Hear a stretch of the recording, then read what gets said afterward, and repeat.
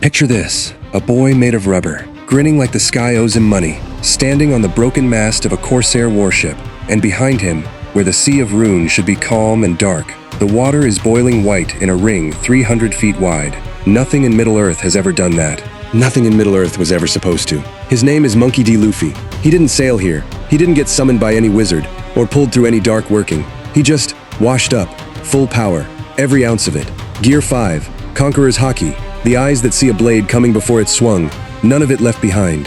And somewhere in a black tower, something ancient just felt a will in the world that does not bend, that has never in 3 ages of this earth bent to it. This is what if Luffy landed in the War of the Ring, with everything he's got.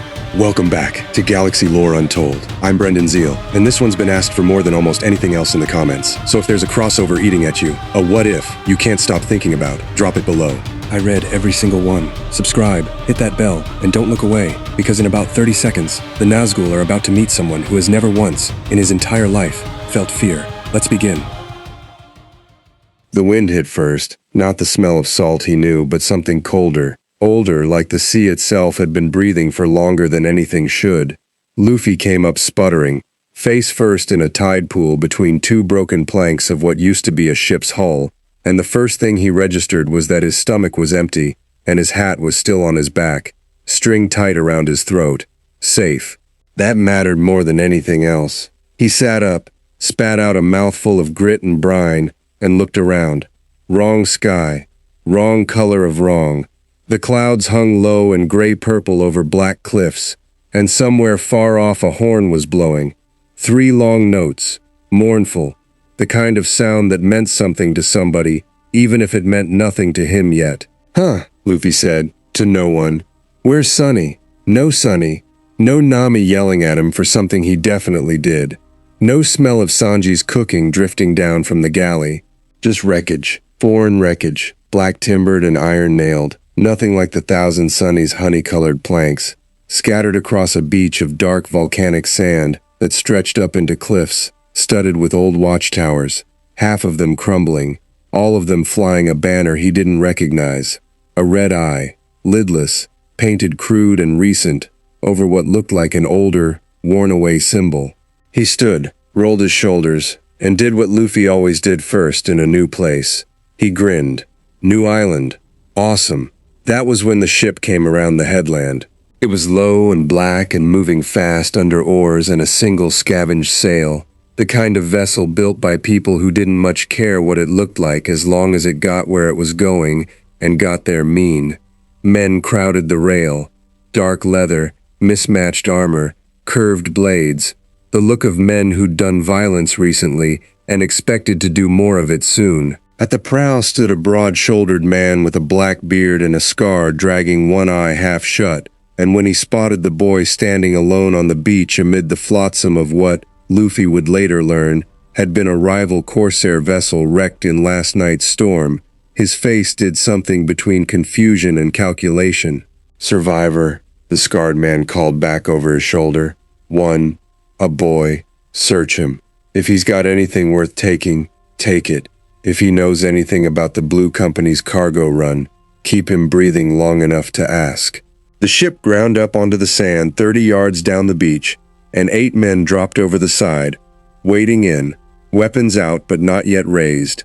The unhurried confidence of men who'd never lost a fight against something that looked like a half-drowned teenager in cut-off shorts. Luffy watched them come with his head tilted, curious more than wary. He hadn't eaten anything since whenever this happened, however this happened, and his stomach picked that exact moment to growl like a dying sea king. "Hey," he called out, cupping his hands around his mouth. "You guys got food?" The men slowed. One of them actually laughed, short, surprised, ugly. "Food," he says. The scarred captain, Belzegar, though Luffy wouldn't learn the name for a few minutes yet, had come down off the ship himself now, wading through the shallows with the particular unhurried menace of a man who liked being the one who asked the questions. "Where's your ship, boy? Whose colors do you sail under? And what happened to the crew that owned this wreck you're standing in?" Luffy looked down at the broken hull around his feet like he was noticing it for the first time. "Dunno. Wasn't here when I woke up. I mean, it was here, but I wasn't on it." I think, he scratched the back of his head. This isn't the grand line, is it? That got him another look. The kind grown men give a child who said something that doesn't parse. Right before they decide the child is either simple or lying, and either way not worth further thought. He's touched, said one of the crew, spitting into the surf, or he's blue company and playing stupid so we don't gut him for it. Search him, Belzegar said again, flatter this time, done being curious. 2 men closed in, and here was the thing about Luffy that nobody on this beach had any framework for. He did not move like a person who was afraid, because he was not in fact a person who got afraid. Not of this. Not of 8 armed men on a strange beach at the far edge of everything he knew. He watched the nearest one reach for his shoulder with the mild interest of someone watching weather roll in. The hand closed on him, and the hand kept going. It was a small thing, almost funny if you didn't understand what you were looking at. The pirate's fingers sank into Luffy's shoulder like it was dough, and Luffy's whole arm stretched with the motion. Elastic. Wrong. 3 feet of rubbery limb, suddenly connecting the startled man's fist to a shoulder socket that hadn't moved an inch. The pirate yanked his hand back with a strangled sound, and the arm snapped back into shape with a sound like a whip crack. Perfectly normal again, Luffy still standing there with the same easy grin. Dead silence on the beach, except for the gulls, though even those, Luffy would later swear, seemed to have gone quiet. The hell was that? Someone breathed. Devilry, another man said, and there was real fear under the word now. The specific fear of men who lived in a world where that word meant something, where wraiths rode the sky on leather wings, and things older than the mountains still whispered in the dark places of the world. He's cursed, marked. Get back. I'm not cursed, Luffy said, a little offended. I ate a devil fruit. I'm rubber. He held up his arm and gave it an experimental stretch. 3, 4, 5 feet, watching it with the same pride a kid might show off a new toy. See? Belzegar had gone still, one hand tight on the hilt at his side, the calculation in his one good eye shifting from worth taking to worth understanding to, finally, the older and more useful instinct of men who'd survived this long, serving worse masters than himself, worth reporting. Take him, he said, quieter now. Alive. Bind him, hand and foot, both, and gag him if he keeps talking nonsense. If he's some sorcerer's toy loose from Umbar, that's the Lord's business to sort, not mine.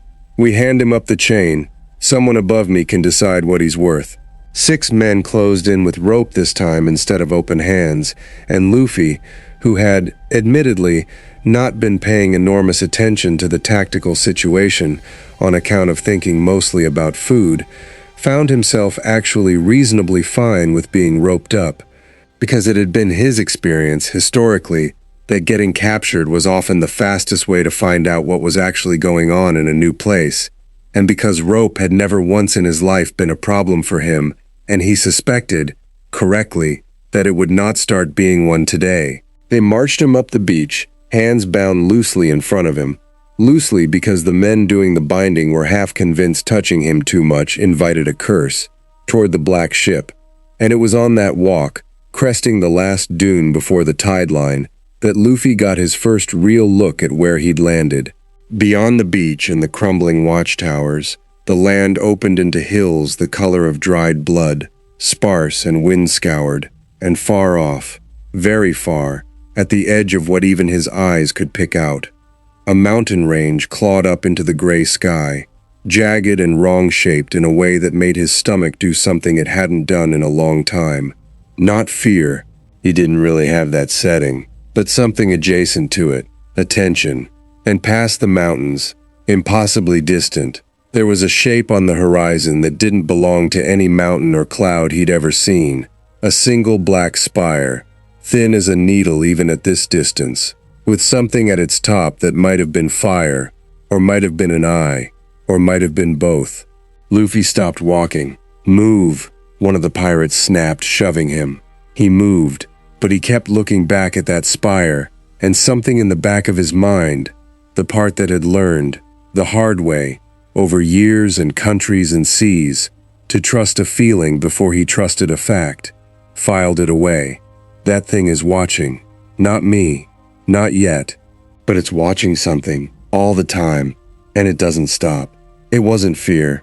He genuinely did not have room in him for that. It was something closer to recognition. The same flicker he'd felt the first time he stood in a room with a Yonko. The first time Kaido's Haki had pressed down on an entire city like a hand on the back of his neck. Big. That was the only word for it. Whatever that spire was, it was big, with a weight to it, and Luffy had spent his whole life meeting big things and hitting them until they stopped being a problem. They loaded him onto the ship. Belzegar took the wheel himself, and the crew rowed hard out past the wreck-strewn cove and into open water, angling northwest along a black-cliffed coast. And it was maybe an hour into that voyage, Luffy sitting cross-legged on the deck, wrists loosely bound, ignoring the two men assigned to watch him in favor of staring hungrily at a barrel that smelled like salted fish, that the second ship came into view. It flew no red-eye banner. Its sails were pale, wind-bellied, and at its prow stood a figure in fine silver-chased armor. A swan and ship worked into the breastplate, hair the color of the metal he wore, watching the black corsair vessel with the flat, assessing patience of a man who had fought this exact enemy more times than he could count. Dol Amroth colors, one of Belzegar's men swore. Imrahil's own banner. We're seen. Belzegar's jaw tightened. Then we're seen. Hard about. We're not fighting Gondor's fleet with a hold half empty and a captive I don't understand. Get us into the shoal water. They won't follow that close to the rocks. He didn't get to finish the order, because that was when the sky over the Dol Amroth vessel tore open with a sound like the world clearing its throat, and something vast and black and shrieking dropped out of the clouds toward both ships at once. And every man on the corsair deck, hardened killers, men who'd faced storms and steel and worse, went white and silent and still, the particular stillness of men whose bodies have overridden their minds and simply refuse to move.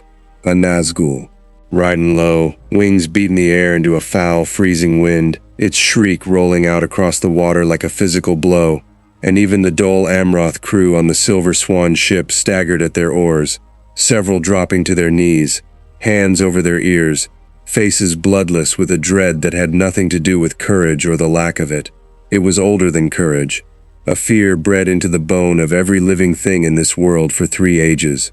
Every man on both decks felt it. Luffy tilted his head, watching the huge shrieking shape bank around for a second pass, and said, mostly to himself, in the tone of someone noticing an interesting bird, "Huh," loud. That was all. No dread, no knees buckling. He sat there with his wrists still loosely bound, watching the thing circle, and the 2 pirates guarding him, who had, half a second ago, been frozen rigid with terror.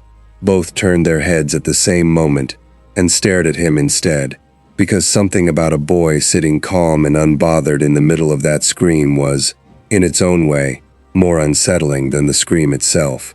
The Nazgul's shriek cut off. It had felt something too.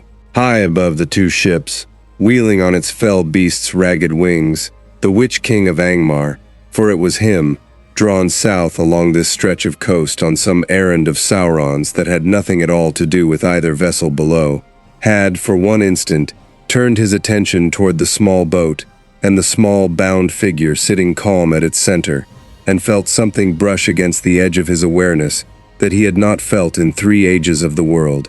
Not fear answering his black breath, nothing answering it at all. A presence, unbothered, entirely untouched, as if his terror had struck a wall it did not recognize, and simply had nowhere to go. The fell beast shrieked again, but this time it was its rider's will driving the sound, not mere habit. A testing cry, a second pass lower, closer, directly over the corsair ship, black wings blotting the gray sky as it swept down toward the deck. Luffy looked up, really looked, for the first time, not at a loud shape in the sky, but at the thing riding it, at the terrible black cowl with nothing visible beneath it, at the sword, suddenly bare and burning with a cold unlight in the wraith's hand. And Luffy, still sitting, still bound loosely at the wrists, felt his own face split into a grin that had absolutely nothing friendly in it, the grin he wore right before something interesting was about to happen. "Okay," he said, rolling his neck, testing the rope with an idle flex that had already, without anyone noticing, started to fray it. "Now we're talking." The Witch King's blade came down. The blade should have cut him in half. That was the thing about the Witch King's sword. It wasn't simply sharp, it was cold in a way that unmade things, a weapon that had ended kings and heroes across 3 ages, not through strength alone, but through the sheer wrongness woven into its edge. A wrongness that reached for the soul as much as the flesh. It came down in a blur even the dull Amroth watchers on the neighboring ship couldn't properly track, aimed at the base of the boy's neck. Luffy's arm came up and caught it. Not dodged, not blocked with some borrowed weapon. Caught it, bare palm against black steel, and stopped it dead in the air a foot above his own skull. And the sound that rang out across the water wasn't the wet finality of a killing stroke. It was a metallic shriek of protest, steel grinding against something that refused, simply refused, to be cut. For 1 full second, nobody on either ship breathed. The Witch King's sword had never in 3 ages of Middle-earth failed to bite what it struck. "That tickled," Luffy said, and it wasn't bravado. His voice had the easy, genuine cheer of a man remarking on the weather, because it had tickled. A faint pressure and nothing more. Armament Haki humming black-gray across his skin without him even having to think about calling it up anymore. An old reflex worn smooth over years of worse fights than this. The rope around his wrists, already fraying, gave way as he moved. Not a dramatic snap, just a boy standing up like he had somewhere to be, and the motion of it threw the 2 guards nearest him backward off their feet, without him so much as glancing their way. A ripple of pure physical presence that cracked the deck planking under his sandals. The Witch King recoiled his blade and struck again, 3 strokes in the space of a breath, each one aimed to kill from a different angle, and each one met the same wall of black-veined skin that simply would not open. Something in the Wraith's ancient, hollow chest, if it could still be called that, registered an emotion it had not felt in longer than it could remember measuring. Not fear, precisely. The Nazgul did not fear as living things feared, but surprise, cold and total. The recognition of an anomaly in a world it had believed, after 3 ages, held no anomalies left for it. "You are not of this world," the Witch King said, and his voice was the sound of a door grinding shut on a tomb, carrying across both decks and freezing every remaining pirate and Gondorian sailor alike where they stood. "What are you?" "I'm gonna be king of the pirates," Luffy said, like it was the most obvious thing in the world, and cracked his knuckles. "You're really strong, huh? First guy here who actually hit me. Nice." He said it like a compliment. It was, in its way, meant as one. Then he moved. Gear second came up almost lazily. No fanfare, just a sudden flush of red heat across his skin, steam hissing off him into the cold sea air, and he was simply there, inside the Witch King's guard, faster than the eye of any man on either ship could follow. A rubber fist the size of a boulder connecting with the Wraith's armored chest, and sending both rider and fellbeast tumbling backward through the air in a spray of black feathers and cracked plate. The beast shrieked, wings flailing to catch itself, and the Witch King, who had not been physically struck like that, with real force, real bone-breaking intent behind it, in centuries, found something in himself that had to be called, however reluctantly, alarm. He did not press the attack a 4th time. He wheeled the fell beast high, putting distance between himself and the boy on the deck, Black Cowl turning to regard Luffy with an attention that had shifted, entirely, from predator assessing prey to scout gathering intelligence to report upward. "This will be known," the Witch King said, voice carrying cold across the water, and there was something almost like respect buried under the threat of it, the professional respect of an ancient killer recognizing, for the first time in a very long while, an opponent outside every category he possessed. "The Eye will know of you before this day is out." "Cool," Luffy said. "Tell your boss I said hi, and that I'm hungry if he's got food where you're from." The fell beast climbed hard, banked north, and was gone into the low clouds within seconds. leaving behind a corsair ship full of men slowly remembering how to breathe, a Dol Amroth vessel whose crew stood at their oars in open, staring shock, and one grinning boy standing in the wreckage of a shattered mast, rolling his shoulder like he'd just finished a light warm-up. Belzegar found his voice first, though it came out cracked. You struck a Nazgul. You struck the Witch-king of Angmar and he fled. Is that his name? Witch-king's kind of a mouthful. Luffy scratched his cheek, considering. I'll just call him Cowl Guy. You have doomed us, said one of the crew, backing toward the rail, voice climbing toward hysteria. The Eye will send everything now. Everything. Because of what you. He didn't finish, because that was the moment the Dol Amroth ship, 30 yards off, made its decision. Prince Imrahil had watched the entire exchange from his own deck with the specific, disciplined stillness of a commander cataloging a threat he did not yet understand, and whatever else was true, he understood one thing with total clarity. Whatever had just happened, it had happened on a corsair ship flying Umbar's black colors, and the boy responsible for it was, as far as any reasonable eye could tell, their prisoner, bound, until a moment ago, hand and foot. Grapples, Imrahil called out, voice cutting cleanly across the water, steady in a way that visibly settled his own crew's nerves. Bring them alongside. I want that boy off that ship and under Gondor's protection before Umbar decides he's worth killing rather than keeping. Belzegar's men, still rattled, barely managed resistance as the Silver Swan ship closed and grappling hooks bit into the corsair's rail. Luffy watched the whole maneuver with open curiosity, hands on his hips, entirely unbothered by the fact that he was, technically, in the middle of a small naval skirmish that both sides seemed to be treating as extremely serious. Hey, he called out to the approaching Gondorian soldiers as they swung across, blades drawn, faces tense. Do you guys have meat? I haven't eaten since I got here, and I don't actually know how long that's been. The soldier nearest him, a young man named Harion, who would tell this story for the rest of his life and never once be fully believed, froze halfway through raising his sword, entirely undone by the question. Imrahil himself crossed last, stepping down onto the corsair deck with the unhurried authority of a man who had led men into worse chaos than this, and never once let it show on his face.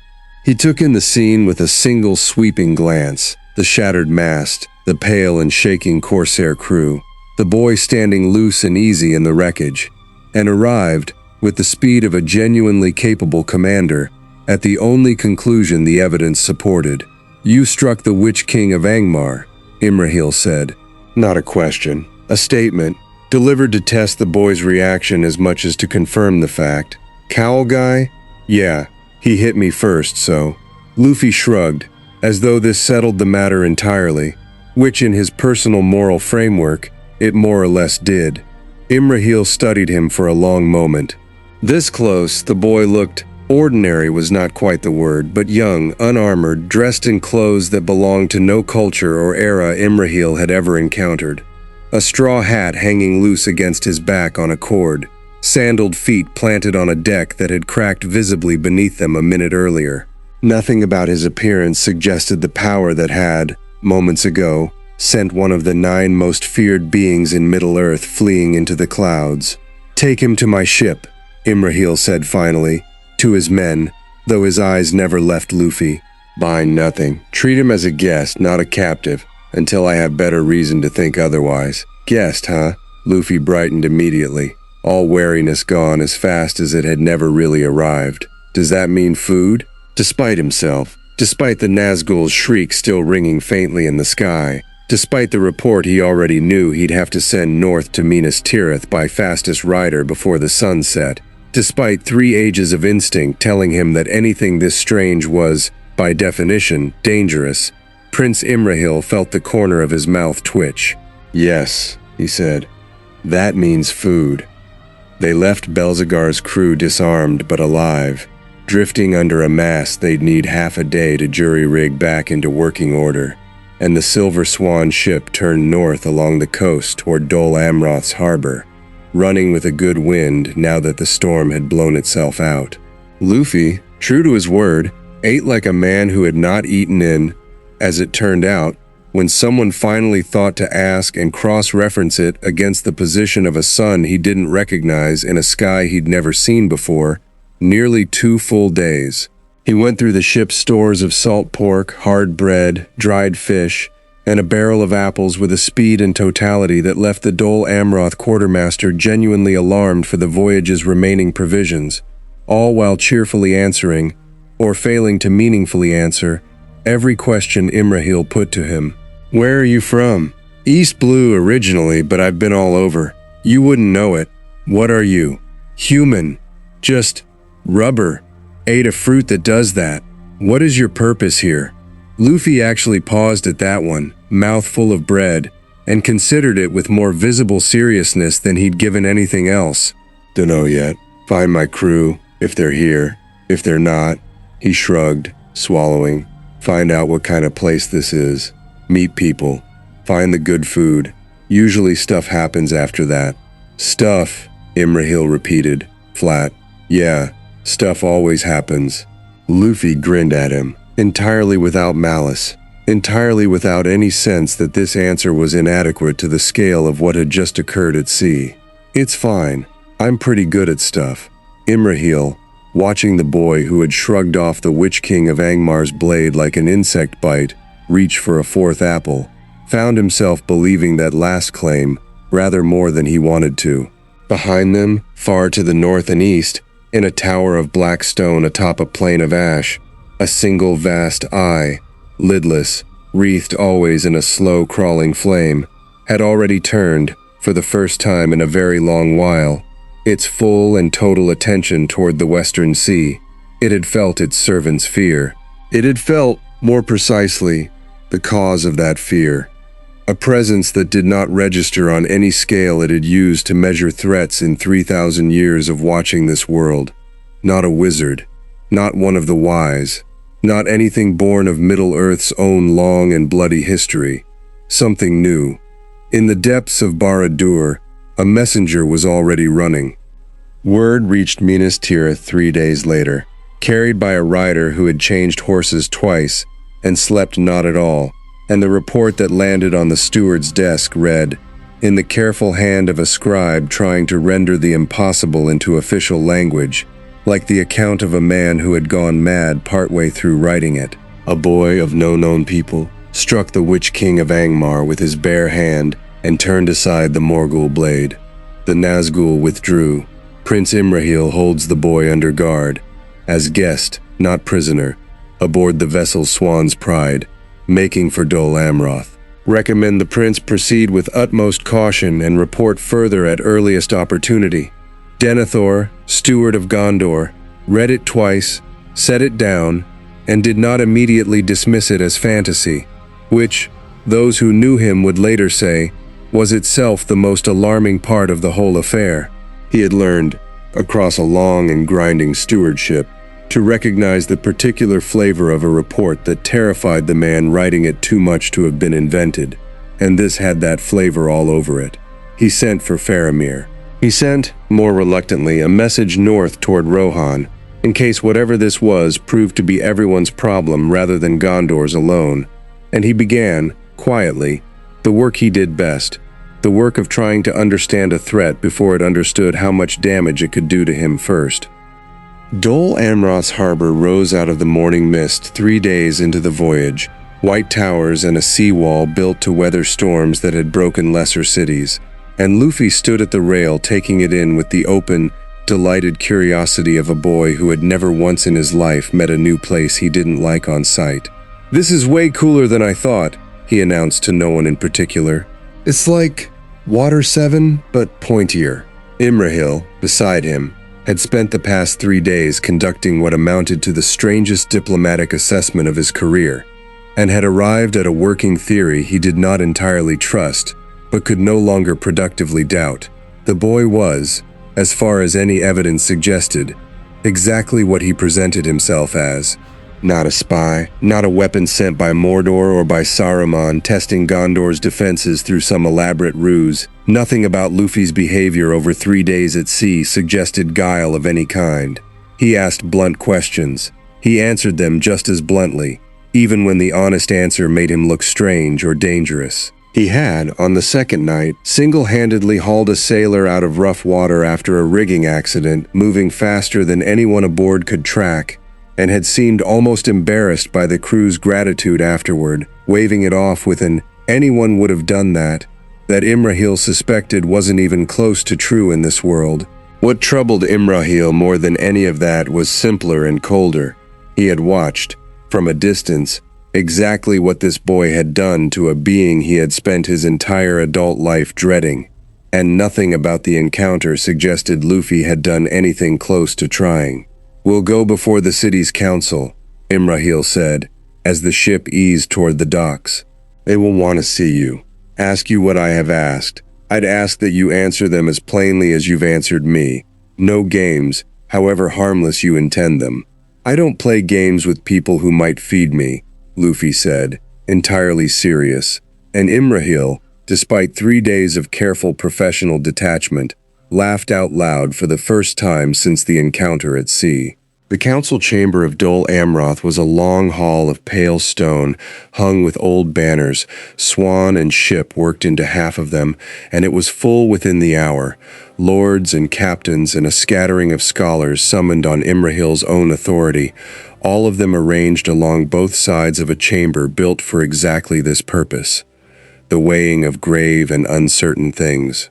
Luffy sat in the chair they gave him, a heavy carved thing meant to make petitioners feel small, which entirely failed in its purpose because he immediately turned it sideways and sat with one leg thrown over the armrest, which somehow made him look more at ease than anyone else in the room.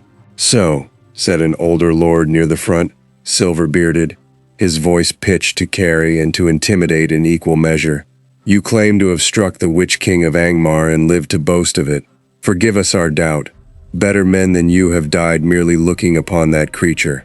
"I didn't boast," Luffy said, unbothered. "You guys keep bringing it up. I just hit him because he hit me first. That's just normal. Isn't that normal here?" A ripple went through the room, half offense, half something closer to unease, because the flat honesty in the boy's voice was somehow more unsettling than arrogance would have been. Arrogance could be dismissed. "This could not." "Show them," Imrahil said quietly from his seat near the front. "Something small. Enough to answer the question without breaking my haul." Luffy considered this with real thought, an actual pause, weighing it, and then held up his own arm, gripped it with his other hand just above the wrist, and pulled. The arm stretched, 6 feet, 8, 10, sailing clean across the width of the council chamber to gently, almost delicately, pluck a single grape from a bowl of fruit sitting untouched on a side table near the far wall, before snapping back to normal length with the same whip-crack sound that had unnerved Belzegar's crew 3 days prior. Luffy popped the grape into his mouth, chewed, and gave the room an easy, satisfied grin. "Rubber," he said, by way of explanation. "I told your prince already. I ate a devil fruit. There's food back home that gives you powers, if you eat it. Costs you being able to swim, though, so it's kind of a trade." The silence that followed was total. Somewhere near the back of the hall, a scholar had gone completely white and was scribbling notes with a hand that visibly shook. "That is not any power this world has record of," said a woman seated among the scholars, sharp-eyed, gray-robed, introduced earlier as one of Dol Amroth's keepers of old lore. "Not the arts of the wise, not the old magics bound in ring or stone or word. This is something else entire." "It's just what I can do," Luffy said, shrugging. "I've got other stuff too. Made my bones bigger once, when I needed to hit something really hard. And there's a way I fight where I get faster and my skin turns red. That one wears me out after, though, so I don't do it unless I have to." "And the strike against the Witch-king," the silver-bearded lord pressed, leaning forward now, some of the hostility gone out of his voice and replaced with something closer to genuine, frightened curiosity. "How is it you turned aside a Morgul blade with an open hand? No armor, no enchantment we can perceive." Luffy tapped his own forearm where a faint black-gray sheen had briefly rippled across the skin and was gone again before most of the room could be sure they'd seen it at all. "Haki," he said. "Everybody can learn it, kind of, if they've got the will for it. Most people never do, though. Makes you tougher." Some people can use it to see things coming before they happen. And some people," he paused here, and something shifted in his voice, not louder but somehow heavier, a weight settling into the room that hadn't been there a moment before. "Some people can just kind of push, with their will, on everybody around them. That one's rare though." Nobody in the hall spoke. Several of the guards along the walls had gone very still, without entirely understanding why, the way animals go still when something larger moves nearby. Imrahil, watching this, felt an old and specific dread settle into his chest. Not fear of the boy himself, precisely, but the dawning recognition of a scale of power he had genuinely no framework to measure. He had spent his life understanding threats in terms of armies, of wizards, of the old evils bound in stone and shadow across this world's long history. This was something arriving from entirely outside that history, carrying its own rules, its own hierarchy of strength that had nothing to do with any of it. "And which," the gray-robed scholar asked carefully, into the heavy silence, "are you?" "The kind who pushes." Luffy looked at her for a long moment, and when he answered, the weight in the room didn't lift so much as simply become plainly stated, a fact laid on the table rather than a threat implied. "Yeah," he said, "I am." He didn't demonstrate it. He didn't need to. Something in the flat, easy certainty of the answer did the demonstrating for him, and half the guards along the walls found themselves, without quite choosing to, taking half a step backward. Imrahil rose from his seat, breaking the moment with the deliberate authority of a man who had heard enough to know what came next. "This is beyond Dol Amroth's council to weigh alone," he said. "The Witch-king has already carried word north. The Eye of Mordor knows of this boy by now. Whatever else remains uncertain. That means Minas Tirith must know, and know quickly, before Sauron decides what use or threat this boy represents and acts on that decision before we've so much as finished discussing it." "You want to send him to the White City," said the silver-bearded lord, not quite a question. "I want to send word to the White City," Imrahil corrected, "and I want the boy himself to choose whether he travels there, because I have watched this boy for 3 days now, my lords, and I am entirely certain of one thing above all others." He looked at Luffy, and there was something almost rueful in it, the specific exhaustion of a commander who has just realized the scope of a problem is larger than any order he could give. He does not go where he is sent, he goes where he decides to go. "Yeah," Luffy agreed cheerfully, already reaching for another grape. "Pretty much." "So," Imrahil said, turning fully to face him now, council chamber and lords and all fading into background noise against the actual question that mattered. "Will you come to Minas Tirith, meet the steward, see more of this land, and let this land see more of you, before matters decide themselves without either side's consent?"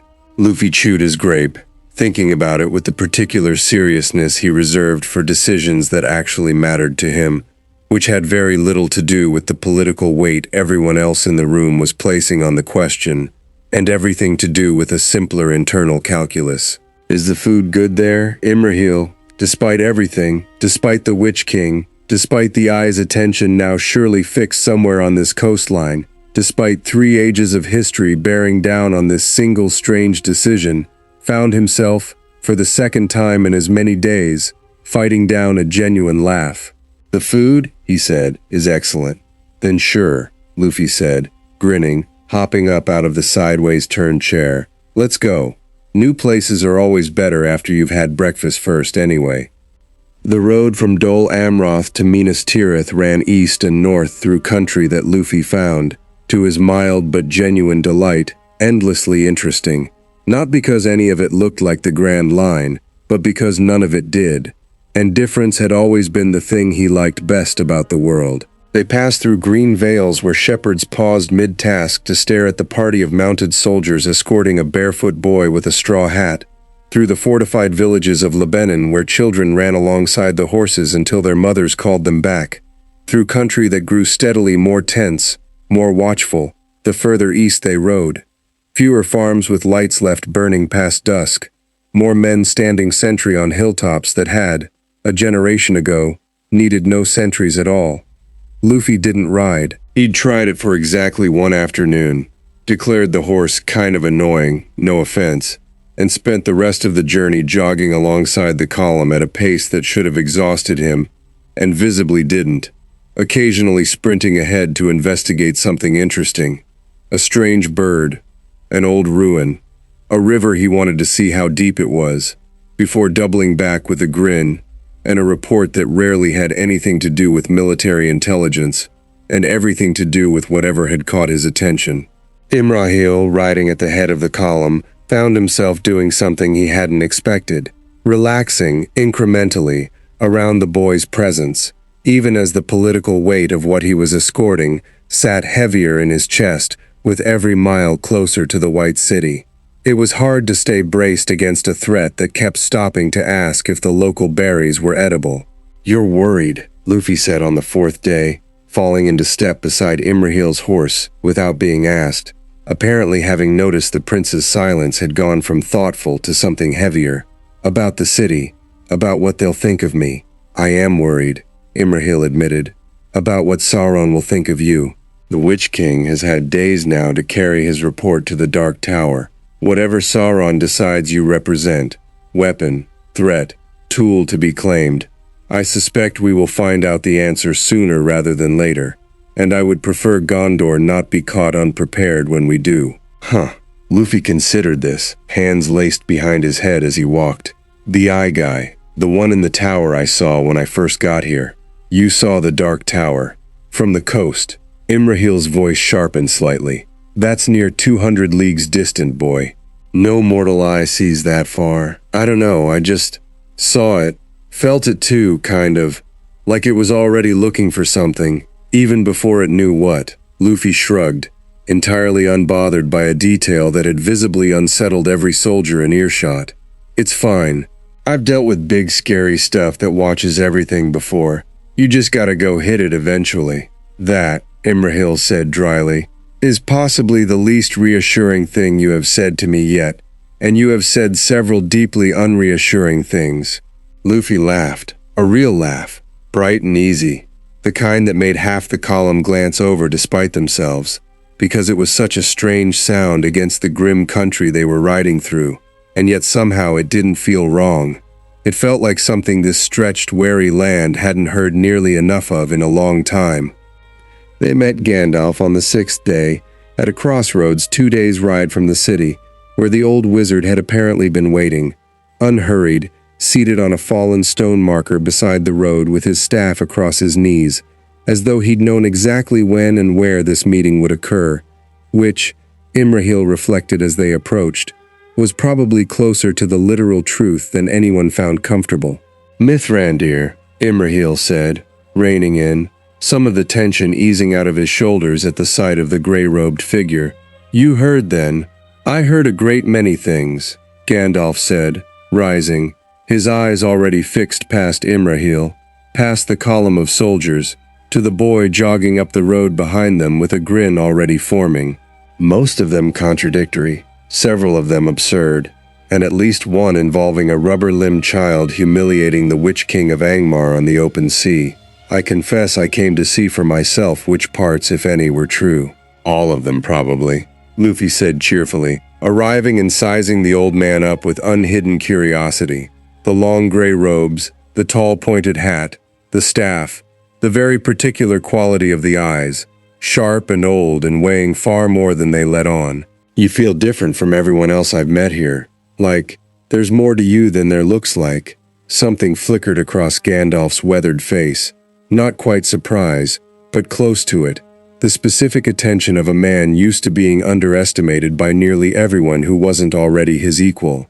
"That," Gandalf said, "is a more perceptive observation than most manage on first meeting, young man. What are you called?" "Monkey D. Luffy, gonna be king of the pirates." "Pirates," Gandalf repeated, one eyebrow rising fractionally. How refreshingly direct an ambition. "And what precisely does a pirate king rule? Where you come from? The whole sea, all of it. Whoever finds the One Piece gets to be pirate king. It's this legendary treasure my hero left behind. And once you find it, you're free. Basically, more free than anybody else gets to be. Luffy said this with the easy, absolute conviction of a goal he'd never once doubted, not for a single day of his life. And Gandalf, who had spent centuries listening to mortal ambitions dressed up in grander language than they deserved, found something oddly compelling in the sheer unguarded honesty of it. A pirate who dreams of freedom rather than plunder, Gandalf mused. There's an old and stubborn kind of hope in that, whether you know it or not. He studied Luffy a moment longer, then reached out. Not fast, not threateningly, simply extending 2 fingers toward the boy's forehead, in a gesture that made every soldier in the column tense, and let them rest there, briefly, eyes half closing. Luffy let him. He didn't flinch, didn't pull away, just stood there with his usual open curiosity, while Gandalf's expression shifted through several things in quick succession. Concentration, then something like genuine surprise, then, briefly, an expression Imrahil had never once seen on the wizard's face in decades of acquaintance. Something close to unease. Gandalf withdrew his hand. "Well," he said, and his voice had gone carefully even, the tone of a man recalibrating something important in real time. "I attempted to sense the shape of your spirit, as I might any traveler of uncertain origin. It is a gentle art, and safe, and has never once failed to tell me something useful." "And?" Imrahil asked, when the wizard didn't immediately continue. "And I found nothing to hold on to," Gandalf said slowly. "No thread back to any power of this world, dark or otherwise. No mark of Sauron's will, nor Saruman's, nor any older shadow I recognize. It is rather like reaching for a familiar door in a familiar wall and finding, instead, an entirely new wall in a country I have never visited, despite having walked every road in this one for 3,000 years." He looked at Luffy with something that was not quite alarm and not quite delight, but sat somewhere restless between the two. "You are, quite genuinely, from nowhere I have ever been. That is either the least dangerous thing I have encountered in an age, or the most, and I confess I have not yet decided which." "Probably not dangerous," Luffy offered helpfully, "unless you're trying to hurt my friends. Or my crew, if I find them. Then it gets pretty dangerous." "A fair and honest warning," Gandalf said, and there was real warmth in it now, some internal verdict apparently reached. "I find I believe you entirely, which is, in itself, a small miracle in these dark days. Come, walk with me the rest of the way to the city, if the prince permits it. I find I have a great many questions, and I suspect you are the sort who answers plainly, which is a rarer gift than you know." "Only if there's food when we get there. There is a great deal of food in Minas Tirith," Gandalf said, falling into step, "though I make no promises about its quality under the current steward's household economies." Minas Tirith rose out of the plain on the 8th day, 7 white tiers climbing the mountain's shoulder toward a tower that caught the morning light like a blade, and even Luffy, who had seen Water 7's engineering marvels, who had stood on Skypia's clouds, who had walked the streets of Wano's flower capital, stopped dead in the road and stared, mouth actually falling open. "Whoa," he breathed. "That's the coolest city I've ever seen." The guards on the outermost gate, who had received word of the party's approach but nothing that adequately prepared them for the reality of a straw-hatted boy gawking up at their walls like an overawed child at a festival, exchanged looks of profound confusion, because nothing about this scene matched the dire reports that had preceded it. The city swallowed them level by level, the column winding up through gates and switchback streets, while Luffy peppered Gandalf with questions about the architecture, the stonework, whether the bakeries smelled that good all the time, or just today, until they reached the 7th level, and the White Tower, and the doors of the citadel itself, where Denethor, steward of Gondor, waited at the top of the final stair, with Faramir at his shoulder, and an expression that gave away nothing at all. Denethor was older than Imrahil, harder-lined, with the particular weariness of a man who had carried the full weight of a failing kingdom for longer than was good for anyone's soul, and his eyes, dark, sharp, missing nothing, moved over Luffy with an assessment so cold and so total that even Gandalf's warmth beside him couldn't fully soften it. "So," Denethor said, before anyone else could offer greeting, This is the boy who struck the Witch-king and lived, who Mithrandir himself cannot place within any lore of this world. His gaze didn't leave Luffy's face. Tell me plainly, boy, and be aware that I have spent my life learning to know a lie the instant it is spoken to me. Are you weapon, or threat, or something else entirely? And does the enemy know which? Luffy met the steward's stare without flinching, without the practiced deference every other soul in the courtyard had instinctively adopted, and answered with the same flat honesty he'd given everyone since he'd washed ashore. I'm just me, he said. I didn't come here to be anybody's weapon. I don't work for people. I've turned down way stronger guys than you, if that's what you're worried about. A beat, and something in his tone shifted, not louder, but with an edge that made even Denethor's carefully guarded expression flicker. And yeah, Cowl Guy said the eye already knows about me. So probably you should worry less about what I am, and more about what's gonna happen because of what I already did. Silence held the courtyard for a long moment, Denethor's dark eyes searching the boy's face for the lie that experience told him should be there, and visibly, grudgingly, not finding it. Well, Denethor said at last, something almost like the ghost of respect entering his voice, buried deep under exhaustion and suspicion both. At least you are no flatterer. That this city has had entirely too much of, from lesser men than you. He turned, robes sweeping, gesturing them inside. Come. If the enemy already knows you are here, then there is no more time to waste deciding whether to speak with you at all. We will speak now, at length, and then we will decide, together, what Gondor does with the fact of you. Faramir, who had said nothing throughout the entire exchange, fell into step beside Luffy as they entered the hall, studying him with a gentler curiosity than his father's cold calculation. You truly turned aside a Morgul blade, he said quietly, with your bare hand. Yup.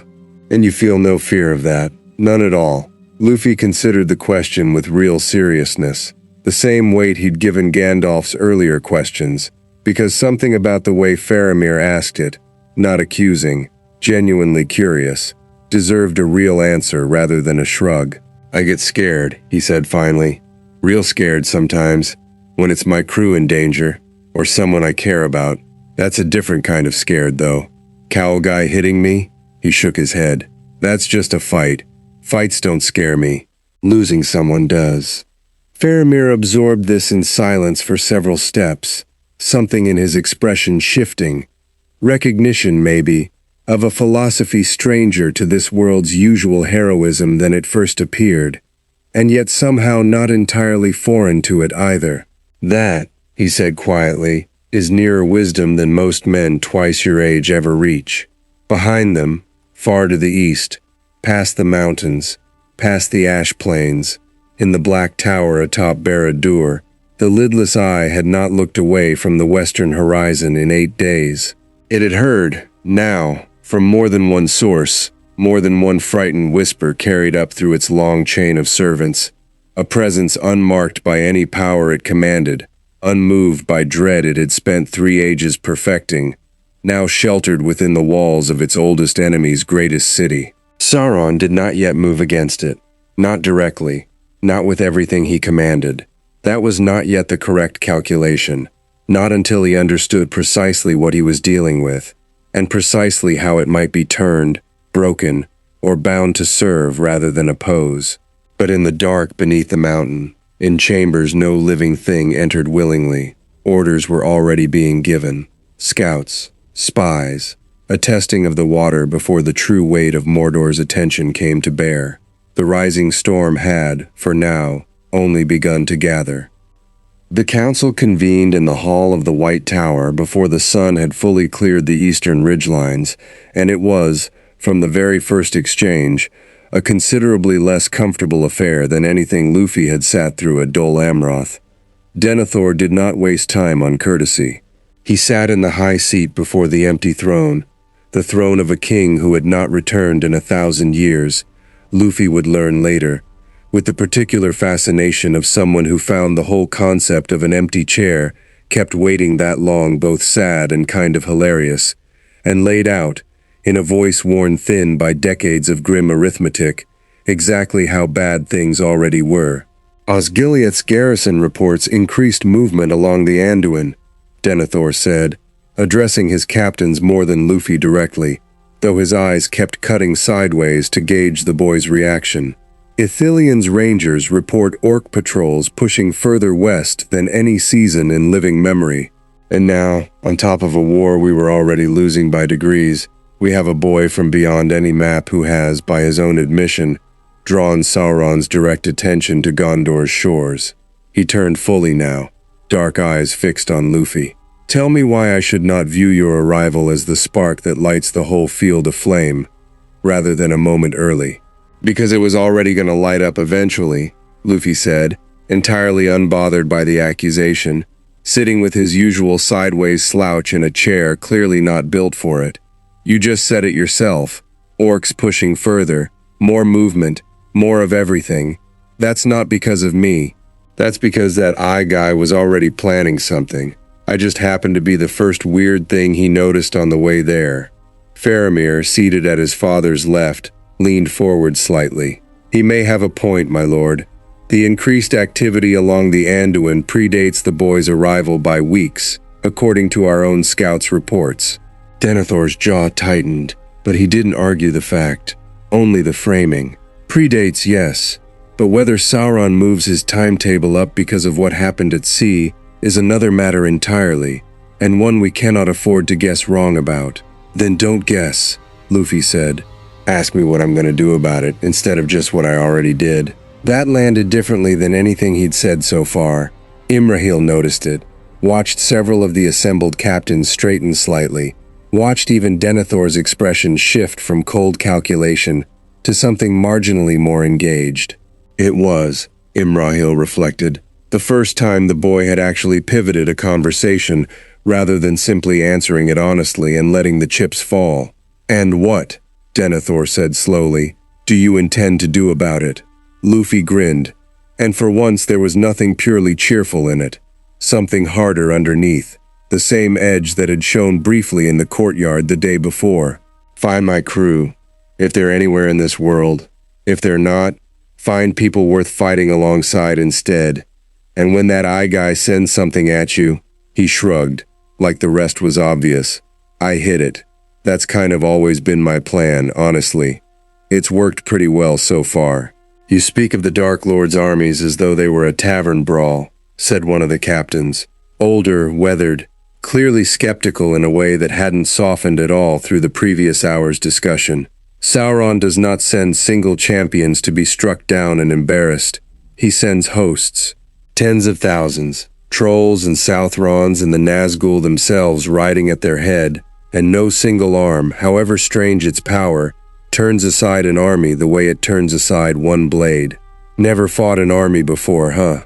Luffy tilted his head, genuinely curious rather than combative. I have. Bunch of times, actually. Marines, Yonko crews, whole islands worth of enemies at once. He held up a hand, counting briefly on his fingers with the air of someone recalling old scorecards. Usually it just means there's more stuff to hit before I get to the guy actually in charge. The captain opened his mouth to respond, something sharp, clearly, judging by his expression, and didn't get the chance, because that was the exact moment a runner burst through the hall's great doors, breathless, road dust still on his boots, and the tenor of the entire room changed before he'd said a single word. My Lord Steward, the runner gasped, dropping to one knee before the high seat. Word from Ithilien. The Rangers report a large orc company crossed the Anduin 2 nights past, moving with purpose, not raiding. They bypass villages. They bypass patrols. Captain Faramir's own scouts confirm. He swallowed, forcing the next words out. They move toward Osgiliath, and beyond it, toward this city. And my lord, they carry a banner none of our scouts recognize. Not Mordor's usual colors. Something new. Denethor was on his feet before the runner finished speaking. Decades of grim warcraft snapping into focus with a speed that belied his exhaustion. Describe the banner. Black, my lord. A single red eye, but not the eye we know. Smaller, more like a mark, a brand, and beneath it, the runner hesitated, clearly unsure how to phrase what came next. a symbol some of the men swear looked like a straw hat, crude, mocking, as though it were meant as an insult. Every head in the hall turned toward Luffy. Luffy, for his part, sat up straighter for the first time since the council began, all the loose humor gone out of his posture in an instant, replaced by something focused and very still. "They made a symbol out of my hat," he said, voice flat in a way it hadn't been all morning. "To mock it. It would seem," Gandalf said quietly, from where he'd been standing near the hall's edge, mostly silent through the proceedings until now, "that the enemy has decided how he wishes to answer your arrival. Not with subtlety, with provocation. A company sent specifically to draw you out, wearing a symbol crafted specifically to insult you, moving with a speed and purpose that suggests they were already prepared for this before the runner's message could possibly have reached them by any ordinary means." "He's testing me," Luffy said, understanding arriving all at once, the same sharp clarity Imrahil had seen flicker across his face on the beach at Dol Amroth. "Sending a company he doesn't care about losing, just to see what I do when I'm mad." "That would be my read as well," Gandalf said grimly. "And a company that reaches Osgiliath's ruins reaches ground within a day's hard march of this very city. Banner or no banner, whatever the intent behind it, the threat itself remains entirely real." Denethor was already turning to his captains, orders forming with the practiced speed of a man who had done this 100 times before, too many times, the weariness in his voice not slowing the precision of it at all. "Muster the garrison. Send word to Osgiliath's outpost to hold and report, not engage. I'll not lose men to a bait company if I can help it. And send riders to Rohan. If this is the opening move of a larger push, Theoden's people deserve warning before, not after." "I'm going," Luffy said. Not a question, not a request for permission. A statement of simple fact, already on his feet. "You are not," Denethor said sharply, "riding out alone into the ruins of Osgiliath to meet a company that was sent, by your own reasoning, specifically to provoke exactly that response." "Then I guess it's working," Luffy said, and there was nothing reckless in the way he said it.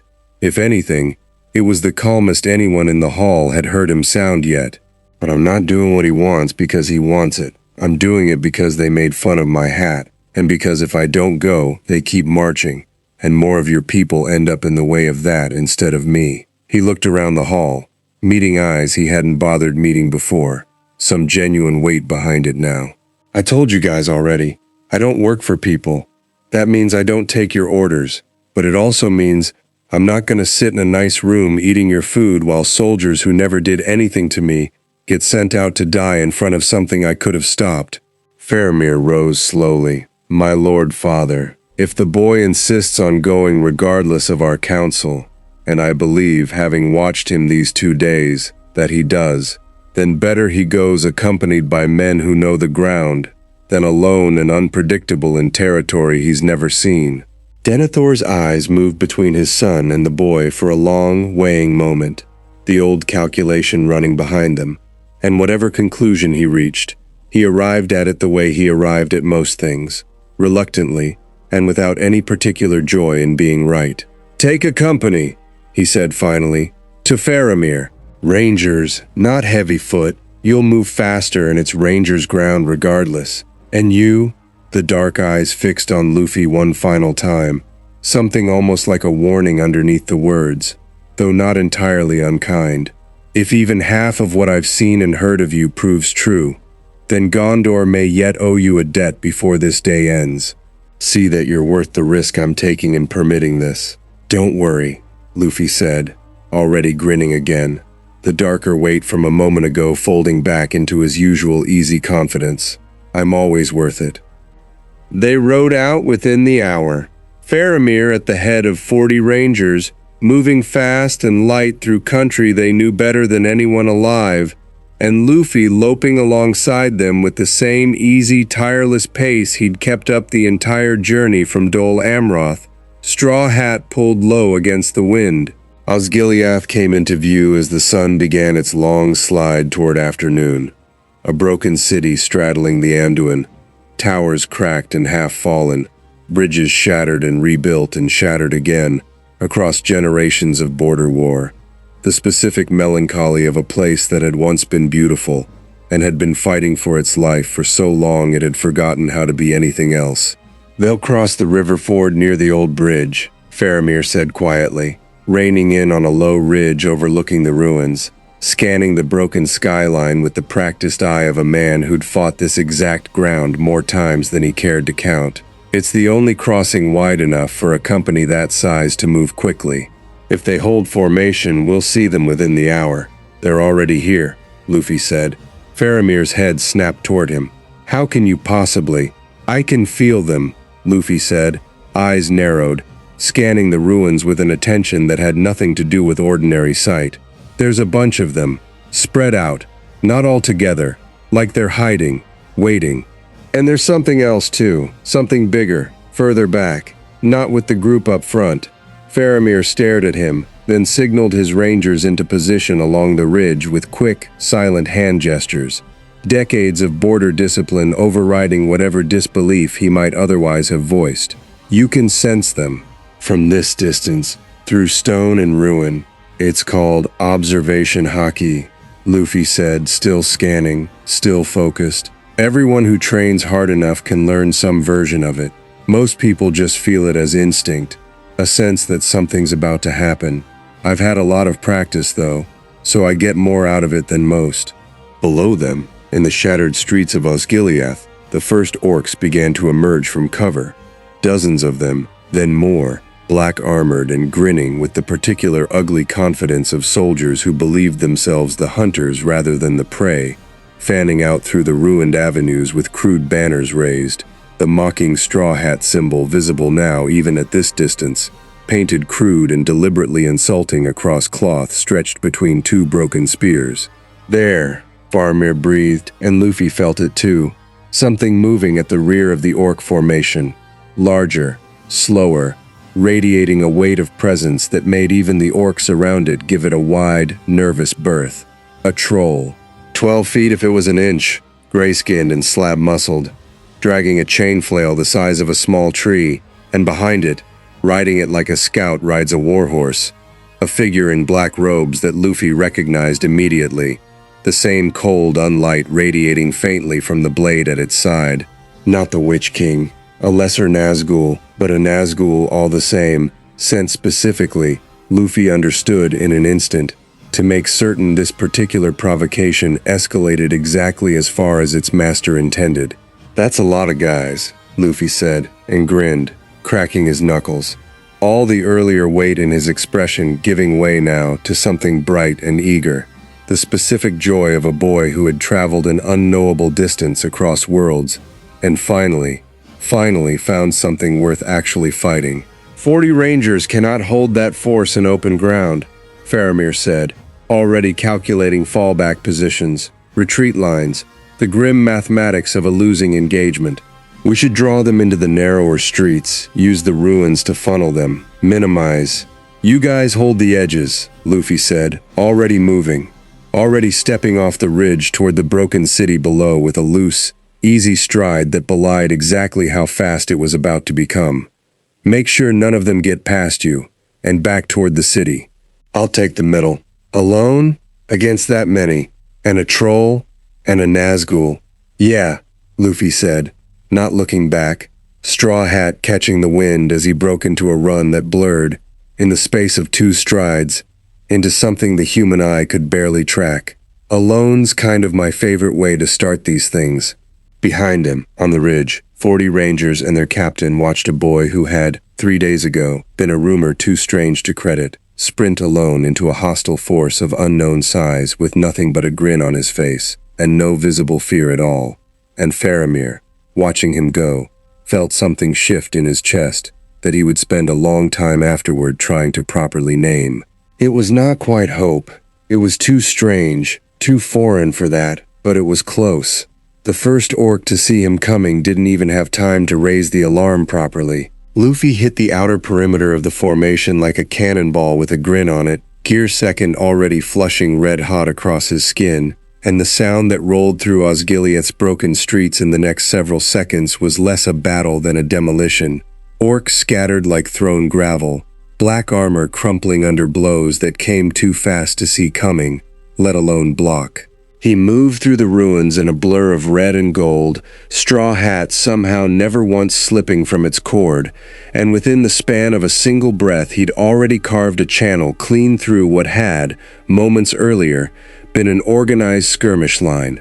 "Hold formation," a guttural orc voice screamed somewhere in the chaos, and it did no good at all, because there was no formation left to hold. Just a boy laughing, actually laughing, delighted in a way that made the orcs around him recoil, not from fear exactly, but from something they had no experience processing, an enemy who found this fun. The troll came for him next, chain flail whistling through the air in a blow that had, in past engagements, ended entire ranger patrols with a single connect.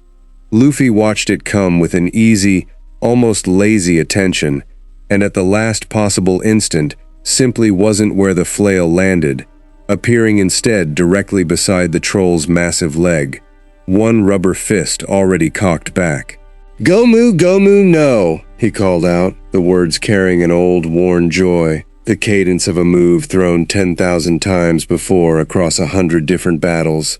Gatling, his arm blurred, then both arms, a storm of rubber fists slamming into the troll's torso faster than any eye could count individual blows, a sound like rolling thunder concentrated into a single point, and the troll, 12 feet of gray slab muscle that had shrugged off ranger arrows and Gondorian spears alike across a dozen prior engagements, staggered, then buckled, then went down in a heap of broken cartilage and cracked stone, unconscious before it hit the ground.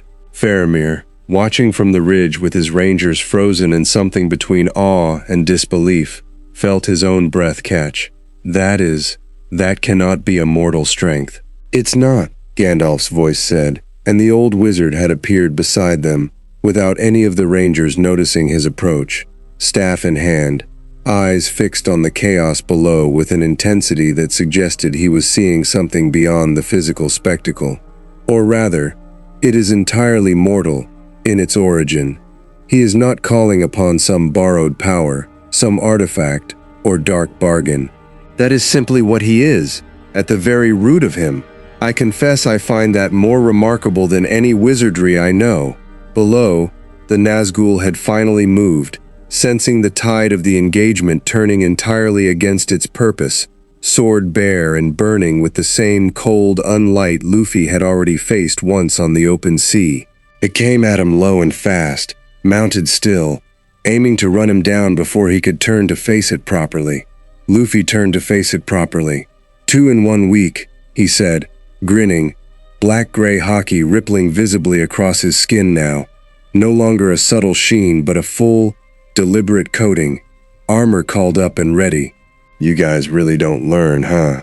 The Nazgul's blade came down.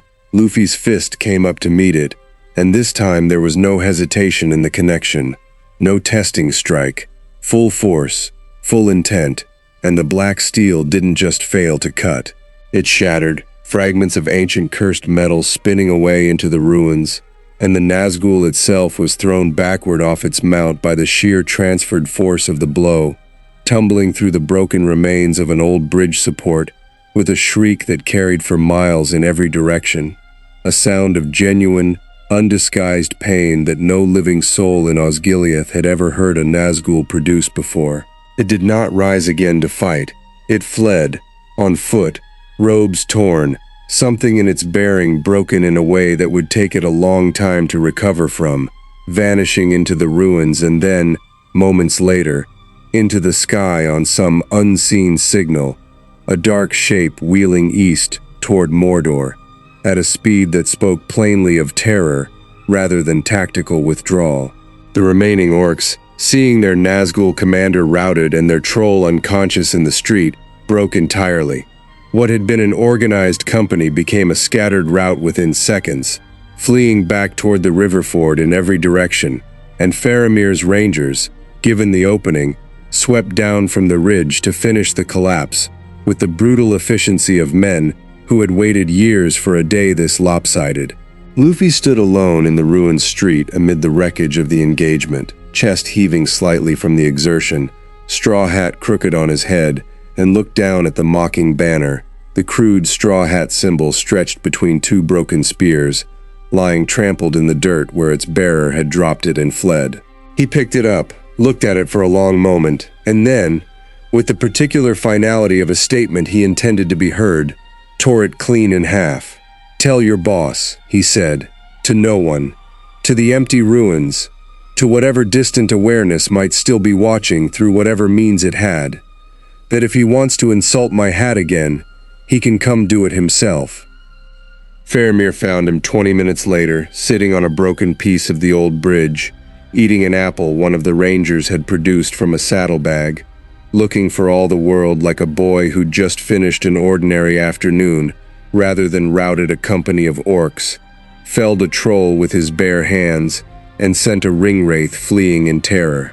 40 rangers, Faramir said, sitting down heavily beside him, still processing what he'd watched. 40 of Gondor's finest, and we accounted for perhaps a third of the enemy dead between us.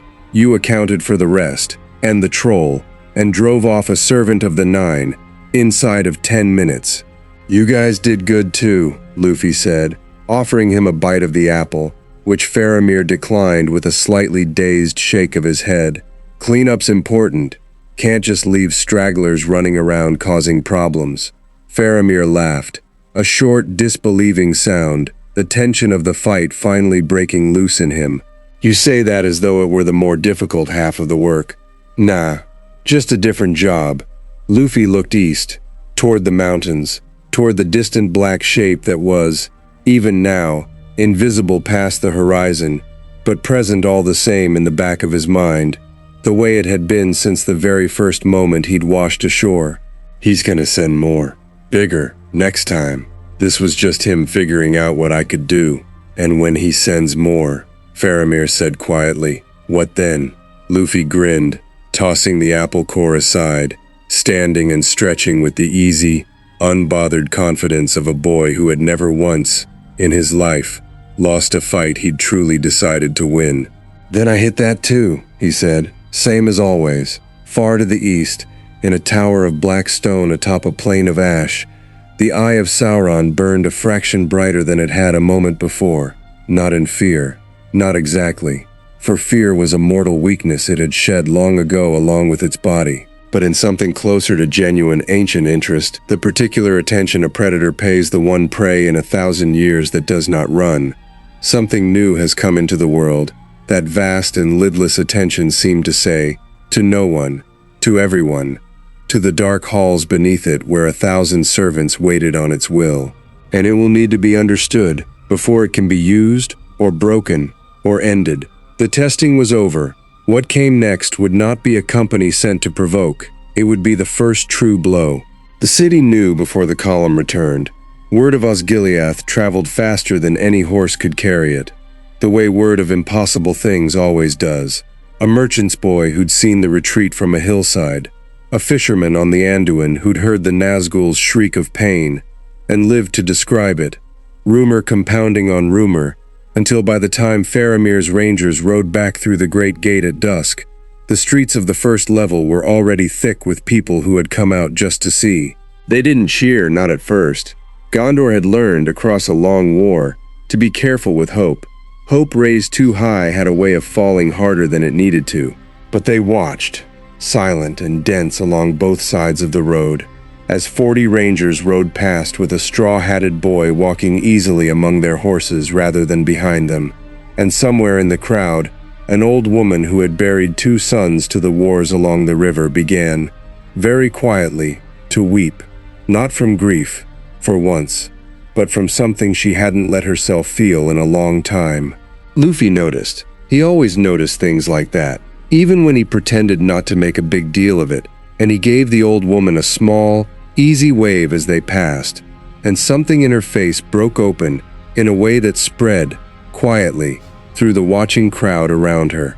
Denethor received the report in the same hall as before, standing rather than seated this time, and listened to Faramir's account.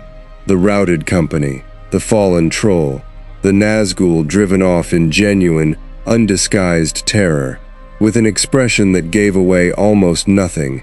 though his knuckles had gone white on the arm of the throne beside him. 10 minutes, Denethor said, when Faramir finished. You are telling me a force that would have cost this city a garrison and a captain to properly repel was broken by one boy in 10 minutes. I am telling you what I saw, my lord father. Nothing more and nothing less. Faramir's voice carried a weight it hadn't held before the ride out. Not quite awe, but close enough to it that Denethor's sharp eyes caught the change and lingered on it, troubled. The troll fell to unarmed strikes. The Nazgul's own blade shattered against him. I have fought this war my whole life, and I confess I have no framework left for what I witnessed today. Denethor turned to Luffy, and for the first time since their initial meeting, something had shifted behind the steward's guarded eyes. Not warmth exactly. Denethor was not built for easy warmth even under the best circumstances, but a kind of grim, careful recalculation. The look of a man redrawing a map he'd trusted for decades. You broke a Nazgul's blade, he said slowly. In all the histories of this war, in all the long defeats this city has swallowed, I do not believe that has happened before. Not once. It was already cracked from the sea, Luffy said, with the particular modesty he reserved for things he genuinely didn't think warranted much fuss, entirely missing, or perhaps simply not caring about, the historical weight everyone else in the room was placing on the fact. Guess it just couldn't take a second hit. That is not, Gandalf said dryly, from his place near the hall's edge, how Morgul's steel typically fails, young man. But I will grant you the modesty is at least refreshingly consistent. Denethor was quiet a long moment, weighing something behind his dark eyes, and when he spoke again, his voice had lost some of its earlier edge, replaced by the specific weariness of a man forced to reconsider a war he'd long since made peace with losing slowly. I have spent 30 years as steward of this city, he said. I have watched our borders shrink, our garrisons thin, our allies grow more distant with every passing year, and I made my peace, some time ago, with the understanding that Gondor's part in this long war would be to hold as long as we could, and fall, eventually, with whatever dignity remained to us. He looked at Luffy now, and something almost raw had entered his voice, buried under decades of careful control. You have given me, in the span of 8 days, the first cause I have had in a very long time to wonder if that ending is not in fact inevitable. The hall went quiet at that. Even Gandalf, who had known Denethor for decades and rarely heard him speak with anything less than iron control, looked faintly surprised. I'm not gonna promise you I fix everything, Luffy said, and there was real honesty in it, the same flat honesty he'd offered from the very first day. I don't even know this whole world yet, but I told your prince already. I don't leave people to get run over by something I could have stopped. That's not a promise about winning your whole war. That's just who I am. It will have to be enough, Denethor said, because I suspect after today, we no longer have the luxury of asking for more than that. He straightened, some of the old iron control reasserting itself, and turned back to his captains. Double the watch on Osgiliath. If Sauron's response to a failed provocation is a true blow, rather than a second test, I want warning before it arrives, not after. The warning, when it came 3 days later, arrived not from Osgiliath, but from the sky. It began with the birds. Every crow and raven within 100 miles seemed to take flight at once in the deep hours before dawn, a black tide streaming east toward Mordor, as though fleeing something the animals understood long before any watchman did. And Gandalf, roused from what little sleep he permitted himself, was standing on the walls of the 7th level before the first alarm bell rang, staff in hand, face grim in the pre-dawn dark. Wake the boy, he said to the nearest guard without turning, and wake the steward. Something considerable moves tonight, and I do not believe it means to test us gently a second time. Luffy was already awake. He'd taken, over the past 3 days, to sleeping very little and very lightly, a habit born less of anxiety than of simple restless energy, and he found Gandalf on the wall within minutes, staring east with an expression the boy hadn't seen on the old wizard's face before. You feel that? Luffy asked, and it wasn't really a question. His own attention had already turned east. Haki honed senses reaching out across the dark plain towards something vast and cold gathering itself at the very edge of what even he could perceive. "I feel it," Gandalf said quietly. "Sauron does not commonly commit the Nazgul's full strength this far west, this early in his design. That he does so now, and does so in numbers, tells me our little display at Osgiliath cost him more face than we perhaps credited it for." Below them, the city was waking in earnest now, bells ringing along every level, soldiers pouring toward the walls in the controlled chaos of a garrison that had drilled for exactly this moment, more times than any of them wanted to count. And overhead, black against a sky just beginning to gray toward dawn, shapes were gathering, not one Nazgul, not two, but the full and terrible weight of all 9, wheeling high above the plain of Pelennor in a formation that spoke of purpose rather than mere terror-mongering. 9, Faramir breathed, arriving at the wall in half-fastened armor, staring up at the wheeling shapes with an expression that mixed old dread with something harder underneath, something the last 3 days had put there. The enemy sends the full strength of the 9 against a single boy. "I don't think it's just about me anymore," Luffy said slowly, still watching the shapes above, something in his expression sharpening into focus. "Feels bigger than that. There's a lot more coming behind them. Feel it too?" Gandalf's grip tightened on his staff. "Yes," he said grimly, "I do." He does not send the Nazgul merely to punish an insult, or test an anomaly further. He sends them as the vanguard of something considerably larger, and I fear, my young friend, that your arrival has done precisely what I most hoped it would not. Hastened a design Sauron may have intended to unfold more slowly. Below, on the plain beyond the city walls, the dawn light finally broke properly over the horizon, and what it revealed drew a collective, involuntary intake of breath from every soul on the walls of Minas Tirith who saw it. Orcs, not a company, not a raiding force sent to test and provoke. An army, thousands strong, spilling out from the tree line at Osgiliath's ruined edge and spreading across the Pellennor's green fields like a black stain. Siege towers and battering engines rumbling among them. Banners raised that bore, this time, not any mocking symbol but Mordor's true colors, the naked red eye against black, unashamed and unhidden. "That's not a test," Luffy said quietly, and for the first time since he'd washed ashore on that black sand beach, something in his voice had gone entirely serious, all trace of easy humor folded away beneath a focus that made even Gandalf glance sideways at him. "That's the real thing." "It is," Gandalf said, "sooner than any of us hoped, and larger than any of us feared. The rising storm, my young friend, has just stopped rising and begun, in earnest, to break."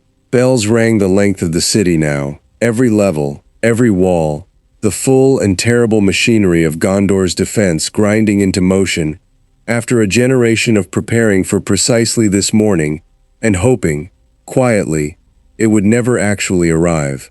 Denethor appeared on the wall moments later, dark eyes taking in the army spread across the Pelennor with the flat, exhausted calm of a man confronting the exact nightmare he'd spent 30 years dreading, and yet finding, this time, that the dread sat differently in his chest than it once had. "Riders to Rohan," he said, voice carrying clear and hard across the assembled captains. "Tell them the beacon fires will be lit within the hour, and tell them plainly what stands against us, so Theoden knows the scale of what he rides toward before he commits his men to it." He turned, finally, to Luffy, and something passed between them that hadn't been there in their first, colder meeting. Not quite trust, not fully, but the beginning of something adjacent to it. "You said you don't leave people to be run over by something you could stop." "Yeah," Luffy said. "Then I find myself, against every instinct 30 years of stewardship has taught me," Denethor said, "hoping very much that you meant it." Luffy grinned, and it was the old grin again, bright and fierce, and entirely without fear, straw hat settling firm against his back as he rolled his shoulders and looked out over the black tide spreading across the green fields below. "I always mean it," he said. "Now somebody get me down onto that field, because I've got a lot of hitting to do."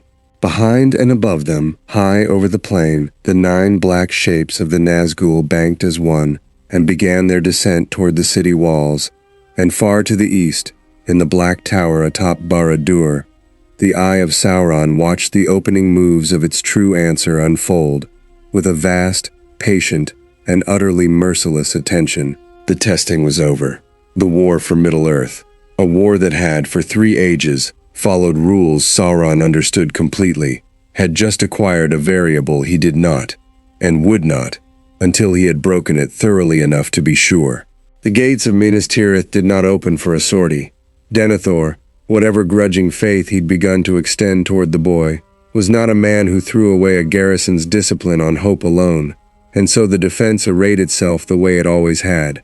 Archers on the walls, spearmen at the gate, the grim machinery of a siege city bracing for exactly the kind of assault Sauron's army had come to deliver. Luffy went out alone, over the wall rather than through the gate, dropping the 60 feet to the Pellennor's grass with a soft thump that belied the force of the landing, and straightened up into a field full of enemies that outnumbered him by several thousand to 1. He looked, for a moment, entirely pleased about it. "Okay," he said, cracking his neck, watching the black tide of orcs still fanning out from the tree line, siege towers groaning forward on wheels the size of small houses, catapults being wound taut by teams of grunting Southron engineers. Where do I even start? He started with the siege towers, because they were the tallest thing on the field, and Luffy had never in his life met a tall thing he didn't immediately want to know more about. The nearest tower was 300 yards off, lumbering forward on a dozen sets of iron-shod wheels, and Luffy closed the distance in under 2 seconds, gear second already flaring red across his skin, and simply put his shoulder into its base support beam with the full, committed weight of a body that could, when it chose to, hit like a falling mountain. Wood shrieked and split. The tower didn't so much fall as fold, timber cracking along a dozen fault lines at once, crashing sideways into a knot of advancing orcs with a sound like a forest collapsing. The second tower he simply grabbed, both hands sinking into the ancient wood, and hauled, one long, straining pull that tore the whole structure off its wheelbase and sent it toppling backward into the orc ranks massing behind it, a domino of screaming, crushed bodies that opened a hole in Mordor's formation the size of a small village. "2 down," Luffy said, rolling his shoulders, grinning out at the chaos he'd already caused. Along the walls, a ragged cheer went up from the Gondorian archers, quickly hushed by their captains, but not quickly enough to hide that it had happened at all. The Nazgul came for him next, not 1, but 3, wheeling down out of the brightening sky in a coordinated dive that spoke of lessons already learned from the Witch-king's earlier failure. They didn't come singly this time. They came in a spread, aiming to encircle rather than confront head-on. 3 burning blades converging from 3 different angles at once. Luffy's observation haki flared, the world slowing into that familiar clarity where every incoming line of attack simply presented itself, obvious as daylight, and he moved between all 3 strikes with a fluid economy that left each blade cutting empty air a fraction of a second behind him. Gomu Gomu no.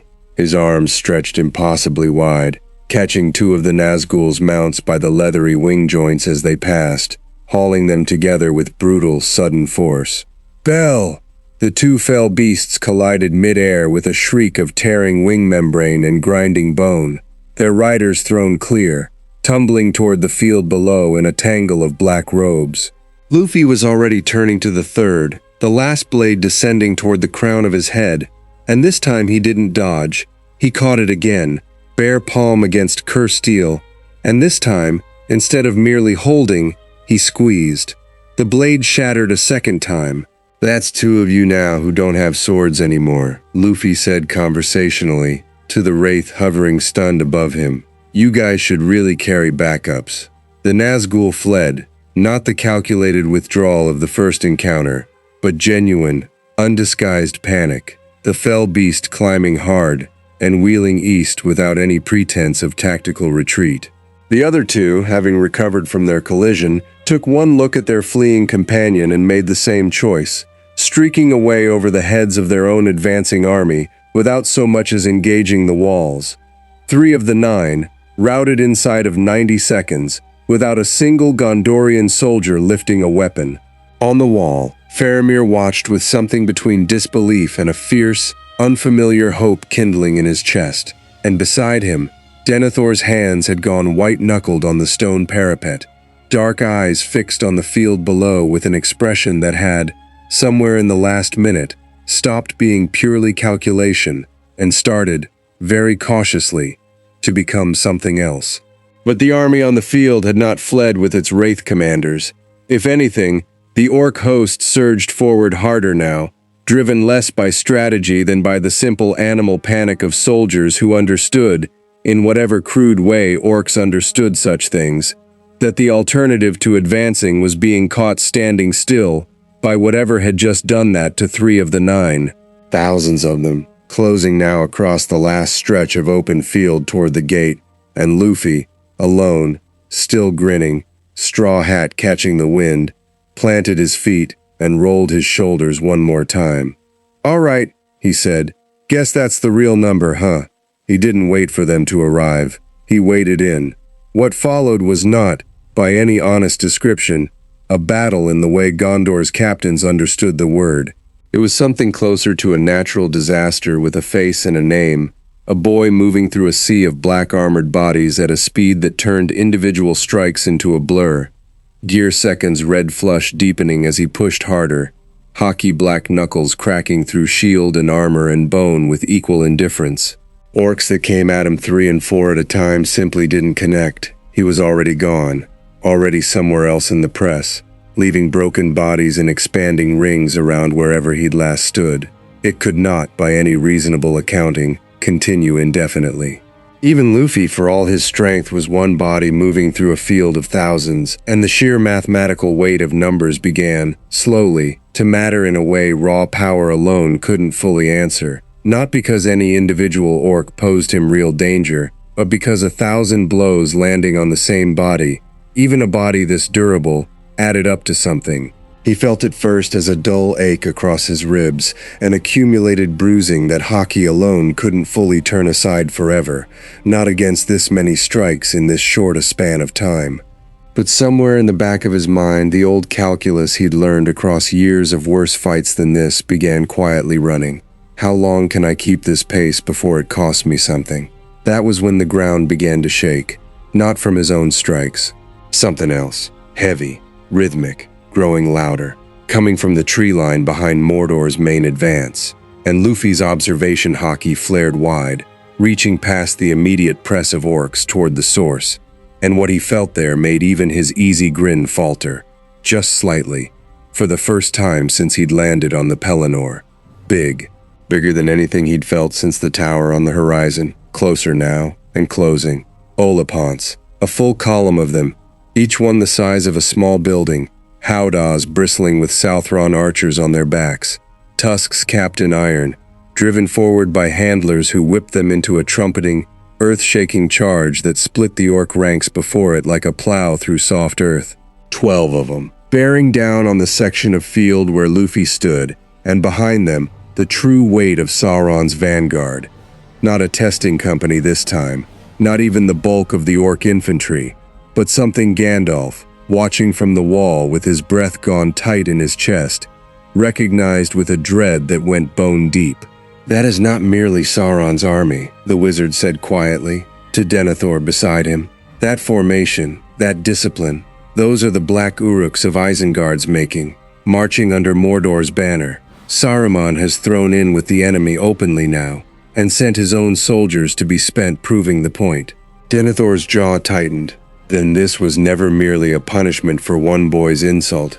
This is the opening of the war entire, the one we always knew would come, arriving faster and heavier than any of us dared hope to have time to prepare for. Below, on the field, Luffy watched the Olipants thunder closer, felt the accumulated ache of 1,000 small strikes still humming across his ribs, and felt something shift in his own chest.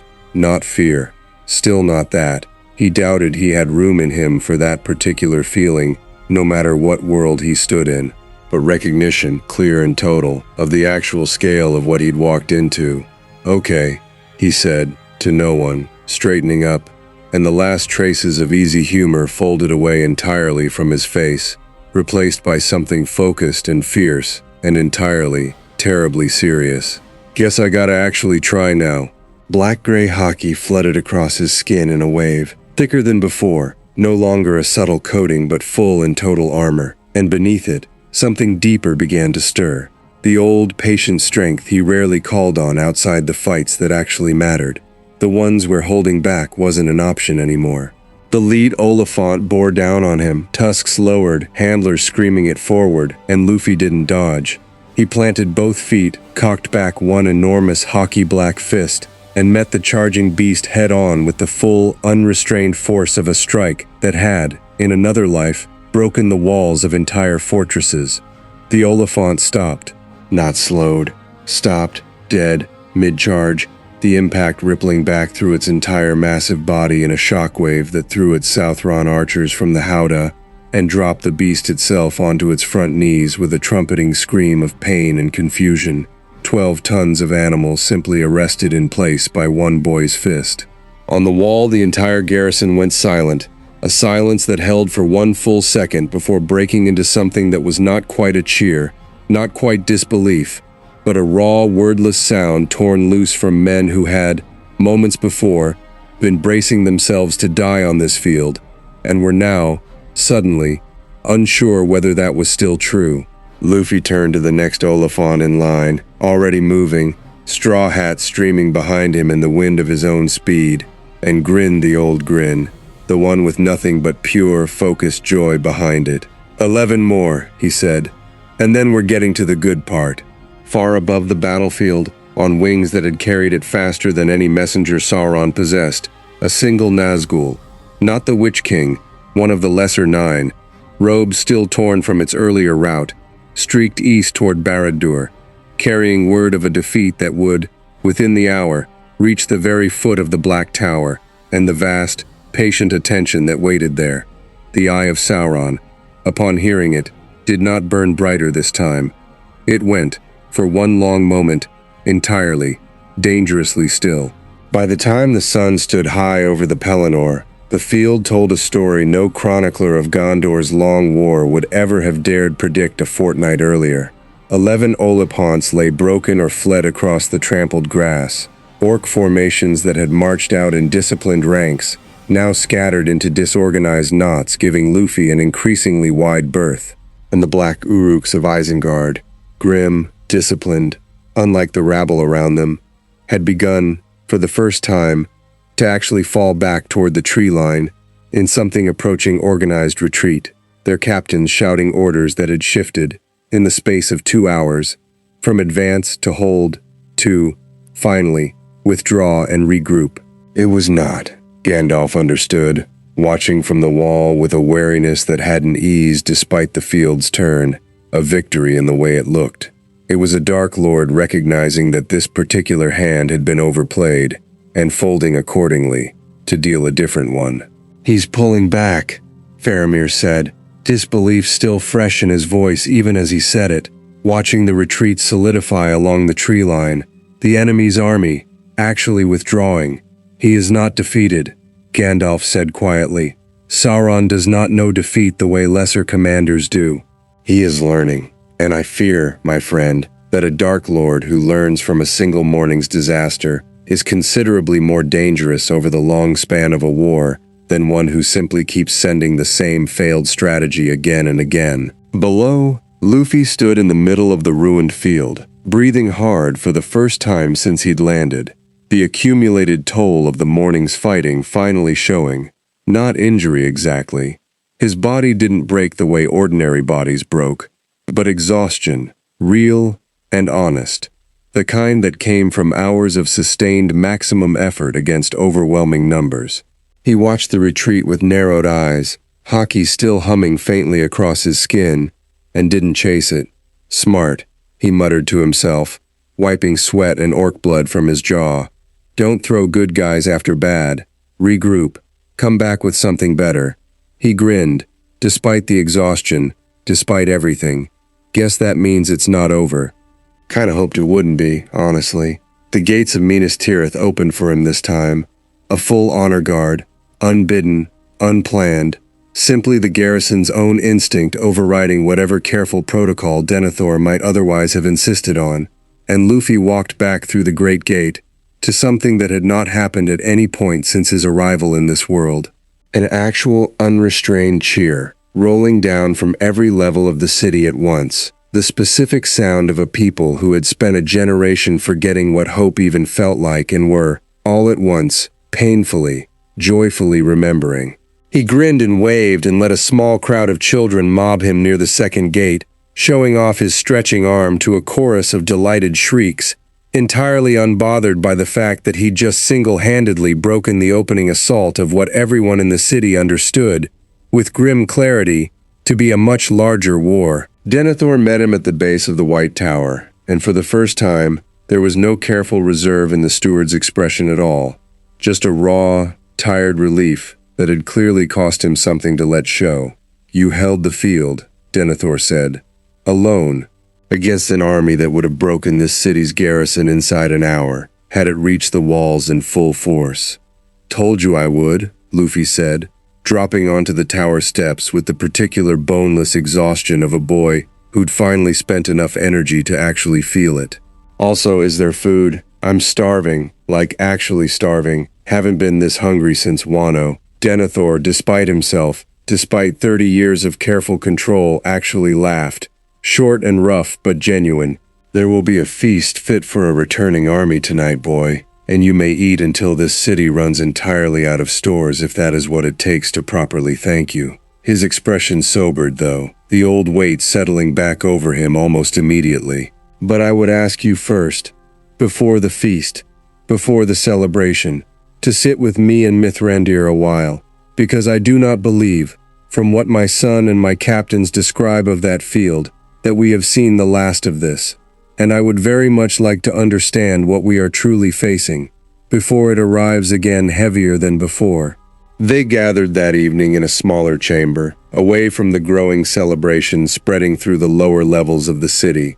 Denethor, Faramir, Gandalf, Imrahil, who had ridden hard from Dol Amroth the moment word of the assault reached him, arriving just past midday to find the battle already won, and Luffy, working through an enormous plate of roasted meat, with the singular focus of a boy who genuinely had not eaten properly in nearly 2 full days. "Tell me plainly," Denethor said, once the others had settled, "what we now face. Not in vague terms of bigger and worse. I have had a generation's worth of vague dread. Tell me specifically what today's defeat means for Sauron's next move." Gandalf considered the question a long moment before answering, staff resting against his knee, firelight catching the deep lines of a face that had watched 3 ages unfold, and rarely looked as troubled as it did now. "Sauron has, until today, understood this war in terms he has controlled absolutely for 3,000 years. Armies, terror, the slow grinding attrition of a world too fractured and too frightened to properly resist him. Today he learned that one of those certainties, the certainty that mortal strength, however brave, cannot meaningfully oppose his own, no longer holds entirely true."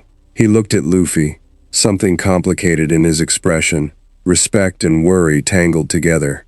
"That is not a small thing to have taught him. A being who has ruled through fear for 3 ages, discovering that fear alone no longer secures every field, will not simply retreat and sulk, he will adapt. And Sauron's adaptations, historically, have never once been small." "What form might that take?" Faramir asked. "I do not know precisely," Gandalf admitted, "but I would guess at several possibilities, and none of them comfort me. He may seek to understand the boy's nature more directly, through captured intelligence, through spies, through whatever means he has of gathering knowledge from lands even we do not fully understand. He may seek to isolate him, draw him away from Gondor's walls, from allies, into ground of Sauron's own choosing. Or," the wizard's voice dropped, grim, "he may simply decide that if brute force cannot break this anomaly, subtler and older weapons must be brought to bear instead. And Sauron commands subtler weapons than armies, when he chooses to use them." Luffy, who had been eating throughout most of this with what appeared to be only partial attention, set down his fork at that, expression sharpening.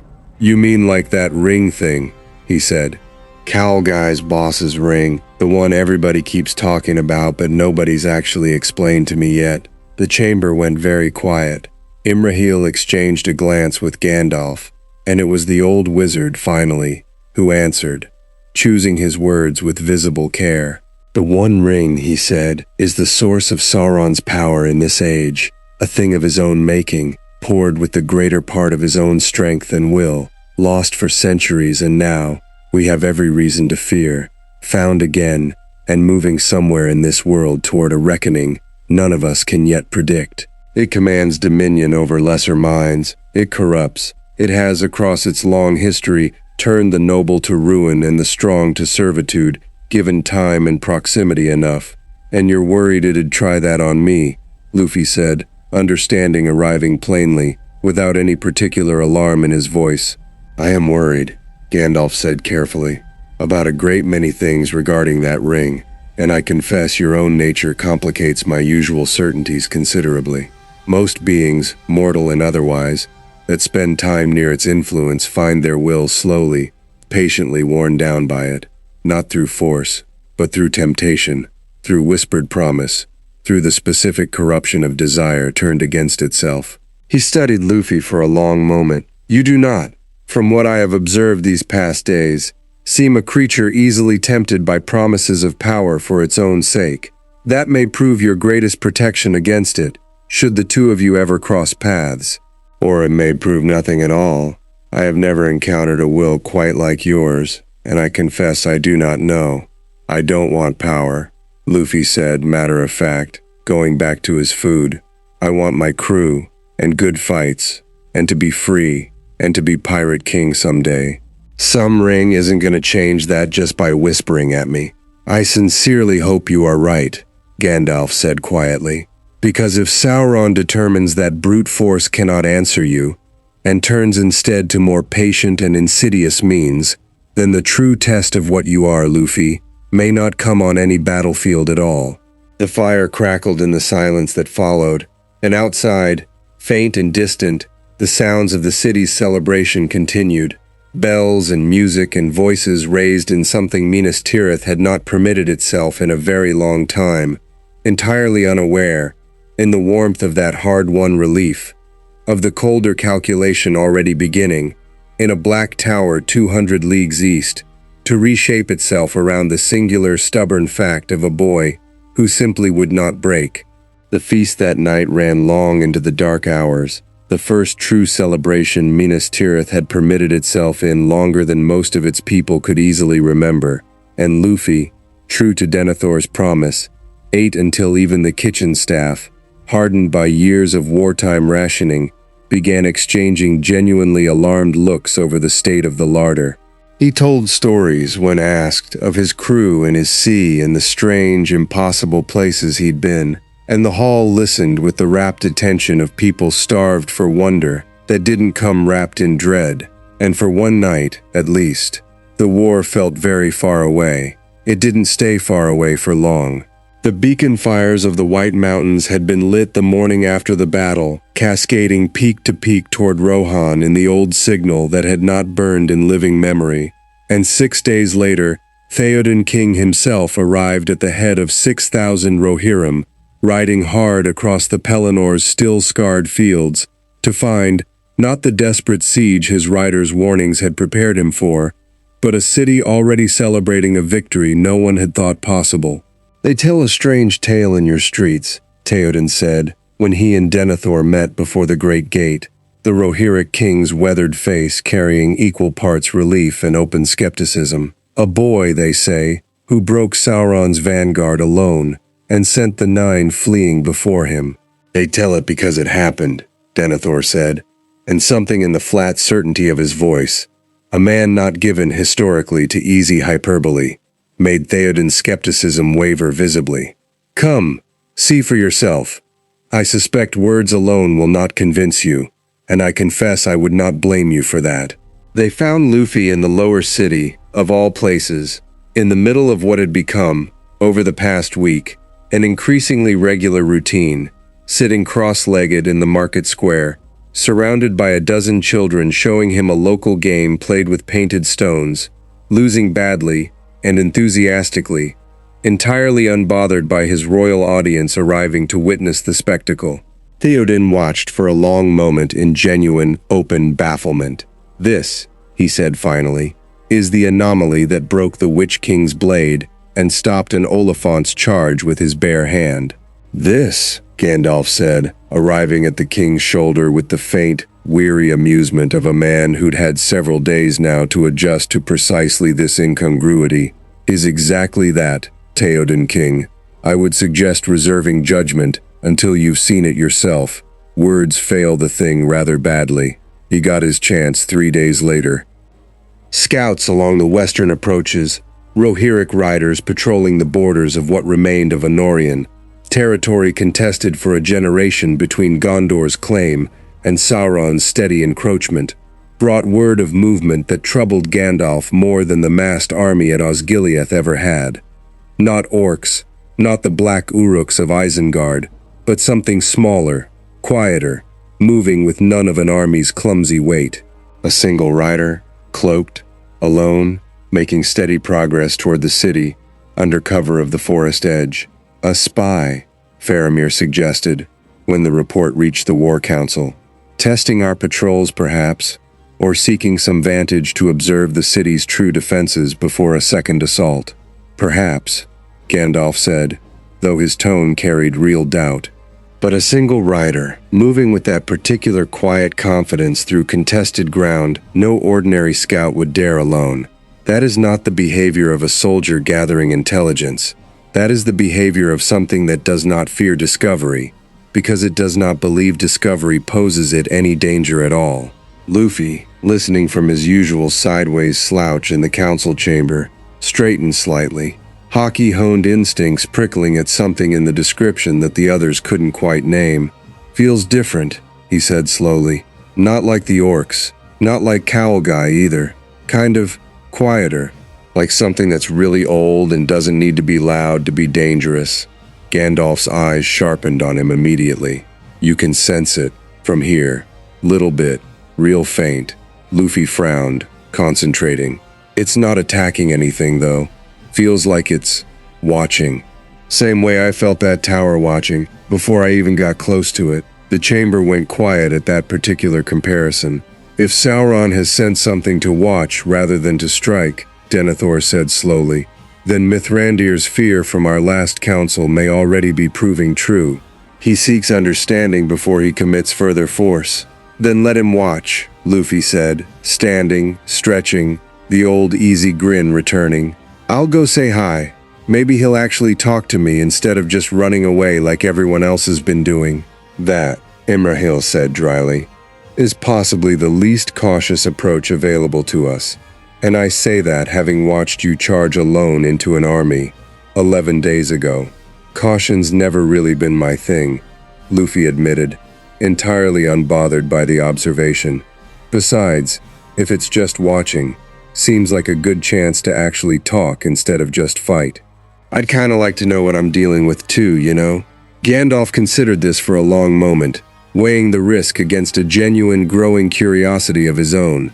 Because whatever quiet thing moved through Anorian's forests, understanding its purpose mattered as much to Gondor's council as it did to Sauron's.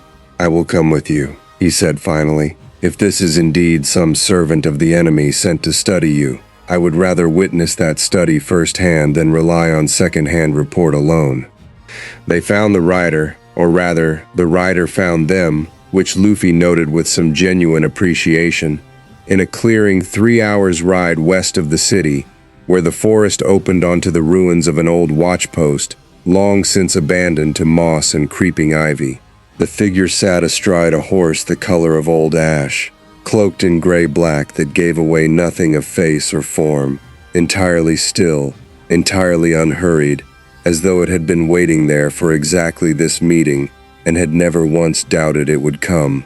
"You've been watching me," Luffy said, stopping at the clearing's edge, Gandalf a pace behind him, staff held loose but ready. "For a while now, right? Not just today." The figure's head tilted, slightly, and when it spoke, The voice was neither male nor female precisely, carrying instead a strange, layered quality, as though several voices spoke in careful unison a fraction of a second apart. "Since the sea," it said, "since the moment the Witch-king's blade first failed against your skin, my master does not commit his full attention lightly, but neither does he commit it blindly. I was sent to learn what could not be learned through force alone, before force was spent again in greater and more costly measure." "You work for the Eye Guy, then," Luffy said, and something in his stance shifted, subtly, the easy openness of a moment ago sharpening into readier focus. "What are you? You don't feel like the Wraith guys. Different kind of dangerous." "I've worn many names across many ages," the figure said, and there was something almost like amusement in the layered voice. "Cold and old and entirely without warmth. You may think of me as a servant older than the Nine, bound to my master's will by choices made before your world, wherever it lies, had likely finished forming its first mountains. I am not sent to fight you, Nika." A pause, deliberate, and the name landed in the clearing with a weight that made even Gandalf go very still. "That is the name your power carries, is it not, in the oldest tongues of wherever you were born? Sun God, warrior of liberation. My master finds the echo of it fascinating." Luffy's easy grin had entirely vanished now, replaced by something flatter, harder, the particular focus he brought to conversations that had stopped being casual. "How do you know that name?" "Because my master has spent 11 days doing nothing but learning," the figure said. "Every report, every witness account, every fragment of the way you move and speak and fight, gathered and turned over and studied with an attention few things in this world have ever received. He does not yet fully understand you, Nika of the rubber flesh. But he understands considerably more than you perhaps credit him for, and he has sent me to deliver a message, plainly, so that no confusion remains between you when matters escalate further." "Go ahead," Luffy said, arms crossed now, entirely serious. "My master offers a choice," the figure said. "You are, by every measure he has gathered, a being of considerable and singular power, power that does not answer to this world's rules, and therefore power he cannot simply predict or plan against indefinitely through force alone. He would rather understand what such a being might want than spend further armies discovering it can be broken only at ruinous cost. Serve him, Nika, or stand aside from this war entirely and let its outcome unfold without your interference. And he offers, in exchange, whatever this world holds that might answer your own desires. Territory, knowledge, power beyond even what you already carry. He is not a small master to serve, and he does not make such offers to lesser beings." Gandalf's hand had tightened visibly on his staff throughout this, watching Luffy's reaction with an intensity that suggested he understood, better than anyone else present, exactly how much might hinge on the answer. Luffy was quiet for a long moment. Then he laughed, short, genuine, entirely without malice, the sound cutting strangely through the clearing's tense stillness. "You guys really don't get it, huh?" he said. "I don't work for people. Told your boss's Wraith guy that already. On the ship. Told your whole council that. I don't want territory.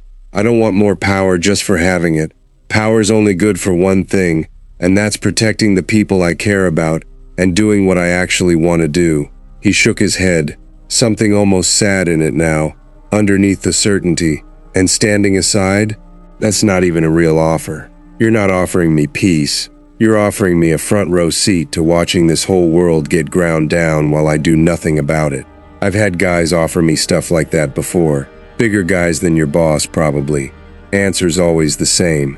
And that answer is no," Luffy said, simply, flatly, no hesitation in it at all. "Tell your Eye Guy thanks for finally actually talking instead of just sending stuff to hit me. But the answer's no, and if he keeps coming after Gondor, or after anybody else I decide I care about, I'm gonna keep hitting whatever he sends, same as before. Doesn't matter how big it gets." The figure was silent a long moment, and something in its posture, subtle, almost imperceptible, shifted, the careful patience of a moment ago giving way to something colder. "My master anticipated this answer as the likely one," it said finally. He does not consider it a satisfying answer, but he considers it a useful one nonetheless. It tells him what force alone could not. You cannot be bought. You cannot, it would seem, be easily turned. That leaves only the older, more patient work remaining. The layered voice dropped lower, almost gentle, almost intimate, and far more unsettling for it. Understand, Nika, that my master has fought this war for 3 ages, against every manner of resistance this world could offer, and has, in every single one of those ages, eventually found the thread that unravels even the strongest will. He is patient in a way your own nature, I suspect, is not. That patience will be turned toward you now, in full, and I would not be so certain, were I in your place, that it finds nothing to work with. Try it, Luffy said, and there was no bravado in it, just flat, absolute certainty. I've got nothing to hide from anybody. My crew, my friends, what I want, it's all right there, no secrets. Good luck finding a thread to pull on that doesn't just end with me hitting whatever's holding the other end. The figure studied him a moment longer, and then, without any further word, turned the ash-gray horse and rode into the trees, vanishing between the shadows with an ease that suggested the forest itself had opened, briefly, to let it pass, and closed again behind it without a trace. Gandalf let out a breath he'd apparently been holding the entire exchange. That, he said quietly, was no mere servant of the enemy. I do not know precisely what that was, older than any spy Sauron commonly employs, and carrying knowledge that troubles me considerably, knowledge of things I would have sworn no power in this world could have gathered so quickly. He looked at Luffy, something weighing heavy behind the old gray eyes. He named you, a name from your own world no less. Sauron has found some means of reaching further than mere spies and scouts to understand you, and that troubles me more than any army he could send. Yeah, Luffy admitted, some of the fierce certainty from the confrontation finally easing, replaced by real, thoughtful concern. Me too, honestly.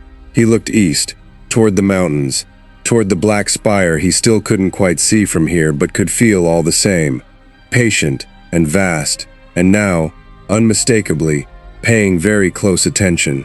Guess that means the easy part's over. I confess, Gandalf said, turning his own horse back toward the city, expression grim in the fading afternoon light. I fear you may be entirely correct. The weeks that followed Honorian's strange, quiet confrontation did not bring the second great assault everyone in Minas Tirith had braced for. That, more than anything, unsettled Gandalf most of all. He is not massing another army, the wizard said, some 10 days later, pacing the length of the council chamber with a restlessness that had grown steadily worse since the encounter in the clearing. Our scouts report Osgiliath's ford quiet, the orc host withdrawn deep behind Mordor's borders, no fresh movement at any watched crossing. That is not the behavior of a Dark Lord who has merely lost a battle and intends to try again with more force. That is the behavior of one who has changed his strategy entirely. The patient work, Luffy said, from his seat by the window, where he'd taken to sitting with one leg thrown over the sill, watching the city below with an unusual, uncharacteristic stillness that had crept into him since Honorian. That's what the cloaked guy said. Guess he meant it. I fear he did, Gandalf said. And that troubles me considerably more than any army, because it means Sauron no longer believes force alone answers you, which means whatever comes next will not announce itself with beacon fires and orc horns. It will come quietly, and it will come aimed at something more fragile than your own skin. He was, as it turned out, entirely correct, though the shape it took surprised even him. It began with rumor, the particular insidious kind that spreads not through any obvious enemy agent, but through the ordinary channels of gossip and fear, seeded so carefully that no one in the city could quite trace where it had first taken root. Whispers that the boy's power was not truly his own gift, but a curse, patient and slow, that would eventually turn on whoever sheltered him. Whispers that Gondor had traded one doom for another, that the Witch-king's retreat had been strategy rather than genuine defeat, that the boy's very presence marked the city for a ruin more total than any siege could have brought. Luffy noticed it first in small things. A merchant who'd cheerfully sold him meat pies for 2 weeks, suddenly finding excuses to avoid his usual corner of the market. A mother pulling her child gently but firmly away from the game of stones he'd been losing at for days. Glances in the street that had shifted, subtly, from open wonder to something warier. "They're scared of me now," he said, one evening, to Faramir, who had become, over the past weeks, something close to a genuine friend, the closest thing this world had offered him yet to the easy, unguarded camaraderie he'd left behind with his crew. "Wasn't like this before." "It is not you they fear," Faramir said carefully, though the tightness in his own voice suggested he'd heard more of the whispers than he wanted to admit. "It is the rumor of you. Someone has been careful and patient in planting doubt where wonder used to grow, and I confess I do not know how to root it out, when its source cannot be found and struck at directly." "That's the point, isn't it?" Luffy said slowly, understanding settling over him with real, unhappy weight. "Can't hit a rumor, can't punch a whisper." He looked out over the city, at the same streets that had cheered him a fortnight ago, and for the first time since he'd washed ashore, something like genuine frustration crossed his face. Not fear, still not that, but the specific helplessness of a fighter confronted with a battle his fists simply couldn't win. "That old eye guy's actually pretty smart, huh? He has had 3 ages to learn every manner of war there is," Gandalf said grimly, arriving in time to catch the tail of the conversation. "Including the wars fought without swords at all. This will not be the last such attack, I fear. If whispers alone do not sufficiently isolate you, he will try subtler things yet." He was right about that too. The letter arrived 11 days later, carried by a merchant caravan from the south, addressed to Denethor's own hand, and sealed with a mark none of the steward's scribes immediately recognized. Not Mordor's naked red eye, but something older, more ornate, a white hand pressed into black wax. "Isengard," Gandalf said, when Denethor showed him the seal, and something dark passed over the old wizard's face. "Saruman writes to you directly. That is no small thing. He has not corresponded openly with Gondor's steward in years, preferring his intrigues at a careful distance." Denethor broke the seal and read the letter in grim silence, his expression growing steadily harder with every line, until finally he set it down on the table between them with the particular controlled violence of a man restraining himself from tearing it to shreds. "He offers alliance," Denethor said, "against Sauron. He claims to have broken with Mordor's cause, claims the Dark Lord's rise now threatens even his own long interests in this world, and proposes that Gondor and Isengard together, with the boy's power added to the alliance, might finally turn the tide of this war entirely." "And you believe none of it," Faramir said, watching his father's face. "I believe Saruman has never once in his long dealings with this city offered anything without an angle sharp enough to cut whoever accepts it," Denethor said flatly. "But I also believe we cannot simply dismiss the offer of an alliance against Sauron without weighing it properly. Not when our own strength, even with Luffy's power added to it, remains uncertain against the full weight of what Mordor commands." Gandalf's expression had gone carefully unreadable, the particular stillness of a man working through implications he didn't yet want to voice aloud. "I would counsel extreme caution," he said finally. "I have known Saruman a very long time, longer than most in this room can easily conceive, and I have watched his ambitions curdle, slowly and then all at once, into something I no longer trust in any capacity. If he reaches out now, in the wake of Luffy's arrival, I would wager considerably more on the theory that he seeks to claim or study that power for his own purposes, than on any genuine change of heart regarding Sauron's cause." "Then we refuse him," Imrahil said. "Not yet," Gandalf said slowly, something calculating entering his tone. "If Saruman believes there is a chance of drawing the boy toward Isengard, under whatever pretense, that is knowledge worth having, and it may buy us insight into whatever design he and Sauron together, or separately, now weave around Luffy's arrival, I would suggest a careful, non-committal response, enough to keep the door open without walking through it. Luffy, who had listened to the entire exchange with growing restlessness, finally spoke up from where he'd been perched on the windowsill. "Why don't I just go ask him myself?" The room went quiet. "Go to Isengard," Denethor said slowly. "Alone. Into the stronghold of a wizard whose loyalties none of us presently trust, on the strength of a letter that may well be nothing more than a trap laid specifically to draw you away from this city's walls." "Yeah," Luffy said, as though this were self-evidently the correct approach. "If it's a trap, I find out what it's actually for, and I hit whatever's behind it. If it's not, maybe I actually get an ally out of it. Either way, better than sitting here getting whispered about while nothing actually happens." "That is," Gandalf said, after a long pause, "either extraordinarily reckless, or exactly the kind of directness this particular situation actually requires. I confess I am not certain which, and I have had 11 days now to grow accustomed to that uncertainty being your default state." "Both, probably," Luffy said cheerfully, already standing, energy returning to him now that there was, finally, something concrete to act on rather than simply endure. "Can you come with me? Feel like you'd know if he's lying way faster than I would." "I had rather assumed I would insist upon it," Gandalf said dryly, "given that letting you walk alone into Saruman's stronghold seems, even by the admittedly loose standard you've set these past weeks, unwise beyond measure."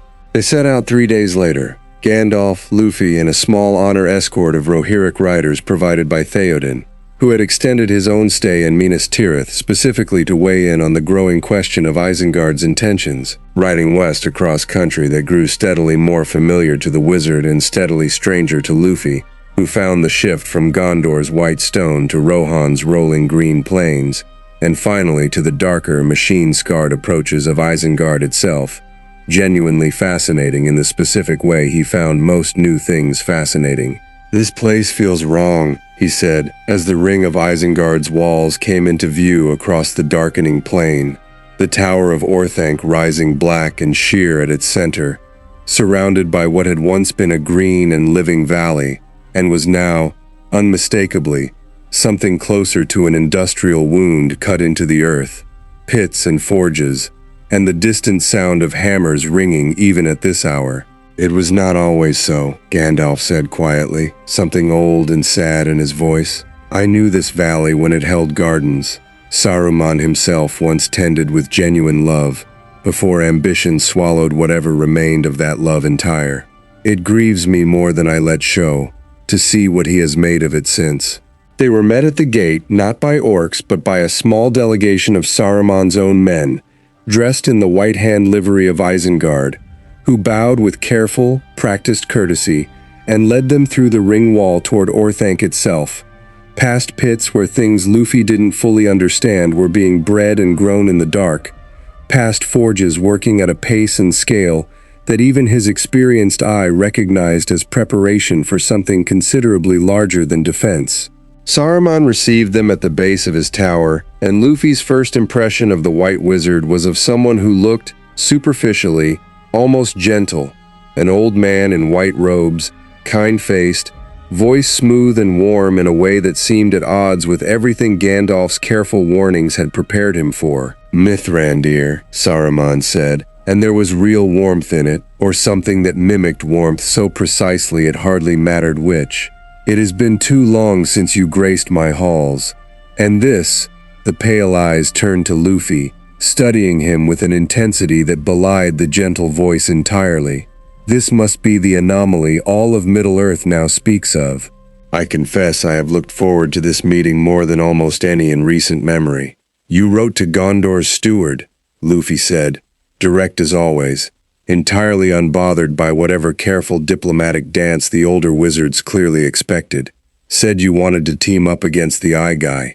That true, or is this actually something else?" Something flickered behind Saruman's pale eyes, surprise perhaps at the bluntness, or something closer to genuine, careful recalculation. "Direct," he said, something almost approving in it, refreshingly so, in an age grown far too fond of careful words that mean nothing at all.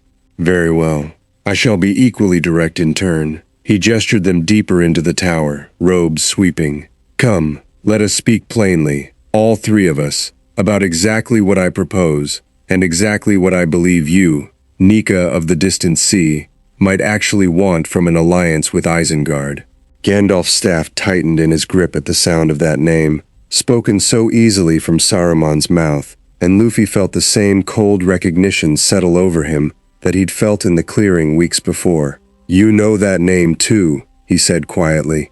Guess that answers one question already. I know a great many things, young Nika, Saruman said, smiling, leading them up into the dark heart of his tower.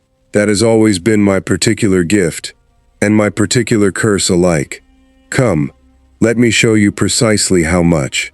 The chamber at the top of Orthanc was smaller than Luffy expected, a round room lined with shelves of books and instruments whose purpose he couldn't begin to guess, and at its center, on a plinth carved from black stone, a smooth, dark orb sat covered by a cloth, radiating a presence that made even his easy confidence prickle with wariness the moment he entered.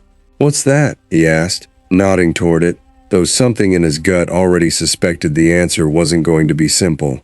A palantir, Saruman said, settling into a high-backed chair with the unhurried comfort of a man in his own domain. One of the seeing stones of old, forged in ages before either of you. A glance toward Gandalf. Walk this world in your current forms.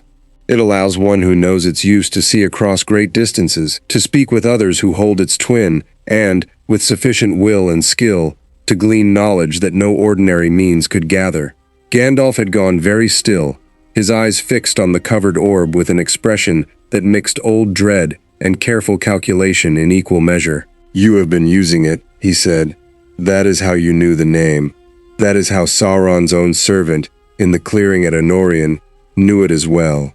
Sauron holds one of its twins, Saruman said, and there was no shame in the admission at all, delivered as flatly as a simple fact. Has for some time now. I will not insult either of your intelligence by pretending otherwise, Mithrandir. You have suspected as much for months, I think, even before this boy's arrival gave the suspicion new urgency. He looked at Luffy directly now, pale eyes sharp and assessing. Through it, I have watched a great deal of what has unfolded these past weeks. The battle at the Pelennor, the confrontation in the clearing. I confess, young Nika, I have rarely in my very long life watched anything quite so fascinating as what you represent. So you and Sauron are talking through that thing, Luffy said, arms crossed now, all trace of casual curiosity gone from his stance. That's what this is. You're not against him, you're working with him. It is considerably more complicated than that binary suggests, Saruman said, unruffled by the accusation. I have my own interests in this war, Nika. Interests that have never fully aligned with Sauron's. However, our paths have occasionally run parallel. What I offer you is not servitude to either of us. It is partnership, a chance to understand your own power more fully than either Gondor's frightened council or Mordor's crude armies could ever offer you, in exchange for a role in shaping how this war concludes, rather than merely reacting to it as Gondor's tool. I'm not anybody's tool, Luffy said flatly. Told the last guy that too. I am aware, Saruman said, something almost patient in it, the tone of a teacher addressing a promising but stubborn student, which is precisely why I do not offer servitude. I offer knowledge. You do not yet understand the full scope of what your presence in this world has already set in motion, do you? The factions now maneuvering, the old alliances straining, the balance of powers that has held, however precariously, for 1,000 years, now shifting because of one boy's arrival. I could show you all of it, every thread, every player, knowledge that even Mithrandir, for all his long years, does not fully possess. Luffy was quiet a moment, and Gandalf watched him with careful, wary attention, clearly uncertain which way this particular pressure might land. You're trying to make this about knowing stuff, Luffy said finally, slowly, working through it out loud in the way he sometimes did when something mattered enough to actually think through properly. Like knowing more is the same as being stronger, or smarter, or whatever. But that's not really what I care about. He looked up, meeting Saruman's pale eyes directly. I don't need to know every thread. I just need to know who I'm fighting for, and who's actually trying to hurt the people I care about. Everything else is just noise. A refreshingly simple philosophy, Saruman said, something cooling behind his voice now, the warmth receding by careful degrees. Though I would caution you, young Nika, that simplicity of philosophy does not always survive contact with the genuine complexity of a war, 3 ages in the making. You may find, before this is over, that the lines you imagine so clearly drawn prove considerably more tangled than you presently believe. Maybe, Luffy said, but that's my problem to figure out, not yours, and I already know one thing pretty clearly. He nodded toward the covered palantir. You're talking to the guy who's been trying to hurt people I've decided I care about. That's enough for me to know you're not actually on my side, whatever you call it. Saruman's expression shifted. Not anger exactly. Something colder and more calculating settling behind the pale eyes. The look of a man recalculating a strategy that had just failed to land as intended. A pity, he said. I had hoped reason might accomplish what force so evidently could not. Very well. He rose from his chair, robes settling around him with a rustle that seemed, suddenly, considerably less warm than a moment before. I will not pretend the offer remains open indefinitely, young Nika, but I would ask you to consider, before you leave my halls, one final thing. He gestured, and the cloth over the palantir stirred, though no hand had touched it. Sauron does not require your consent to study you further, Saruman said quietly. He has already gathered considerably more than you likely credit him for, through means neither of you have yet fully accounted for. I show you this not as threat, but as simple fact, because I suspect, whatever choice you make here today, you will find yourself facing a reckoning with that knowledge sooner than you presently expect. The orb's cloth slipped fully away, and for one brief, vertiginous instant, Luffy found himself looking into something that felt less like an object and more like a doorway, a swirling dark depth that seemed, for just a moment, to hold within it the faint, distant impression of a vast burning eye, and beneath it, unmistakably, the sensation of being looked at, studied, weighed, from a distance that should have made such a thing impossible. He felt it settle into him, not fear, still not quite that, but something adjacent, a cold and unfamiliar awareness of being seen more completely than he liked. Then Gandalf's staff came down hard against the plinth, and the cloth snapped back over the orb, and the sensation broke as suddenly as it had arrived. Enough, Gandalf said, and there was real fury in his voice now, old and controlled but unmistakable. You will not use that thing against him in my presence, Saruman. Whatever games you believe yourself clever enough to play, we are leaving. Saruman's composure returned instantly, smooth as though nothing at all had happened. Of course, he said, I would not dream of overstaying either of your welcome, but do think on what you've seen here today, Mithrandir. His eyes moved to Luffy one final time. And you, young Nika, the offer, however coldly you've received it, remains genuine. Isengard's gates are not so easily closed as Mordor's, should you reconsider. They left without further ceremony, Luffy's jaw tight, something dark and unfamiliar sitting in his chest that he didn't fully have words for yet, and it wasn't until they were well clear of Isengard's ring wall, riding hard back toward the open plains under a sky finally free of that tower's oppressive weight, that he finally spoke. That thing, he said, the rock, it felt like something reached into me for a second, like it grabbed something and pulled, just for a second, before you stopped it. Gandalf's expression was grim, older looking than Luffy had yet seen it. I feared as much, he said quietly. A palantir, wielded with sufficient skill and will, is not merely a window. In the wrong hands, and Sauron's hands are, without question, the wrong ones, it becomes an instrument of intrusion, a way of reaching toward whoever gazes into its opposite twin, and testing the strength of their defenses. He looked at Luffy with real, careful concern. What did you feel, precisely, in that moment? Be honest with me, however small it seems. Luffy considered the question with unusual gravity, working through the memory of that brief, vertiginous contact. Like something was trying to figure out what I actually want, he said slowly. Not trying to hurt me, Not yet, anyway. Just looking. Real close. Like it already knew a bunch, and it was checking the rest against what it already had. That is, I fear, precisely what happened, Gandalf said grimly, and it means Sauron's understanding of you has deepened further still, in ways I cannot fully measure from here.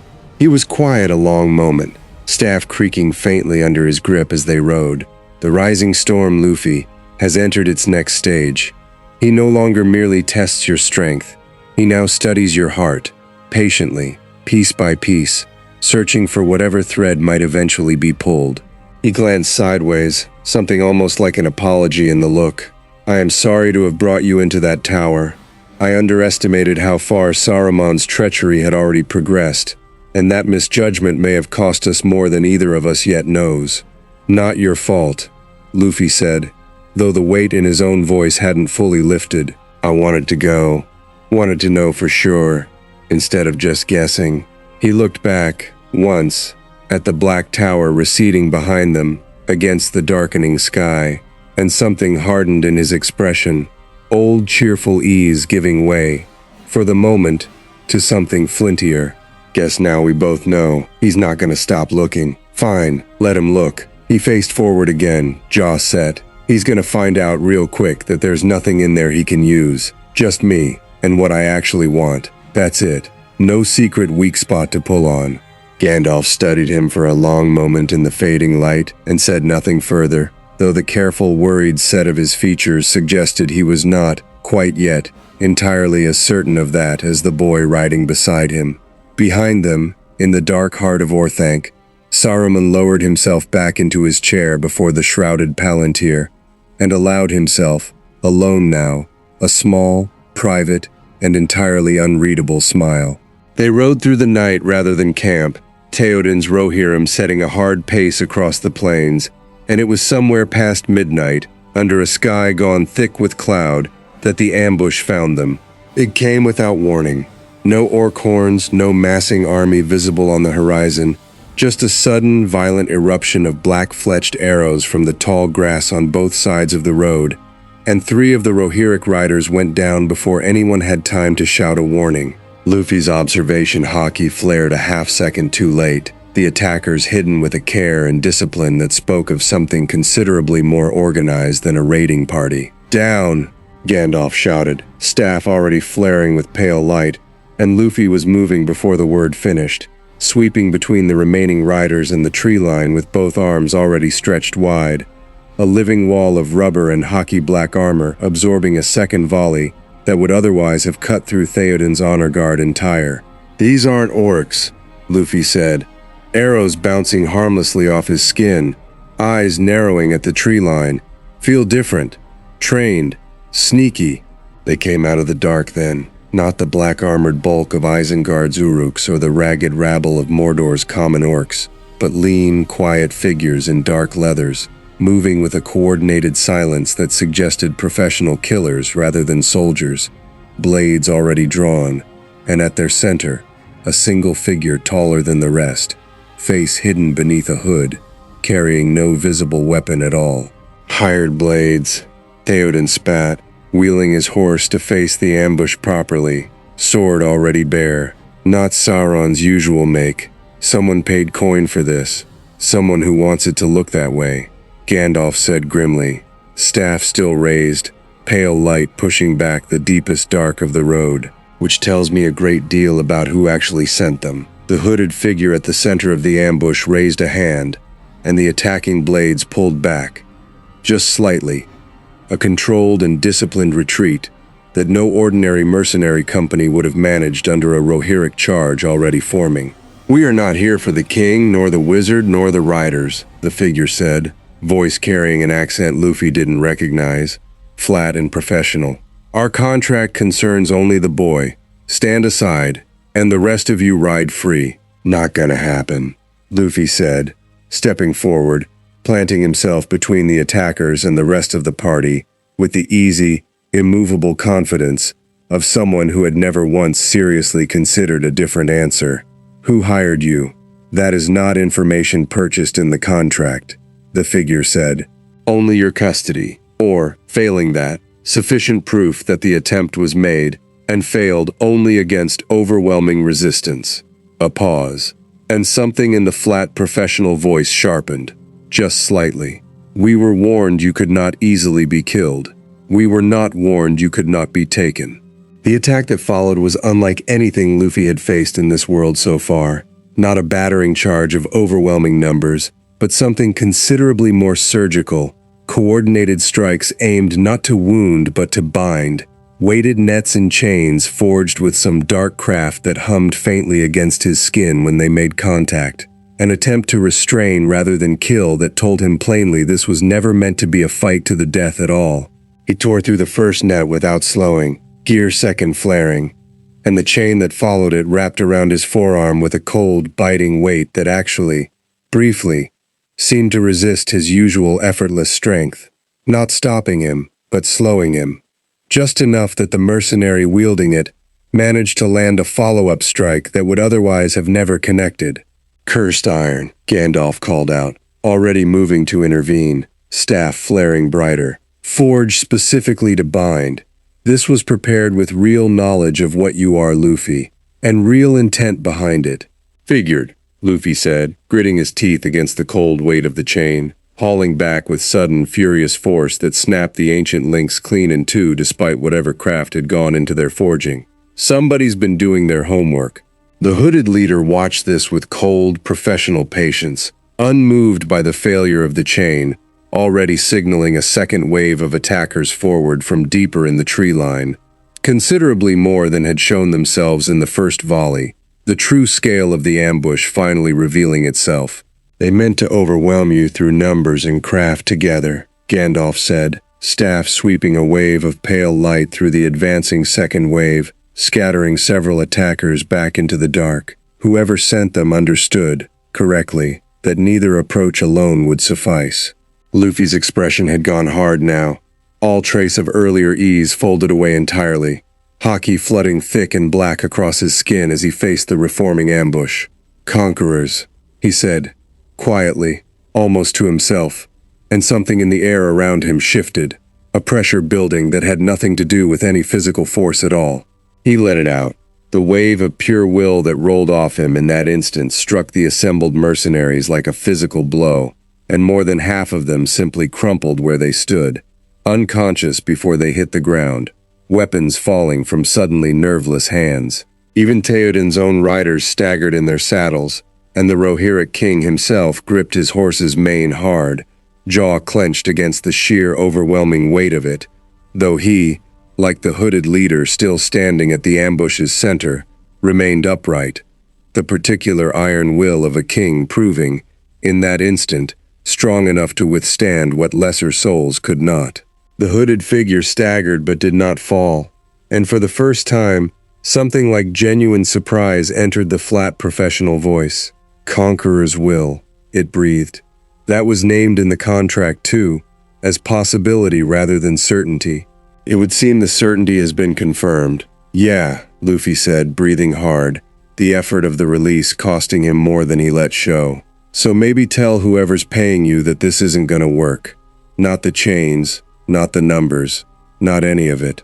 "I intend to tell them precisely that," the figure said, and then, with a speed that belied the calm professionalism of the entire encounter, turned and vanished into the tree line, the remaining conscious mercenaries scattering in every direction behind their leader, the ambush collapsing as suddenly and completely as it had begun. Silence fell over the road, broken only by the ragged breathing of Theoden's surviving riders and the soft groan of the unconscious mercenaries scattered across the grass. "Well," Gandalf said finally, lowering his staff, surveying the wreckage of the ambush with grim, careful attention, "that was no random opportunism. Someone with real resources and real knowledge of your nature arranged this, and arranged it quickly enough to strike within a single day of our departure from Isengard." "Saruman," Theoden said flatly, wheeling his horse back toward the group, sword still bare in his hand. "It must be. Who else knew we rode this road tonight, or knew enough of the boy's power to prepare cursed iron against it?" "Perhaps," Gandalf said slowly, though something in his tone suggested doubt. Or it may be that Sauron's own hand reaches further than we credit, through the Palantir's contact if nothing else. And this was arranged independently, a test run in parallel with whatever design Saruman himself pursues. I do not yet know which, and I confess that uncertainty troubles me more than a clear answer would. Luffy knelt beside one of the unconscious mercenaries, studying the man's face, the quality of his gear, with an unusually focused attention. Whoever it was, he said quietly, they knew a lot. About the chains working on me, about Conqueror's Haki being a real risk, about all of it. That's not just watching a battle from a distance. That's somebody who's been digging real deep, real fast. The Palantir, Gandalf said grimly. It must be. Sauron has had weeks now of contact, direct or otherwise, and Saruman's own study alongside it.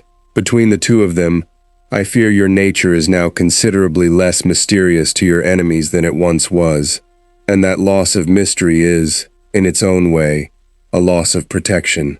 They made camp what remained of the night in a defensible clearing well off the ambushed road, and Luffy sat apart from the others for a long while, staring up at a sky he still didn't fully recognize, turning over the night's events with an unfamiliar weight settling in his chest. Faramir found him there. He'd ridden out from the city that morning with a small escort, meeting the returning party partway on the road, drawn by some instinct he couldn't quite name, to check on his friend's return himself, rather than wait in the city.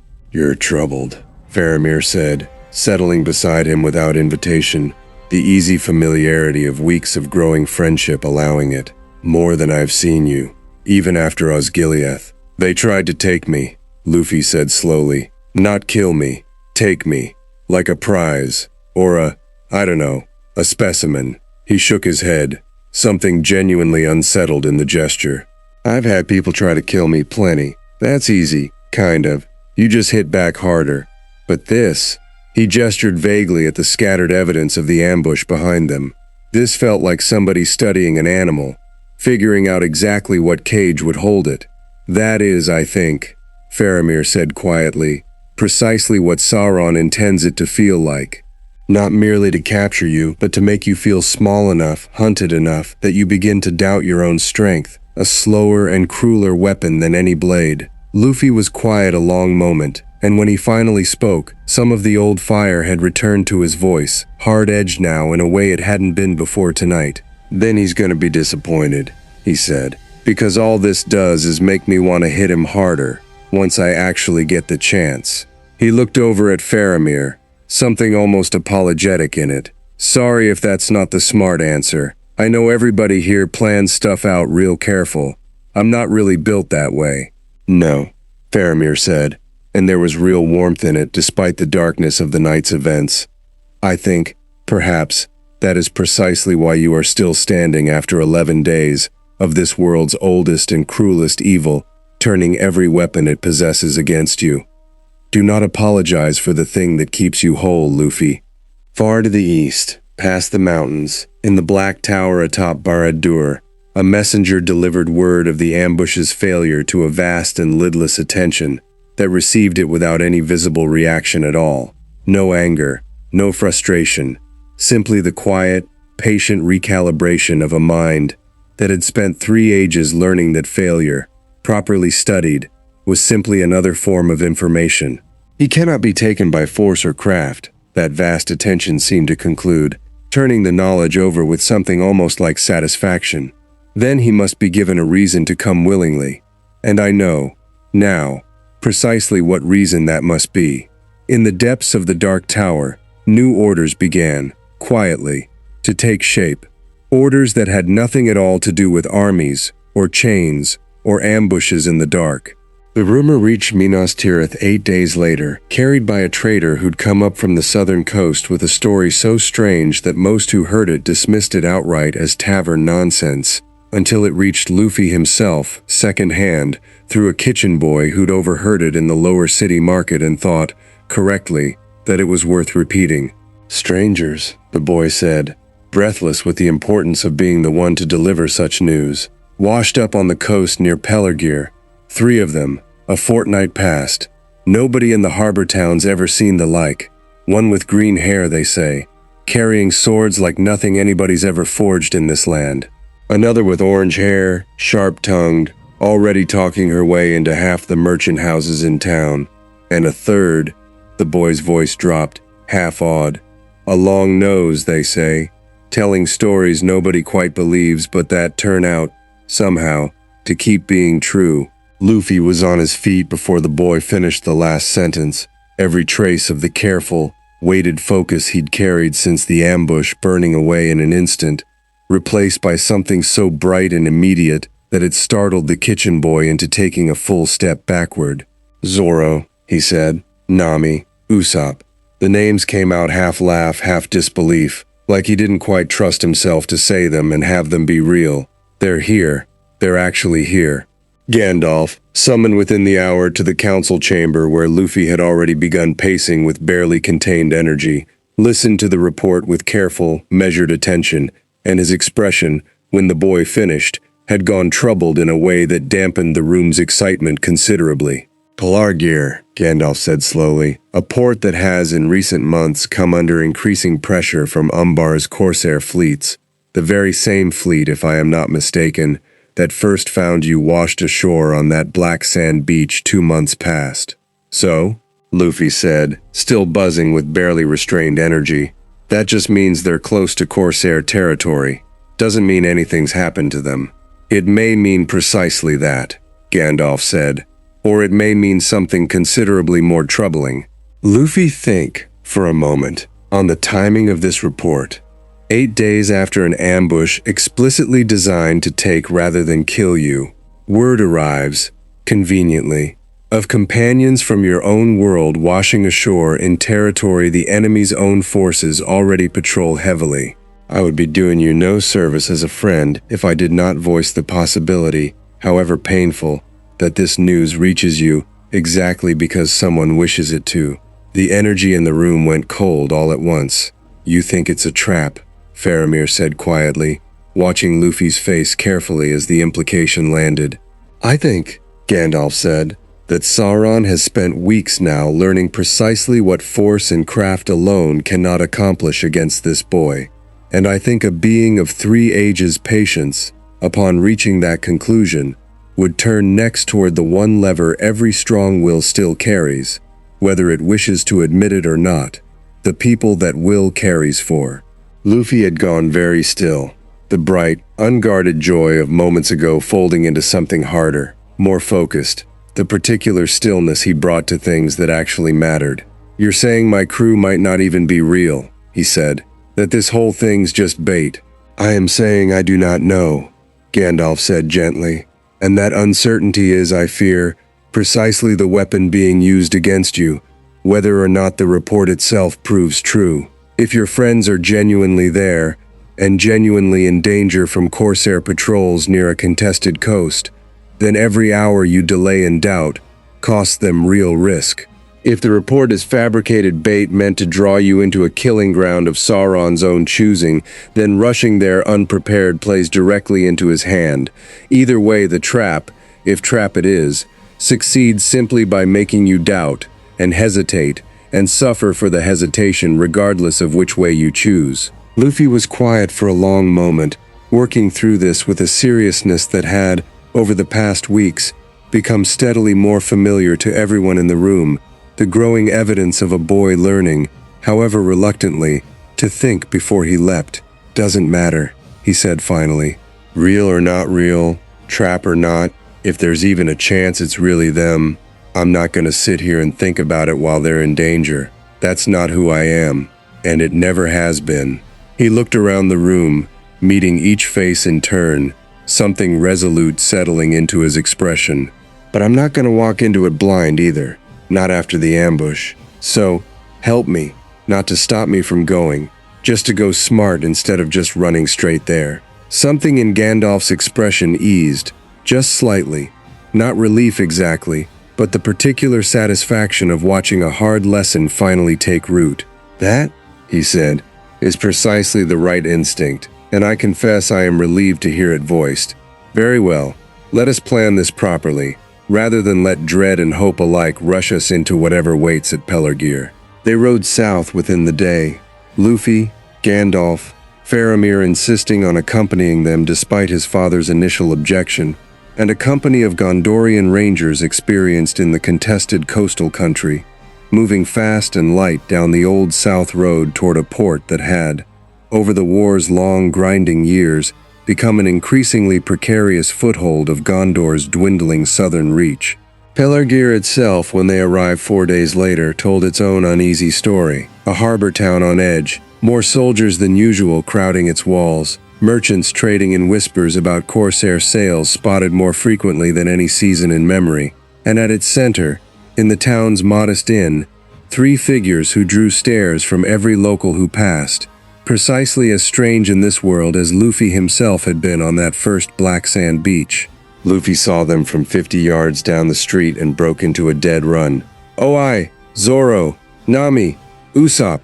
The green-haired swordsman at the inn's outer table looked up first, one hand already dropping to the hilt at his side, out of pure reflex before recognition hit him full in the face, and something that might, on anyone else, have been called relief, flickered briefly across an expression more accustomed to scowling.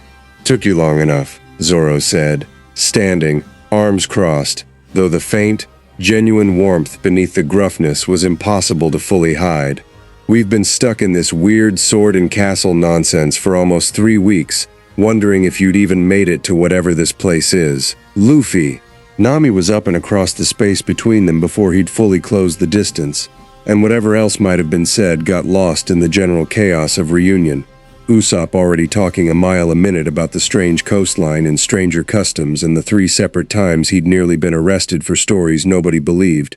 Nami alternating between genuine relief and immediately, characteristically, demanding to know what kind of currency this world used and whether Luffy had thought to secure any actual money before running off to fight, apparently, several armies. Gandalf, hanging back at the edge of the reunion with Faramir, watched the scene with careful, searching attention, not the wariness of a man expecting a trap to spring, but the more considered wariness of someone genuinely trying to determine, through observation alone, whether what he watched was real. "Well," he said quietly, to Faramir, after several minutes of watching, "if this is Sauron's craft, it is considerably more sophisticated than anything he has thus far shown himself capable of. I have spent 3,000 years learning to spot the seams in illusion and deceit, and I confess I find none here. Whatever else is true, I do not believe these 3 are constructs." "Then they're real," Faramir said, "and the trap, if it exists at all, lies elsewhere." "Perhaps," Gandalf said slowly, still watching, something in his old, careful eyes not quite settling despite his own assessment. "Or perhaps the trap was never about whether they are real at all, and I have simply been asking the wrong question entirely." He didn't get the chance to voice what the right question might be, because that was the moment the harbor bell began, suddenly and violently, to ring.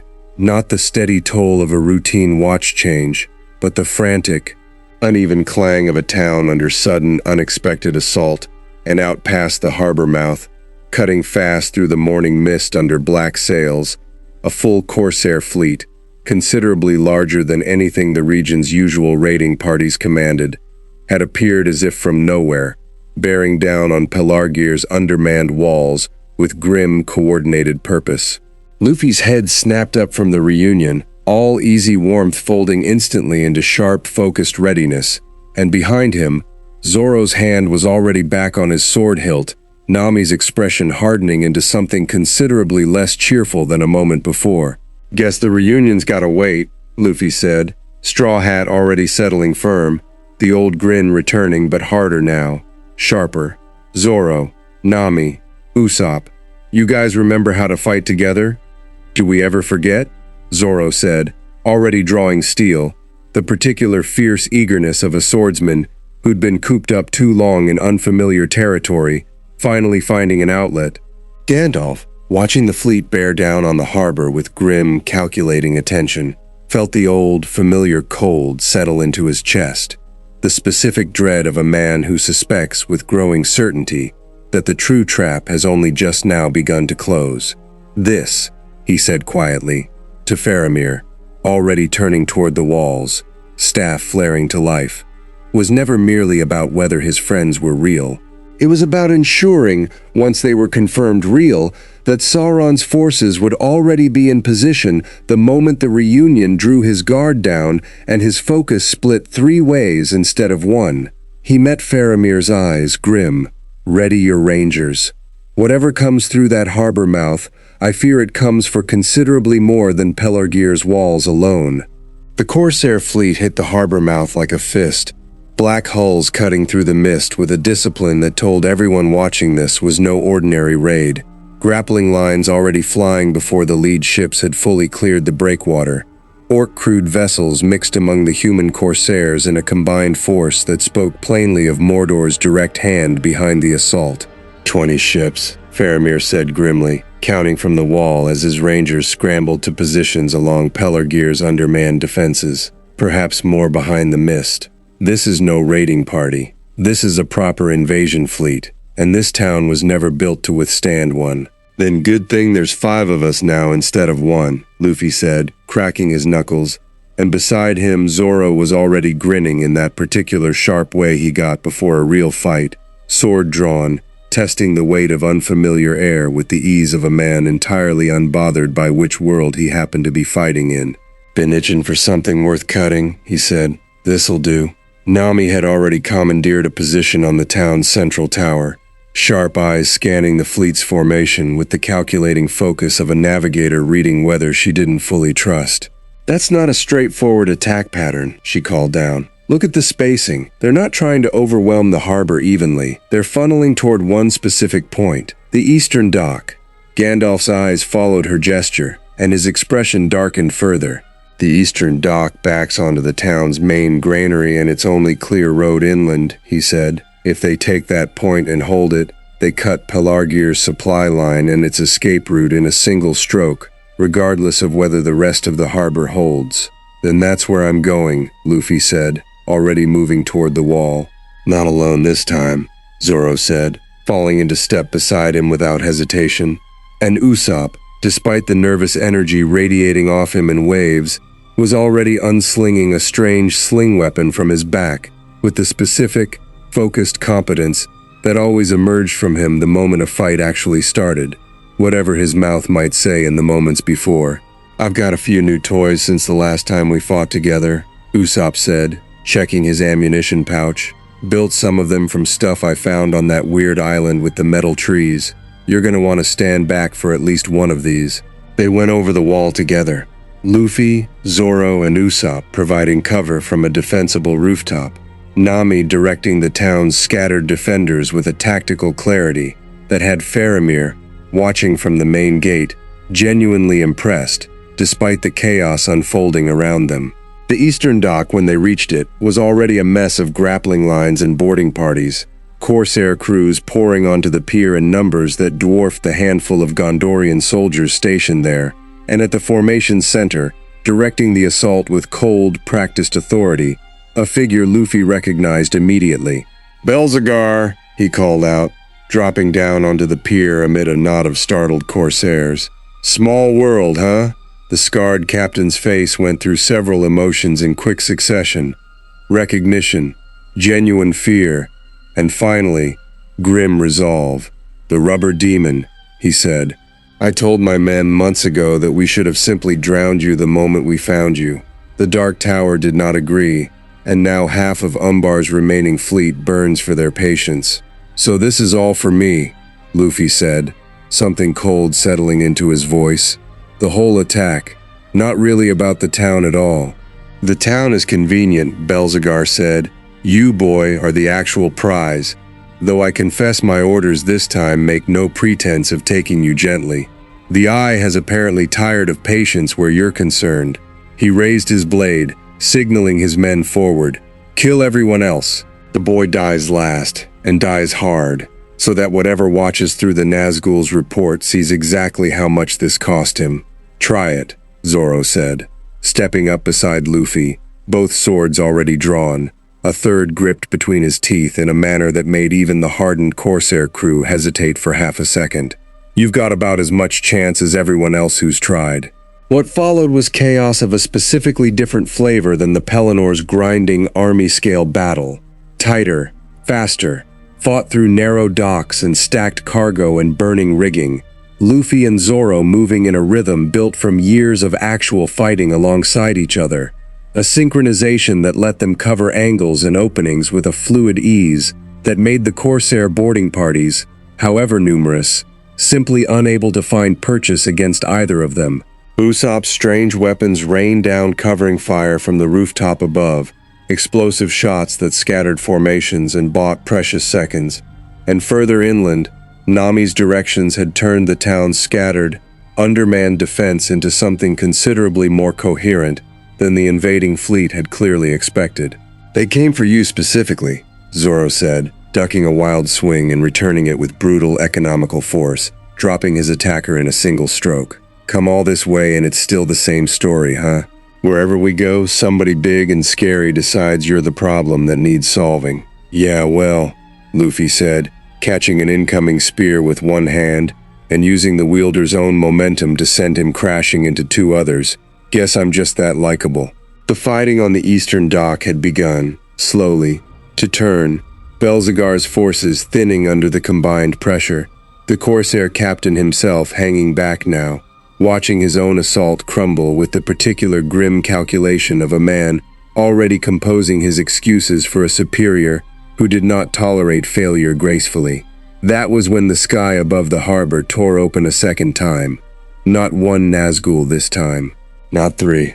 All 9 descending as one coordinated formation directly over the eastern dock, and this time they did not come to test or threaten. The Witch-king himself led the descent, blade already burning with cold unlight, and behind the 9, visible now through the thinning mist, something else entirely, a shape vast enough that even Luffy's battle-focused attention snapped toward it immediately.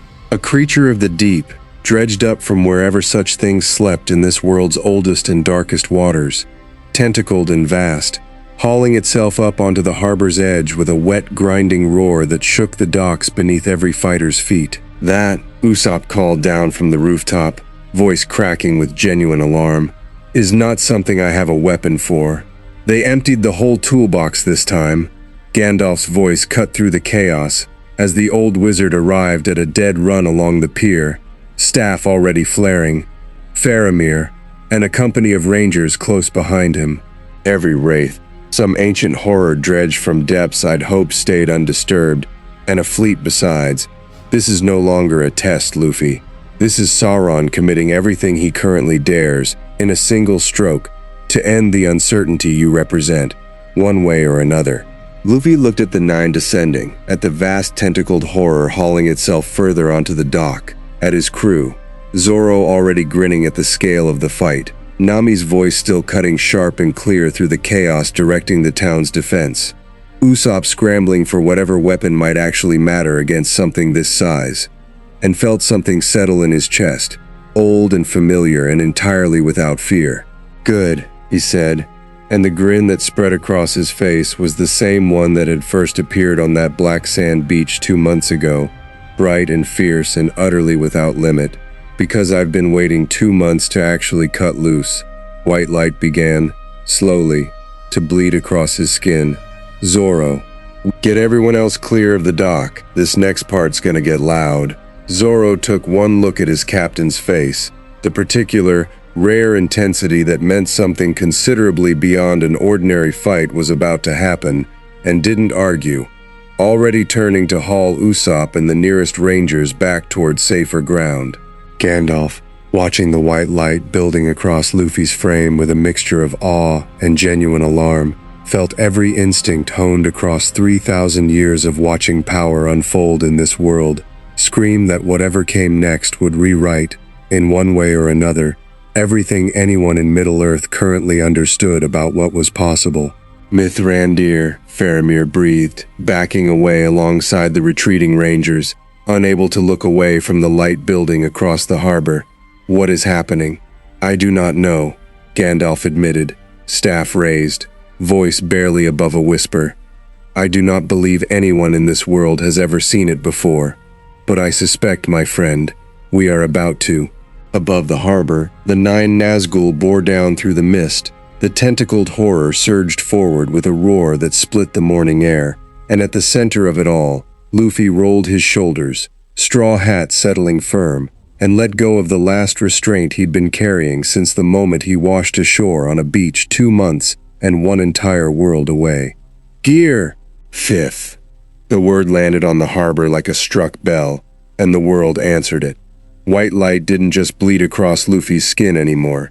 It detonated outward in a soundless pulse that rolled across Pelargir's harbor and kept rolling, past the breakwater, out over the black-sailed fleet. A wave of pure, giddy, impossible freedom, made briefly, terribly visible. His hair bleached white to the roots. His eyes went the same stark white, rimmed black, and the straw hat on his back caught the light and held it, a faint golden nimbus tracing its brim like sunrise refusing to end. For 1 full second, every living thing on that dock, corsair and ranger, wraith and ancient sea horror alike, simply stopped. Zoro, hauling Usopp back by the collar, felt the grin split his own face without meaning to allow it. There it is, he muttered, and didn't look away even as he retreated. Gandalf, staff still raised, felt something in his own ancient understanding of power quietly, permanently rearrange itself. He had stood in rooms with Balrogs. He had matched wills with Sauron himself, once, across the width of a palantir, and not flinched. What he felt now was not a threat in that same register at all. It was closer, he thought distantly, to standing at the edge of the sea on the first morning of the world, watching something get made that had never needed his permission to exist. Mithrandir, Faramir said, voice hushed. What is that? I believe, Gandalf said slowly, that it may simply be joy, given form, given teeth. The tentacled horror surged first, driven by animal instinct rather than any strategy, a limb the size of a siege tower, crashing down toward the dock where Luffy stood. He caught it on one open palm, not braced, not straining, just caught, the way a man might catch a tossed apple, and the entire limb bounced backward with a rubbery, cartoonish recoil that sent seawater exploding 30 feet into the air, and the creature itself skidding back across the harbor floor with a bellow of pure confusion. Gomu Gomu no. Luffy's voice carried strange now, layered with something that sounded, impossibly, like distant, delighted laughter that wasn't quite his own. Kongun! His fist didn't grow the way it once had under Gearforth's older, cruder power. It simply arrived, already enormous, already in motion, a white-gold blur that took the sea creature full in its tentacled mass and threw it, not across the harbor, but clean over the breakwater entire, out into open water where it vanished beneath the waves in a spray that briefly blotted out the sun. The 9, descending as one, adjusted mid-flight, the Witch-king's cold voice cutting through the chaos in a command none of the others hesitated to obey. Scatter, encircle, strike from every angle, where a single focused blow had already failed twice before. It was, by any honest measure, a considerably smarter approach than anything they'd tried on the open sea 2 months prior. It did not matter. Luffy moved like the fight had stopped being a fight at all and become, instead, a kind of dance he already knew every step of, bending and stretching and rebounding through the 9's coordinated strikes, with an ease that had nothing left in it of effort, catching one wraith's blade between 2 rubber fingers and simply bending it into a useless curl of metal, sending another tumbling end over end, with a flick of one stretched leg that barely seemed to cost him any attention at all. He's not even trying, Zoro said from the rooftop, watching with an expression somewhere between professional appreciation and genuine old friend pride. That's just what he actually is, when nothing's holding him back. The Witch-king came at him directly this time, blade burning colder and darker than it had at sea, driven by something that had stopped being tactical calculation and become, plainly, a desperate need to prove the earlier failure had been circumstance rather than category. Luffy caught the blade between 2 fingers, the same easy, absent gesture he'd used on the lesser wraith a moment before, and this time didn't merely shatter it. He looked at the Witch-king, really looked. white eyes meeting the empty dark beneath that ancient hood, and grinned, wide and bright and entirely without cruelty in it. The grin of a boy who had simply, finally, stopped holding back. "You were the toughest guy I fought here," he said, almost gently. "Figured you deserved to see the real me before this was over." He didn't throw a punch. He didn't need to. A single, casual snap of Conqueror's Haki rolled off him at full, unrestrained strength. No longer the careful, contained release he'd used on the road ambush weeks before, and the Witch-king of Angmar, greatest of the nine, terror of 3 ages, a being who had not known true fear in longer than the mortal world could properly measure, felt something break, deep and old and fundamental, a will that had never once bent finding itself, for one unbearable instant, entirely and completely overmatched. The fell beast screamed and bolted skyward without any command from its rider at all, carrying the Witch-king away in a retreat that was, this time, no strategy whatsoever.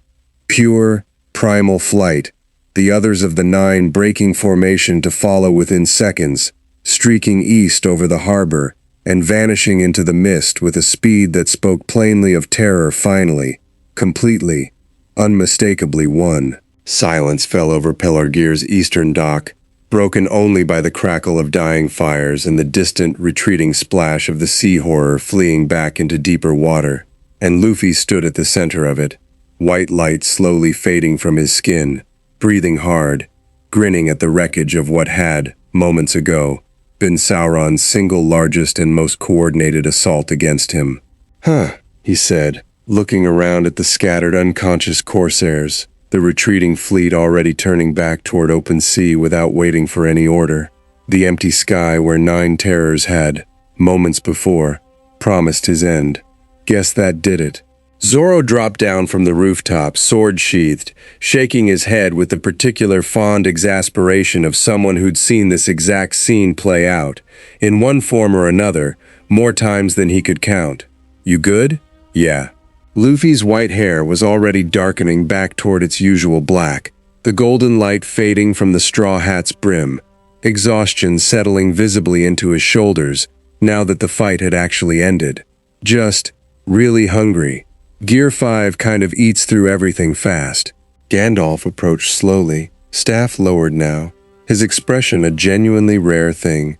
The old wizard, for once, entirely at a loss for measured words.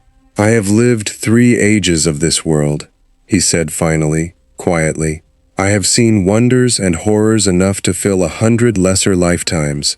I do not believe I have ever, in all that span, watched something quite like what I just witnessed. That's just me at full power," Luffy said, shrugging, though the exhaustion in the gesture undercut some of its casualness. "Doesn't last super long, though.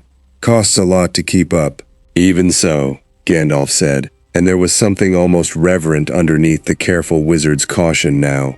"I suspect that whatever remained of Sauron's confident understanding of you has just been shattered as thoroughly as the Witch-king's blade once was. He sent everything he currently dared commit, in a single coordinated stroke meant to end this uncertainty forever." He looked out over the harbor, at the retreating fleet, the empty sky. "Instead, I believe he has simply learned, at greater cost than any prior lesson, precisely how much further your ceiling extends beyond anything he had previously dared imagine." Faramir arrived at a run, along with the surviving rangers, relief and awe warring plainly across his face as he took in the scene. "The town holds," he reported, slightly breathless. "Casualties, but the walls stand, the granaries untouched, and the fleet's in full retreat. I've never seen a corsair force break that completely, that fast." "Good," Luffy said, and then, immediately, with rather less gravity than the moment perhaps called for, "Is there food in this town? Like, a lot of food?" Nami arrived a moment later, having descended from her tower post, and took one look at the exhausted, white-haired, fading to black boy standing amid the wreckage of a battle that had, apparently, involved the entire assembled might of Mordor's local forces, and simply sighed with the long-suffering fondness of someone who had clearly had this exact reaction many, many times before. 2 months in a new world, she said, and you're already fighting armies of undead knights and sea monsters." She shook her head, though the relief in her eyes was unmistakable. "Some things never change." "Nah," Luffy agreed cheerfully, already turning toward the town proper, stomach growling audibly. "Come on, you guys gotta be starving too. And I want to hear everything. How'd you guys even get here? Is Sanji around somewhere? Is the whole crew scattered across this world? Or just you three?" He kept talking, already walking, already pulling his reunited crew back into the easy, familiar rhythm of a boy who had, for 2 months, been carrying the weight of an unfamiliar war largely alone. And Gandalf, watching them go, allowed himself, for the first time since Osgiliath, something close to genuine hope. Far to the east, in the black tower atop Barad-dûr, the vast and lidless eye received the full report of Pelargir's defeat in total, absolute silence, the Nine routed in terror, the ancient sea horror driven off, an entire coordinated fleet broken in less time than it had taken to assemble it. For the first time in 3 ages, something that might, in a lesser being, have been called doubt, stirred at the edges of that vast and patient attention. Force has failed twice now. At every scale I have dared commit it, the thought moved, cold and slow, through the dark halls beneath the mountain.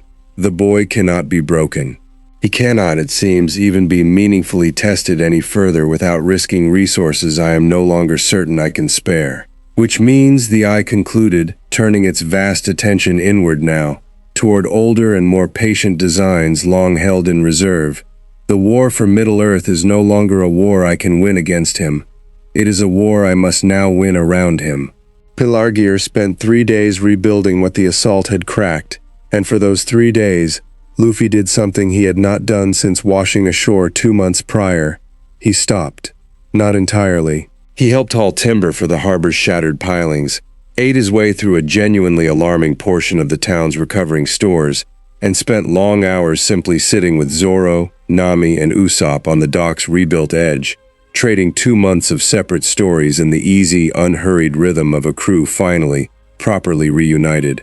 But the restless, forward-leaning energy that had carried him from beach to council to battlefield without pause finally, visibly, eased. Not gone, but quieted, the way a held breath finally released. "So it's really just been you," Nami said, on the second evening, watching him with the particular sharp attention she reserved for moments she suspected he was underselling something. "This whole time, fighting armies and wraith things alone, while we were stuck arguing with harbor merchants about what our money's even worth here." "Wasn't alone the whole time," Luffy said, though something in the admission carried more weight than his usual easy tone. "Had Gandalf, had Faramir, and the Prince guy, and Denethor came around eventually too." He picked at a piece of bread, uncharacteristically slow about eating it. "But yeah, kind of alone mostly. Nice having you guys here now." Zoro, sharpening a blade with the unhurried focus he brought to most quiet moments, didn't look up. "You did fine without us. Better than fine, from what I saw on that dock." A pause, the whetstone's rhythm steady. "But you don't gotta keep doing it that way, if you don't want to." Luffy didn't answer right away, and Gandalf, approaching along the dock in time to catch the tail end of the exchange, felt no need to intrude on it. Some conversations, even between old friends, needed room the wizard understood well enough to grant. He found Luffy alone an hour later, near the harbor's edge, staring east across dark water toward a horizon that held, invisible from here but never fully absent from the boy's thoughts, a black tower, and the vast, patient thing that watched from its top. "You're thinking about him," Gandalf said, settling nearby, staff planted in the sand. "Yeah."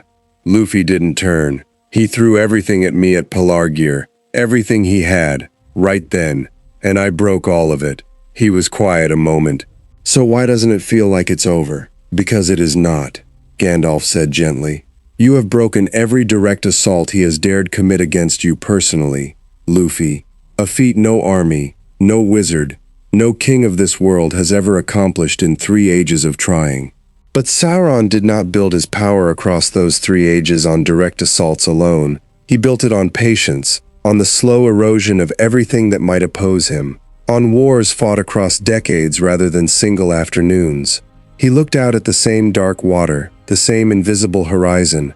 I suspect, having failed twice now to break you through force, he has already begun turning his full and terrible patience toward a different question entirely.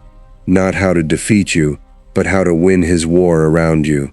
Luffy's jaw tightened. Meaning what? Meaning, Gandalf said, that somewhere in this world right now, a ring of terrible power moves toward a reckoning that has nothing directly to do with you at all. A ring that, should it return to Sauron's hand, would render every victory you have won here entirely moot, because his strength would no longer depend on armies you can break or wraiths you can rout. It would become, once more, absolute. He turned to face Luffy fully. I have said little of this to you before now, because I did not wish to burden you further while you were already carrying so much of this war alone. But I think, perhaps, it is time you understood the whole shape of what we actually face.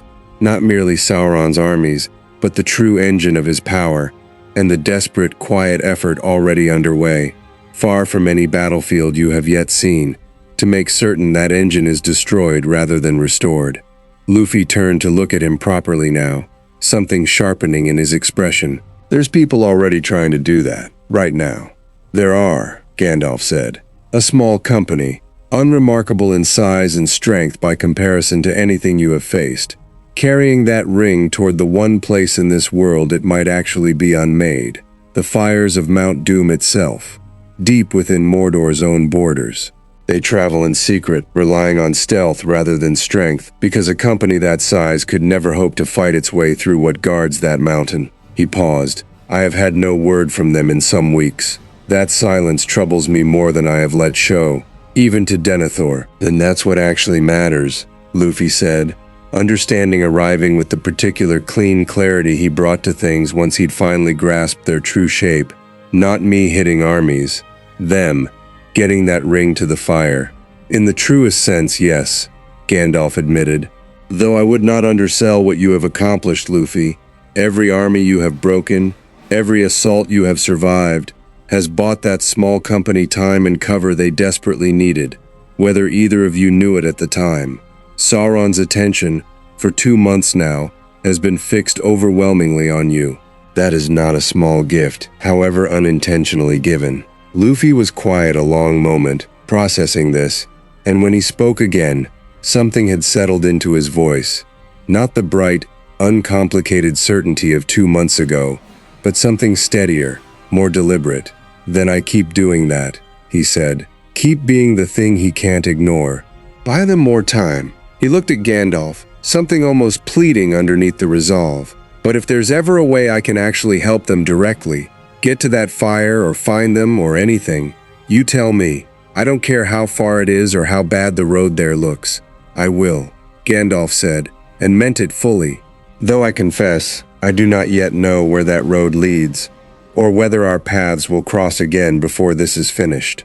They were interrupted by the sound of hurried footsteps along the dock. Faramir, moving fast, expression tight with the particular urgency of a man carrying news that couldn't wait for morning. Riders, he said, breathless. From the north, Rohan's borders, Theoden's own scouts report movement out of Isengard. Full strength, Saruman marches, and not toward Gondor. He paused, and the next words landed heavy. Toward the Hornburg, toward Helm's Deep. He means to crush Rohan, while its king's attention and its riders remain divided between two fronts. Gandalf was on his feet instantly, old weariness burning away in an instant of sharp, focused alarm. Then Saruman has made his true intentions plain at last, he said grimly. Not alliance with either side, but a bid for his own conquest while both Gondor and Mordor remain occupied with each other. And with you. He turned to Luffy, and something urgent had entered his voice. This is precisely the kind of front you cannot simply hit your way through alone, Luffy. Not because your strength fails, but because Rohan's people need more than a single overwhelming blow. They need time, and a wall that holds, and soldiers willing to stand it with them. Then let's go stand it with them, Luffy said, already moving, already calling out toward the inn where his crew had settled for the night. Zoro, Nami, Usopp, new fight, bigger one this time. Zoro's head appeared at the inn's window almost immediately, already grinning at the prospect. About time. This one's not really about hitting the biggest thing in the room, Luffy called up to him, some of the old easy joy returning to his voice despite the gravity of the news. It's about a wall that's got a hold. You good with that kind of fight? I'm good with any kind of fight, Zoro said, already reaching for his swords, long as it's next to you. Gandalf, watching the crew assemble with a speed and easy competence that spoke of long years fighting together across 100 different battles, felt the weight of the coming siege settle into his chest alongside a new and cautious thread of hope, because whatever else Sauron's patient new strategy might yet unfold, the wall at Helm's Deep would not, this time, stand alone. "Then let us ride," he said, staff already turning toward the north road, "and pray we reach it before Saruman's full strength does." They rode hard for 4 days, cutting north through Rohan's open country at a pace that pushed even the Rohirric horses to their limit, and it was on the 4th evening, cresting the last low ridge before the Deeping Combe, that they saw it. Isengard's full strength spread across the valley floor like a black tide given purpose. 10,000 Uruk-hai marching in disciplined ranks toward a fortress that, by any honest military reckoning, had no realistic hope of holding against numbers like that. "They've beaten us here," Faramir said grimly, counting the fires already lit across the valley, the siege engines already being wheeled into position. "Theoden's people are already inside the walls, but I count perhaps 300 fighting men against that. Then we make it 305, Luffy said, and something in the flat, focused certainty of it made even Gandalf's grim expression ease slightly. They reached the Hornburg's gates as the last light was fading, and Theoden himself met them in the courtyard, older looking than he had been in Minas Tirith, the weight of a losing defense already settling into his weathered face, though something in his eyes sharpened considerably at the sight of who'd arrived. "You came," the king said, something almost disbelieving in it. "I sent word only as a formality, boy. I did not truly believe you could reach us before the walls fell." "Said I'd help if I could," Luffy said, dropping his pack near the gate, already scanning the fortress's defenses, with the particular focused attention he brought to anything that actually mattered. "So, what are we working with?" Theoden's captain, a grizzled man named Gamling who'd fought this exact ground before, laid it out with the grim efficiency of a soldier who'd stopped expecting good news some hours ago. "The Deeping Wall holds the valley approach, our strongest point, but Saruman's engineers have brought something new. Blasting fire, they call it. Powder that burns hotter and faster than any pitch we've faced. If they breach the wall's culvert with it, the whole line collapses at once." He gestured toward the causeway leading to the main gate, "and the gate itself will not hold against a ram, not against numbers like these, not indefinitely." "2 weak points then," Zoro said, already testing the weight of his swords in the fortress's flickering torchlight. "Wall and gate, and a valley full of Uruk-hai in between," Usopp added, though there was less nervousness in it than his tone usually carried before a real fight. 3 weeks in this world had apparently taught even him to trust the particular chaos his crew specialized in. "Then that's the plan," Luffy said. "Zoro, you and me take the wall. Anything that gets close to that culvert, it doesn't get there. Usopp, you're on the gate with the Rangers. Use everything you've got to thin them before they reach the ram. Nami, I'll handle logistics and keep the wounded organized," Nami said, already moving toward the fortress's inner keep. "Somebody's got to keep this place functioning while you 3 go be reckless." Gandalf, watching the crew organize itself with a speed and easy competence that spoke of long practice, turned to Theoden. "I will ride out at dawn, if the wall holds that long," he said quietly. "There is a force I can summon that may yet turn this battle decisively, but it requires time I did not expect to have, and a wall that does not break before I return." "Then we hold it," Theoden said, some of the old iron returning to his weathered face, bolstered visibly by the sight of allies he had not truly believed would arrive in time. "However we must." The assault began at midnight, 10,000 Uruk-hai advancing across the Deeping Combe under cover of driving rain, and the sound of it, the massed tramp of disciplined boots, the harsh war cries rising as one voice, The first volleys of arrows arcing black against a lightning-torn sky settled over the fortress like a physical weight, even before the first blade crossed the first wall.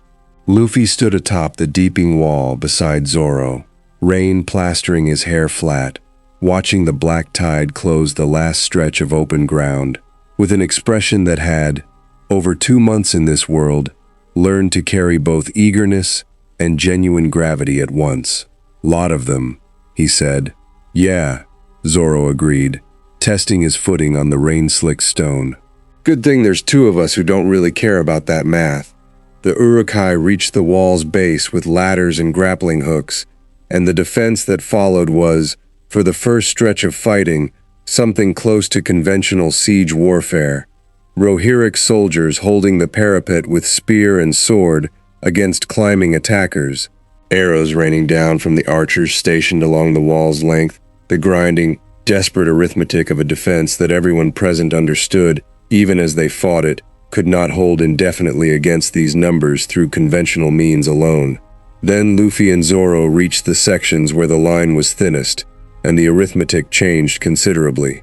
Luffy's stretched arms swept whole ladders backward off the wall before their climbers reached the top, sending Uruk-hai tumbling back into the packed ranks below in cascading chaos, while Zoro carved through anything that made it over the parapet with an economical, brutal efficiency that left no wasted motion at all, the 2 of them covering a stretch of wall that would ordinarily have required 50 defenders to hold.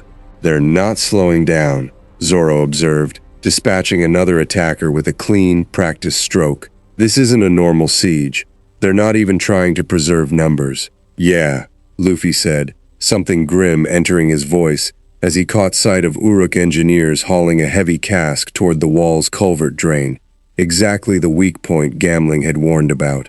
"They're just trying to get that thing planted." He was moving before the thought finished, dropping off the wall's outer face in a controlled fall that would have shattered ordinary bones, landing directly in the path of the engineering party with enough force to crater the muddy ground beneath him. "Not today," he said, and the engineers barely had time to register the words before he was among them, the cask of blasting powder torn from their grip and hurled, with deliberate controlled force, up and over the fortress wall entirely, detonating harmlessly in open air, far above the battle, rather than at the culvert's vulnerable base. But there were more casks, more engineering parties, pressing forward from 3 separate points along the wall's length now, and Luffy, however fast, however strong, remained one person, and the mathematics of covering an entire wall's worth of vulnerable points began, slowly, to strain even against his considerable speed. "Zoro, gates holding, but the ram's about to break through. Usopp needs backup." Nami's voice cut through the chaos, relayed from a runner sent up from the inner keep, and Zoro peeled off from the wall without hesitation, trusting Luffy to hold the remaining ground alone. That trust proved, for one long and genuinely dangerous stretch, almost misplaced. A second cask reached the culvert while Luffy was still dealing with the first breach, and this one detonated, not with the world-ending force the Uruk engineers had hoped, but with enough force to crack the ancient stonework at the wall's weakest seam, a section of the deeping wall collapsing inward in a shower of rubble and screaming defenders. Luffy was there within seconds, but seconds, against a breach that size, meant Uruk-hai already pouring through the gap in numbers the collapsed section's defenders couldn't hope to stem alone.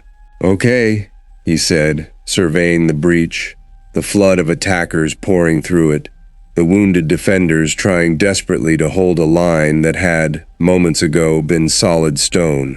Something in his expression hardened. The last traces of restraint he'd been carrying through most of the fight, finally, deliberately, set aside. "Guess I gotta plug this myself then."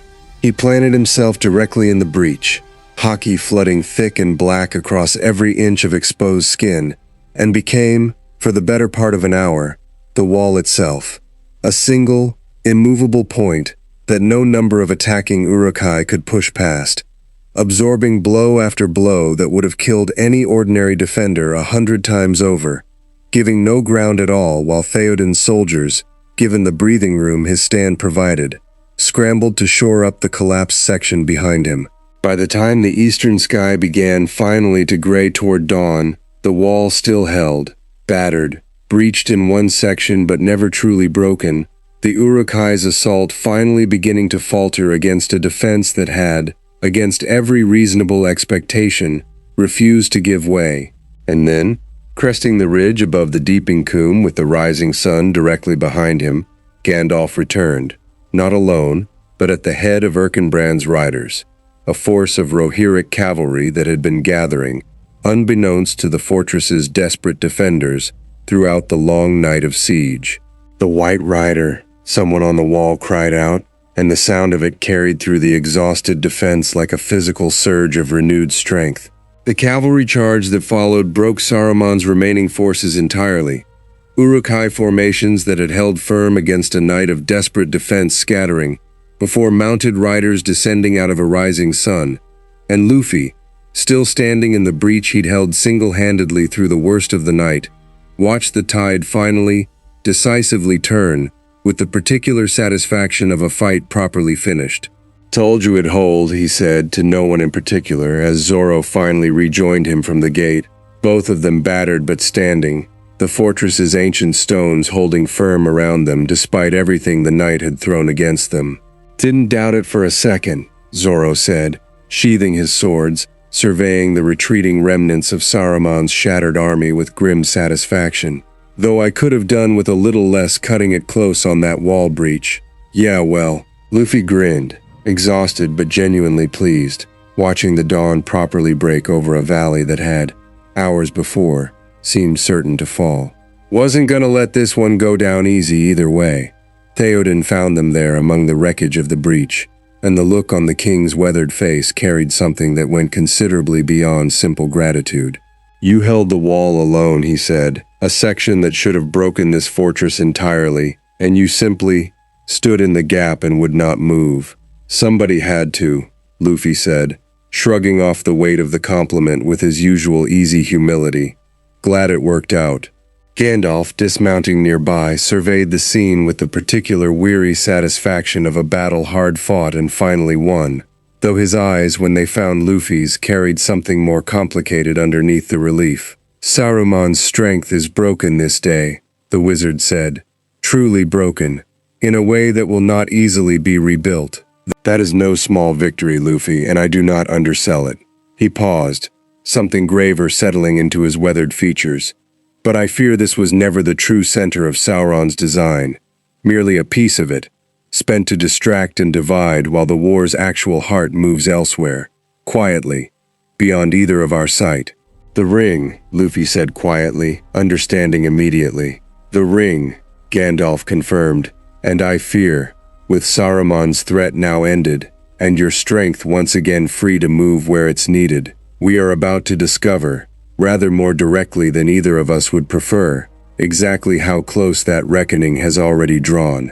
Behind them, across the battered but unbroken walls of the Hornburg, the sun rose fully over a Rohan that had, against every dire prediction, survived its darkest night, and far to the east, in the black tower atop Barad-dûr, the eye of Sauron turned its vast and patient attention away from a distraction now thoroughly spent, and fixed itself, with renewed and terrible urgency, on the one true thread that still, despite everything, remained entirely his own to pull.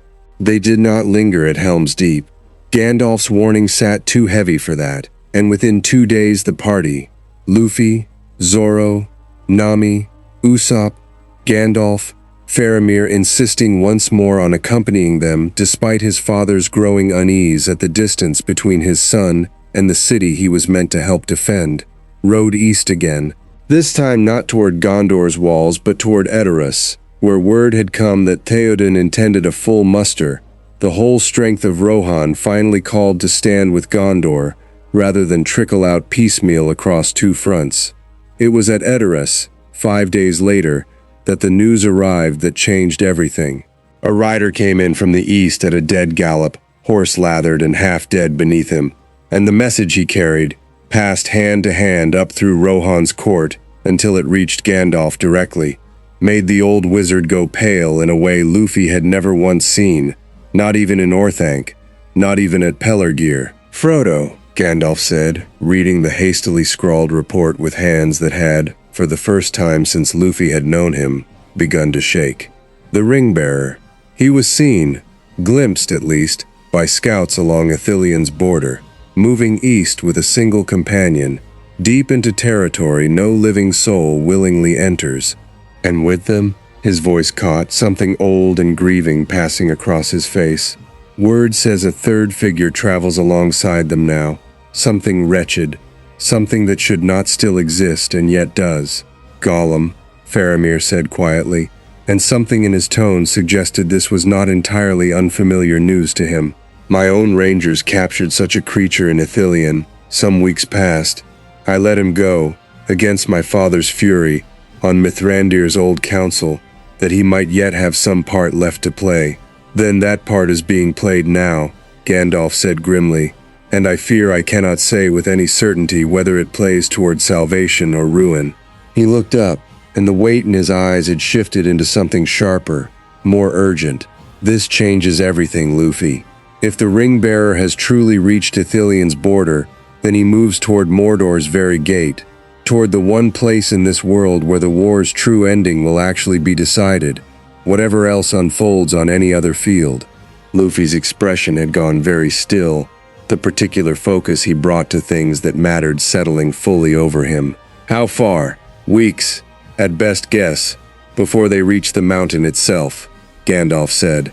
If they survive that long, if the road does not break them first, or worse.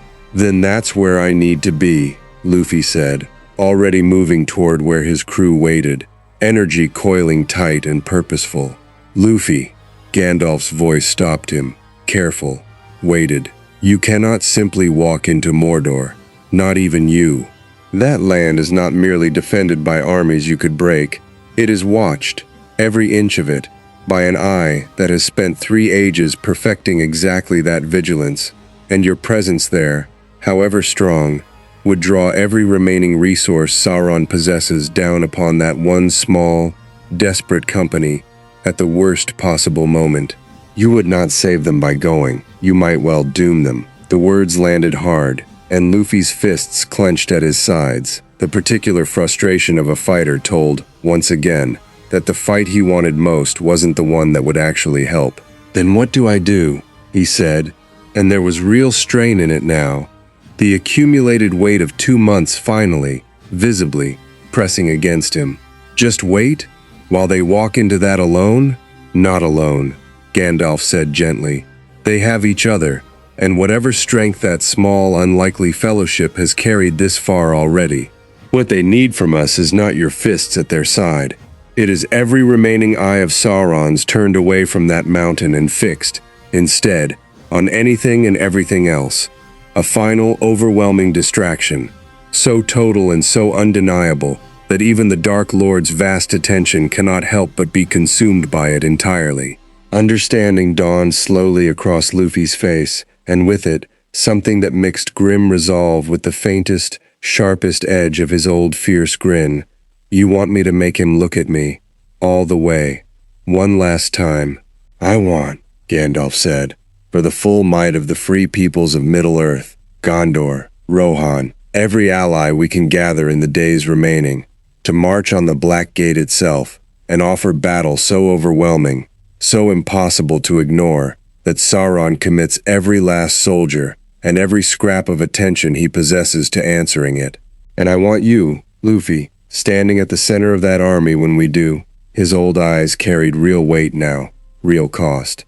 It is, I confess, very likely a battle that army alone cannot win. We would march in truth, not to conquer Mordor's gate, but to buy Frodo the days he needs, whatever the cost to those who make that offer. Zoro, listening from a few paces off, let out a low whistle. A suicide charge to buy time for somebody else's mission. He looked at Luffy, something knowing in his expression. You're gonna say yes before he even finishes explaining it, aren't you? Course I am, Luffy said, and the old grin was back now, sharp and total. The fight he'd been waiting for finally, terribly, arriving. Somebody's carrying that thing into the worst place in this whole world, walking the whole way on their own 2 feet. No crazy powers, No Gear 5, nothing but guts. Least I can do is make sure the biggest, meanest thing in this world is too busy looking at me to notice him." Gandalf studied him for a long moment, something between grief and profound respect moving across his weathered features. "You understand," he said carefully, "that this may well be the hardest fight you have yet faced in this world. Not because Sauron sends more than he has before, though he may well do precisely that, but because this time the goal is not victory. It is survival and distraction for as long as humanly, or however your own nature measures such things, possible. There will be no clean break, no moment where the enemy simply flees in terror and the fight is done.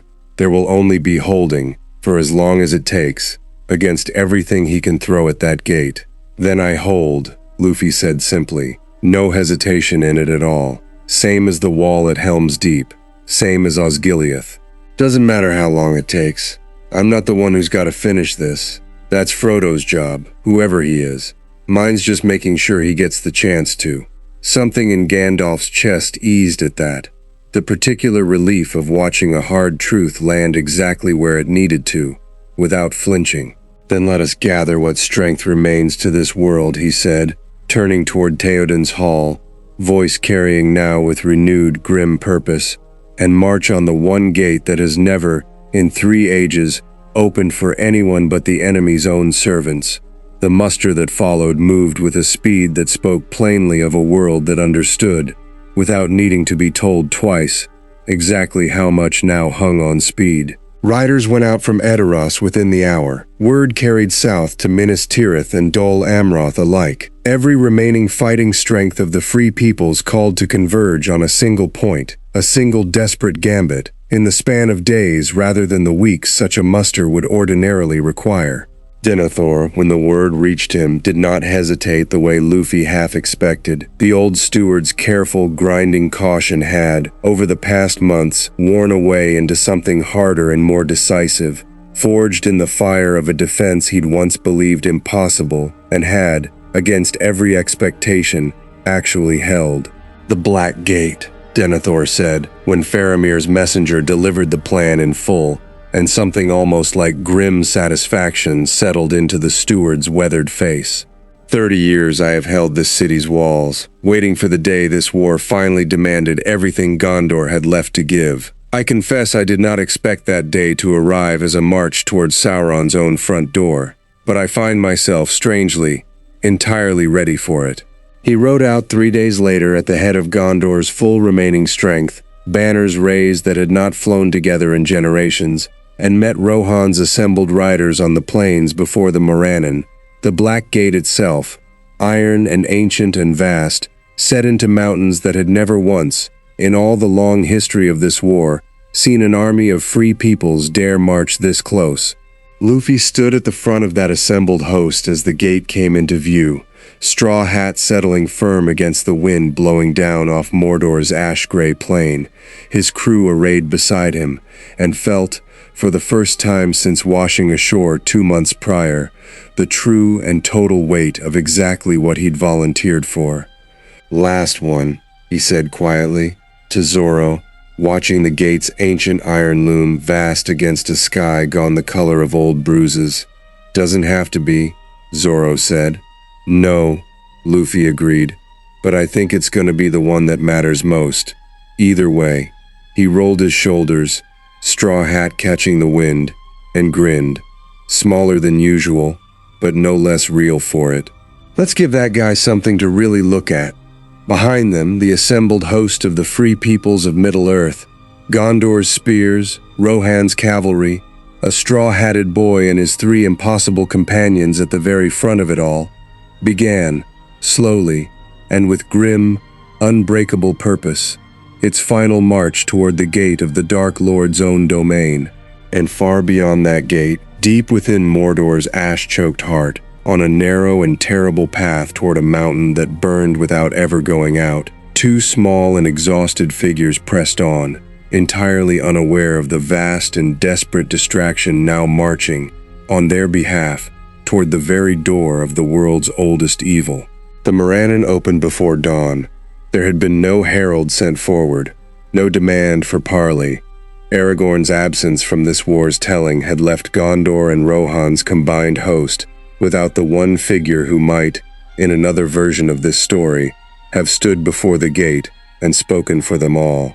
Instead, it was Gandalf who rode forward alone in the gray pre-light, staff raised, and delivered the only message that mattered, that the free peoples of Middle-earth stood at Sauron's threshold and would not withdraw, whatever came through that gate to answer them.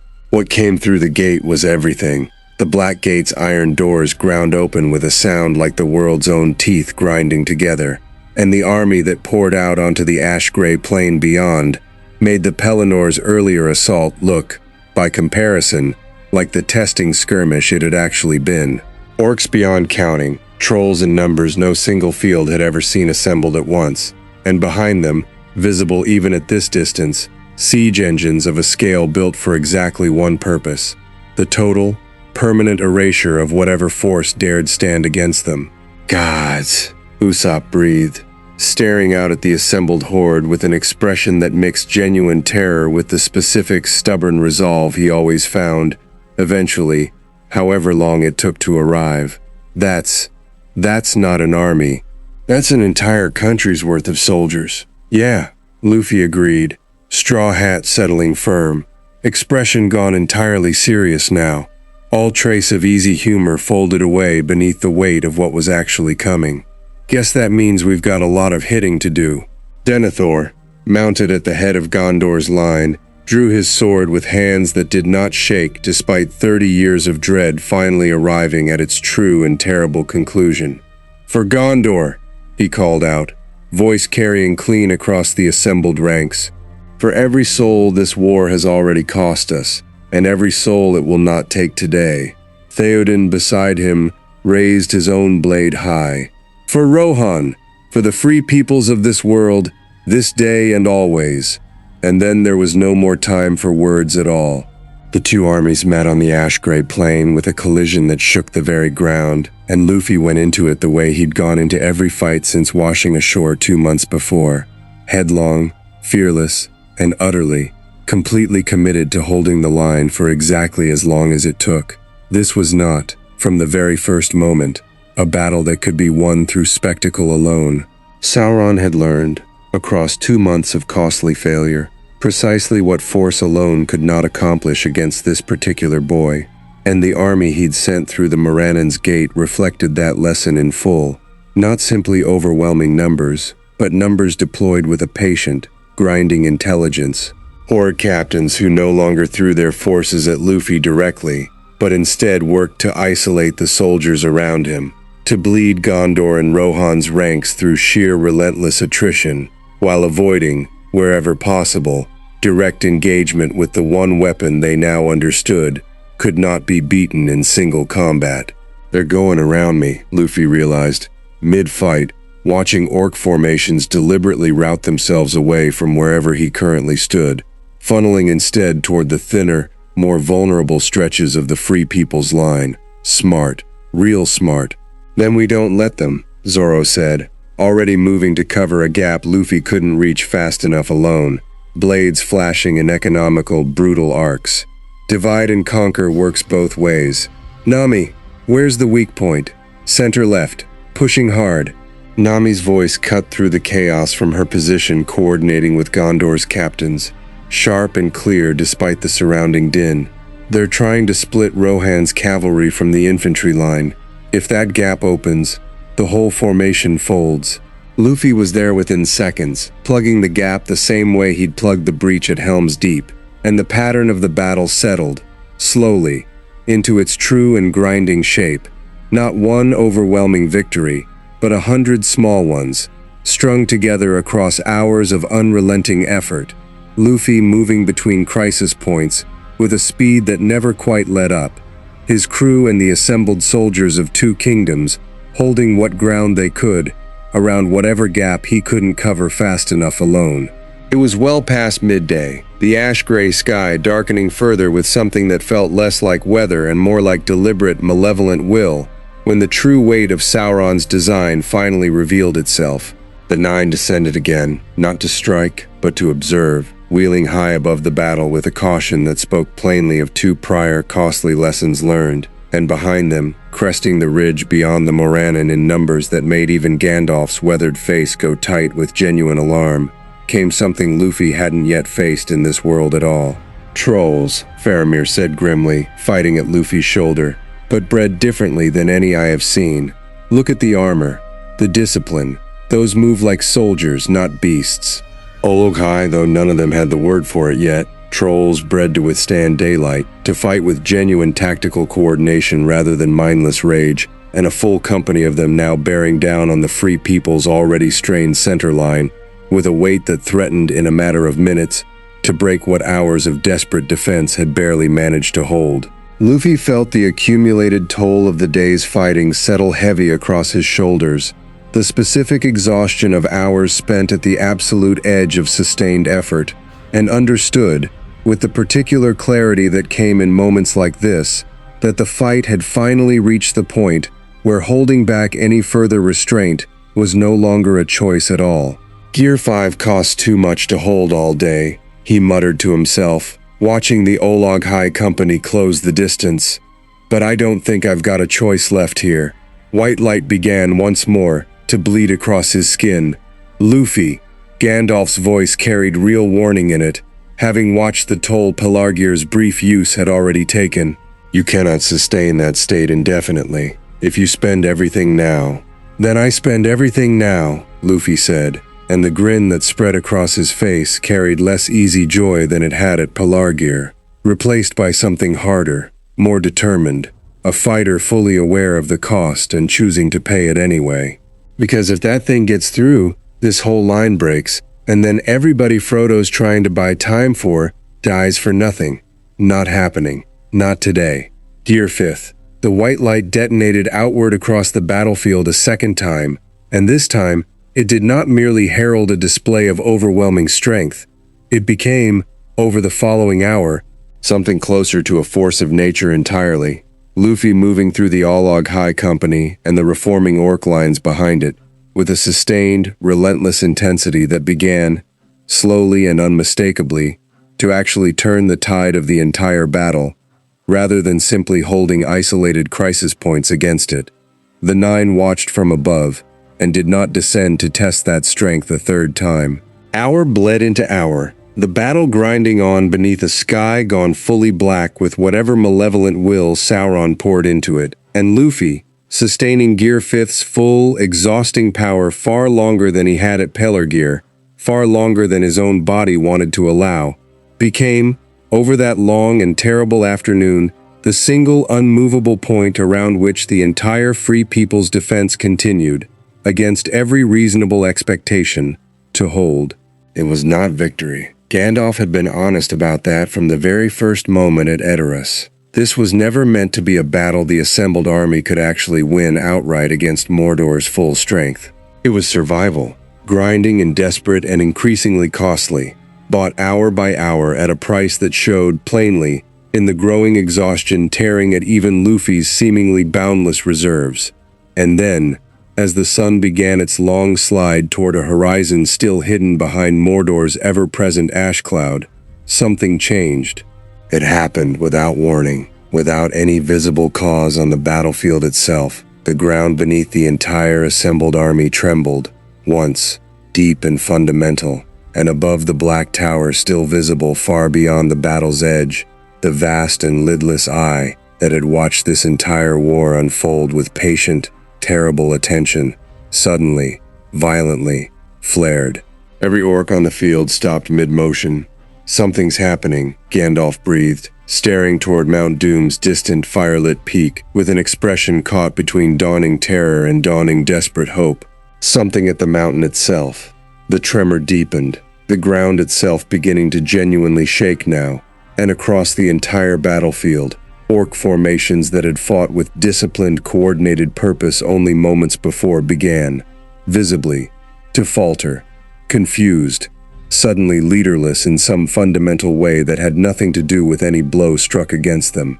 The ring, Aramir said, understanding dawning with disbelieving speed. Something has happened to the ring. Far above the battle, The nine screamed as one voice, not in triumph, not in threat, but in something closer to pure existential agony, and began, in a chaos utterly unlike their earlier disciplined retreats, to simply disintegrate, their black robes collapsing empty to the ground as whatever bound them to this world finally, completely, unraveled. And on the horizon, Mount Doom itself, visible even from this great distance, erupted, not merely fire and smoke, but something that felt, to every soul on that battlefield who witnessed it, like the actual, physical sound of an ancient evil's foundation, finally, permanently, giving way. The eye's vast attention did not merely dim, it vanished entirely. Silence fell over the Morannon's plain, total, disbelieving silence, broken only by the sound of 10,000 orc bodies collapsing where they stood, purpose and animating will gone from them all at once. And at the center of that sudden, impossible quiet, Luffy stood amid the wreckage of the day's fighting, Gear 5th's white light finally, slowly fading from his exhausted frame, staring toward the distant, still erupting mountain, with an expression that mixed total confusion with dawning, disbelieving hope. "Did they?" he started, voice raw with hours of sustained effort. "They did," Gandalf said, and for the first time in the entire 2 months Luffy had known him, the old wizard's voice broke, openly and without shame, tears cutting clean tracks through the dust and ash coating his weathered face. "Frodo, somehow, against every reasonable hope, they did it. The ring is unmade, and with it," he didn't finish the sentence. He didn't need to.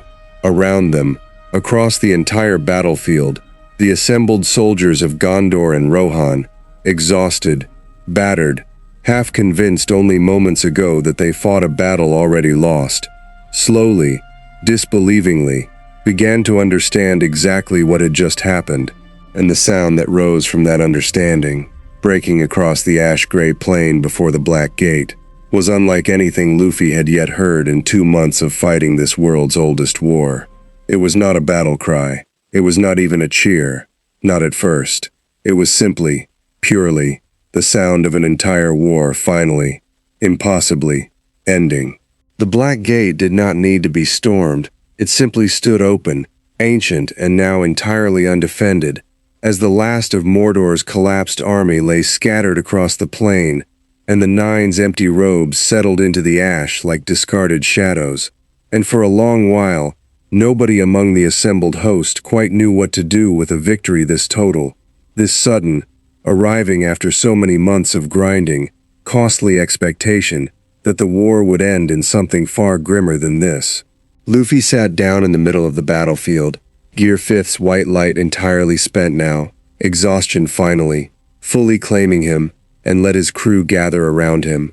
Zoro dropping down with a long, satisfied breath, Nami already fussing over a dozen small wounds he hadn't bothered mentioning, Usopp sitting a little apart, staring at Mount Doom's still smoking peak, with an expression that mixed relief and disbelief in equal measure.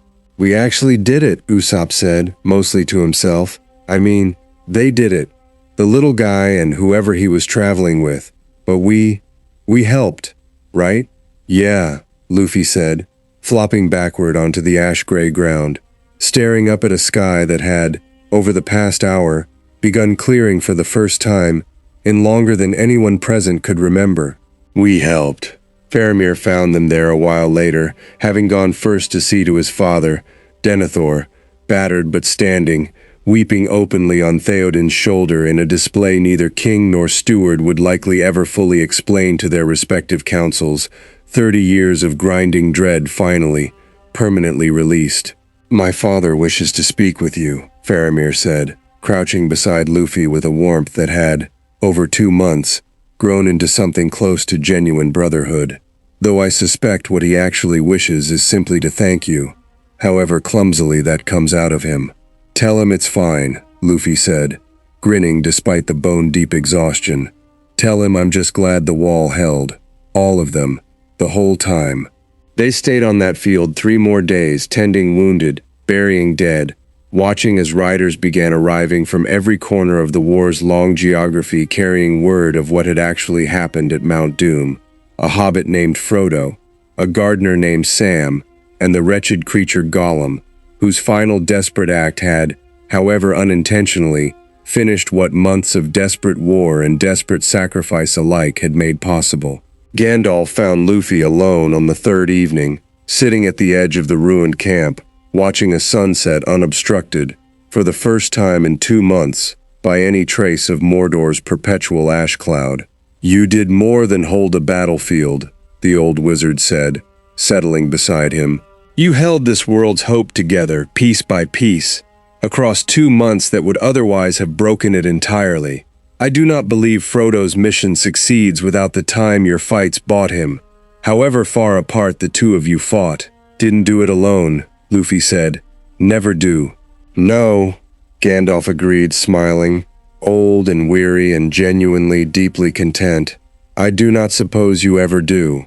Far below them, across a battlefield finally, truly quiet, the free peoples of Middle-earth began, slowly and with disbelieving joy, the long work of building something they had, for 3 ages, nearly forgotten how to imagine: peace. The straw-hatted boy who had washed ashore on a black sand beach, alone and hungry and utterly unafraid, stayed in Middle-earth only a little while longer after that, long enough to see Minas Tirith's white towers lit with something other than watchfires, long enough to eat, by Denethor's own insistence, at a feast that ran 3 full days and emptied half the city's stores twice over, long enough to say a proper goodbye to a steward who had learned to trust him, a prince who had learned to laugh again, a ranger captain who called him brother by the end and meant it entirely. Nobody in that world ever fully understood where he came from, or precisely how he vanished from it in the end, one quiet morning, exactly as strangely as he'd arrived. But for generations after, in halls from Dol Amroth to Edoras, they told the story anyway, of the boy made of rubber, who laughed in the face of the Nine, who broke armies with his bare hands and asked for nothing in return but good food and better company, who taught a dying world, in the space of 2 impossible months, precisely what it meant to hold a line simply because someone, somewhere, needed it held. They never learned if he found his crew's remaining members, or his ship, or the sea he called home. They only knew, with the particular certainty history reserves for its truest legends, that wherever he went next, whatever world waited for him beyond the one he'd left behind, he went there laughing, straw hat settled firm, grin bright as ever, already looking forward to whatever fight came next.